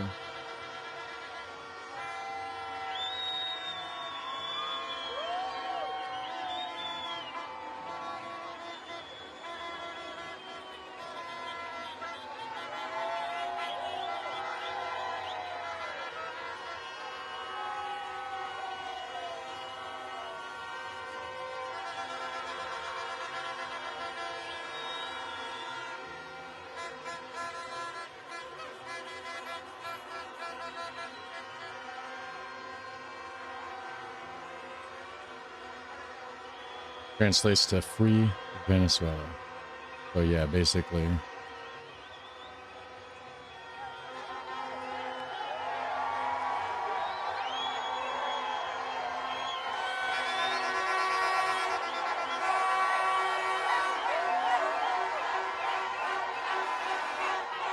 Sanctions or war actions? Against sanctions on a countries in active war. Is it? It might be. It could be.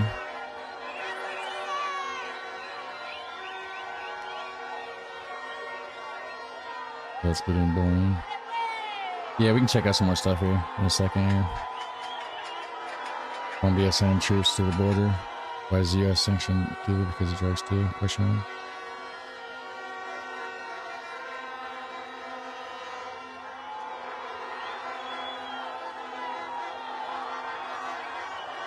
So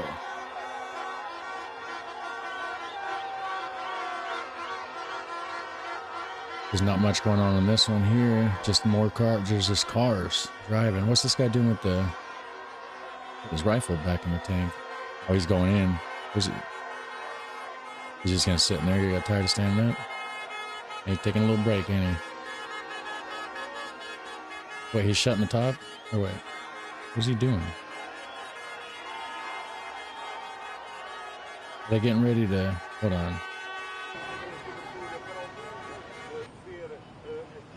Wait, I don't know. I can just mute the tab at the top to see what this is here.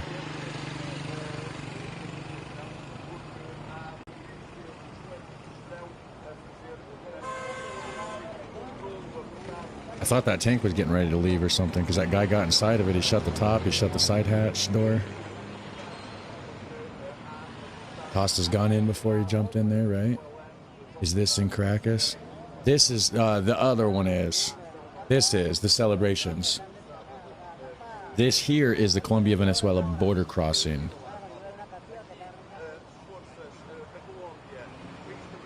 Wait, it's not live anymore. Hold on, make quick. There we go. Okay, the tank was leaving. Somehow I got behind. Okay, so this is the tank pulling out. Where's he going now?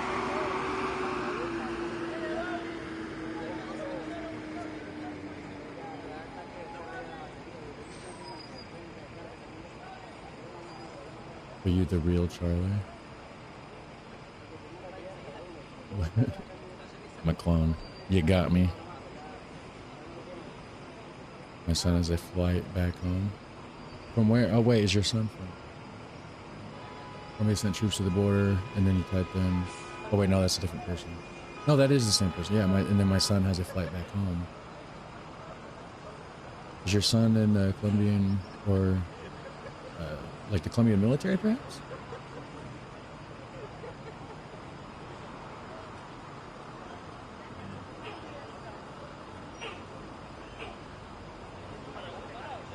I mean, realistically, no one would distance themselves from the USA apart from the countries who already do, like Iran, China, Russia, and Cuba. I mean, in a political sense, yeah, that would make sense that you wouldn't want to do that. There are many videos from happy people. Yeah, see, there's a lot of celebrations going on over there. Instead of spooning up the various propaganda narratives, it may help to do your own research to understand from neutral sources. I have done research. Am I spreading propaganda? Am I unaware of something here, guys? I don't think that's the case, but like, are we going to dispute the fact that Maduro was an illegitimate president / dictator? Is this a disputable thing? Because I thought that was a fact. So in real Venezuela, there's protests. Okay, so you're telling me that this isn't real Venezuela. This is just fake Venezuela. Just like the claim on this. This one is saying that they're protesting, but it does not look like it. Nobody's protesting, dancing with smiles on their face. I mean, come on. That's just crazy. And you say I'm the one trying to spread propaganda? Let's see, didn't the BBC confirm that a number of these videos were in other countries? Well, you know, maybe there's other videos in other countries. I mean, it's like...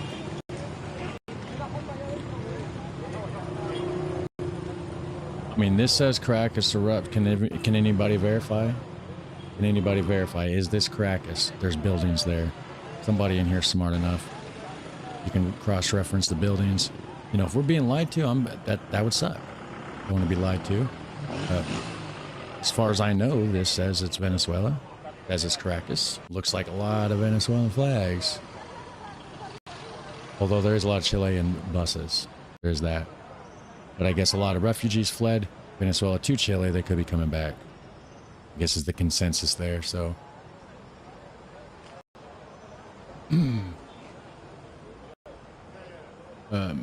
Did you know that the Russians are in Venezuela since yesterday?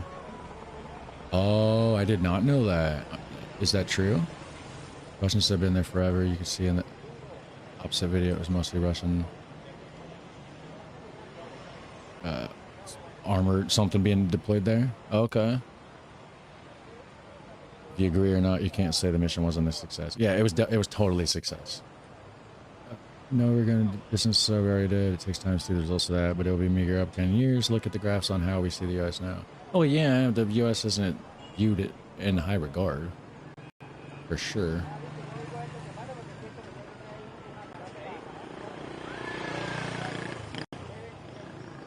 Brother, I really like your reacts by saying massive number of videos have been shown to be other nations. What videos?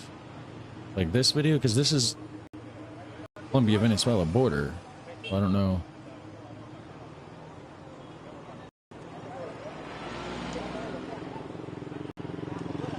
I don't know what you're talking about here, because this is Venezuela. We cross-referenced it. This is the Venezuelan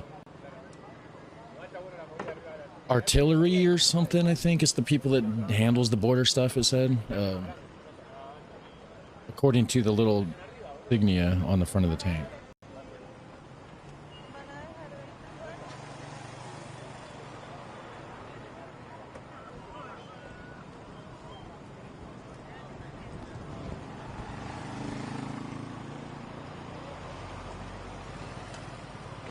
Because if this administration is not internally stopped, which I doubt it will, end in conflict between European Union and U.S.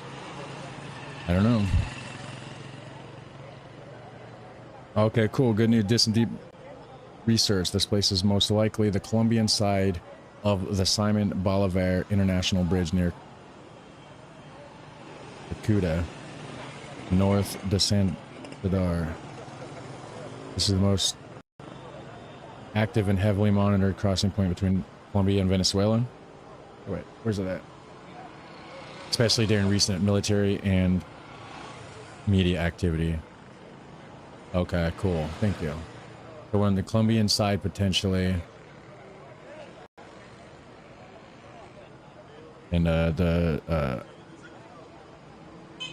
shit, where was it at?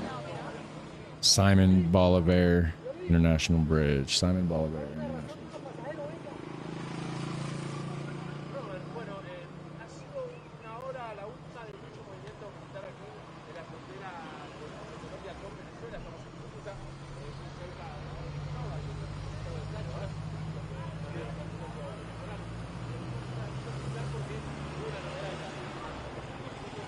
So potentially, let me get this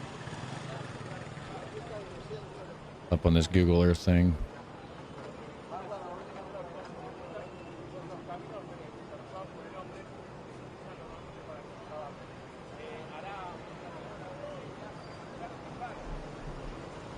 So potentially, but see, I don't understand why it would be the Colombian side necessarily. Oh wait, hold on, that one even says Velvo, Ponto, Colombia.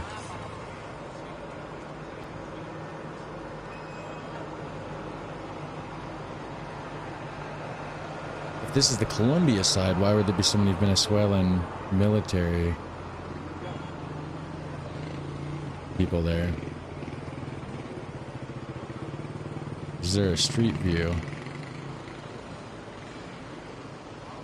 On the Colombian side there is.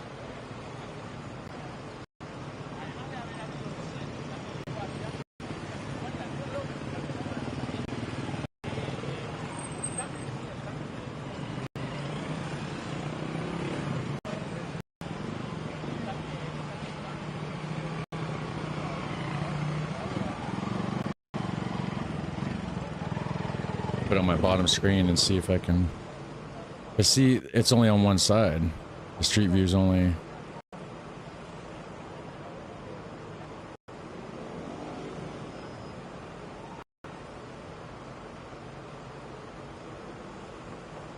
Nope, Venezuelan side, because street view footage is only on the Colombian side. And on the Colombian side, this is the side, this is what the bridge looks like. It says Buenavidos, Sisi, Colombia. So that would lead me to believe that we are on the opposite side of this. So we are on the Venezuelan side, which that means if we turn this around,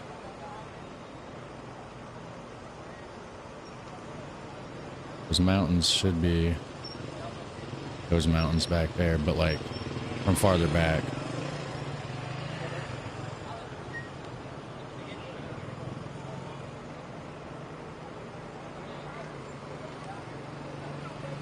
Let's see.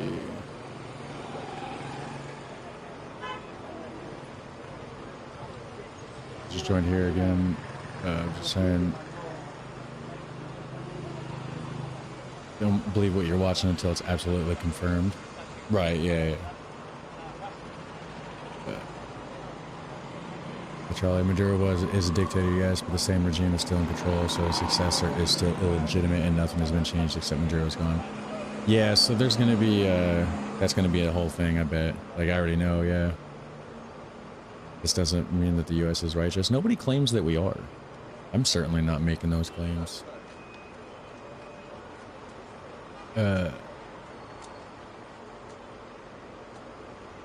The U.S. destroyed our cheap gas pipeline, and now we are forced to buy expensive U.S. gas. What pipeline? What do you mean?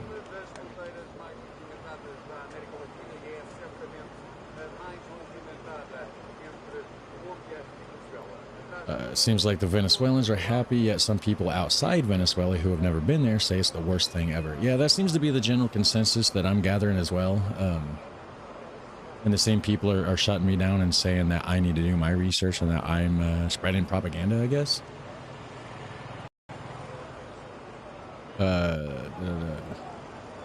Hope these people realize this is a step and not the finish line. Oh yeah, it's definitely the first step. There's so much more to be done to get that country, you know, because like the other comment said, like, the same dictatorship is right. I mean, Maduro's gone, right? But the same people, the same regime are there, right? So that has to be took care of somehow. They need to change or step down and get a new election in there, get somebody better, right? It would mean that end of the U.S. as you know it. What would mean that? Russia landed cargo planes in Caracas yesterday, so who knows? Okay, so are the Russians in? Somebody said that earlier too.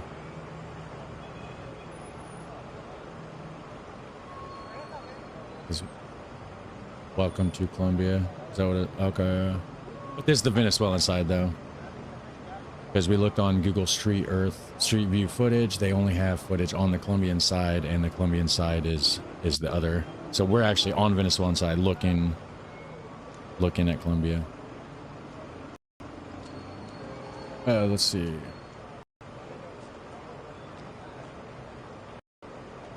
I mean, the Dutch did it with a walrus sub. Oh, the pipeline you're talking about, I guess. Colombia is also threatened, so this is becoming a block, BLOC, and it will attract others. What is a BLOC? What does that mean? The location aligns with the Colombian side of the Simon Bolivar International Bridge there. Well, yeah, but if it was a Colombian side, like, look, we only have street view footage in Colombia, so this is the Colombian side. Unless they change the...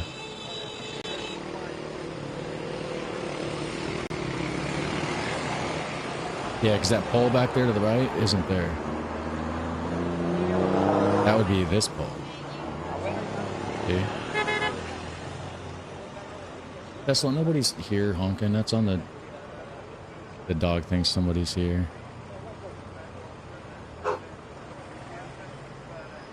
Or no, which pole? No, it wouldn't be that pole, would it? Because that pole's... Could be a different crossing too, right? I mean, it looks so similar though. Mira.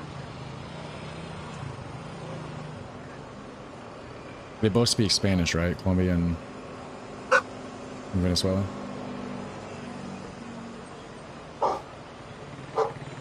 He sent troops to the border of Colombia. Yeah, so this is the border of Colombia here. Tesla, nobody's here, dude.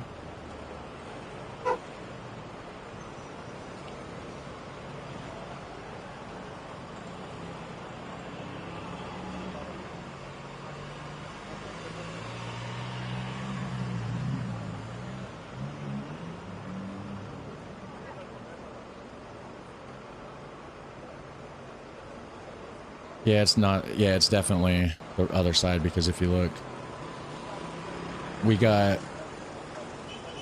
Oh wait, those aren't fixed in place, are they? Those are movable barrels.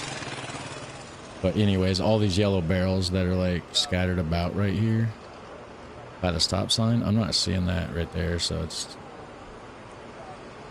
Yeah.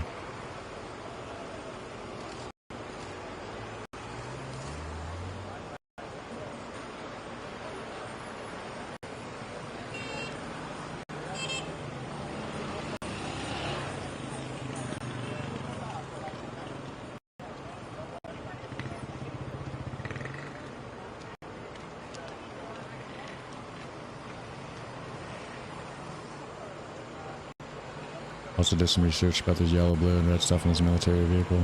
And this is the insignia of the Colombian National Army. What the yellow, blue, and red is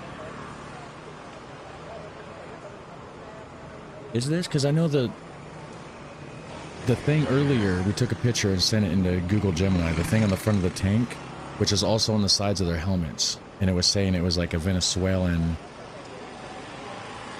military. I don't have it up anymore, but it was saying something about Venezuela.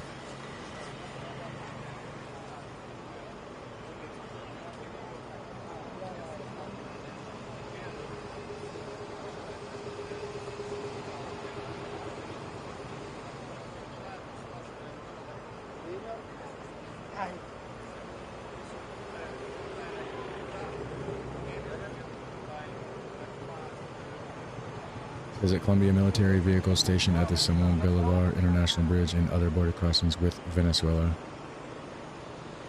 Okay, so this could still be the Venezuelan side. Colombians are just possibly stationed there with them. I mean, I guess it doesn't really matter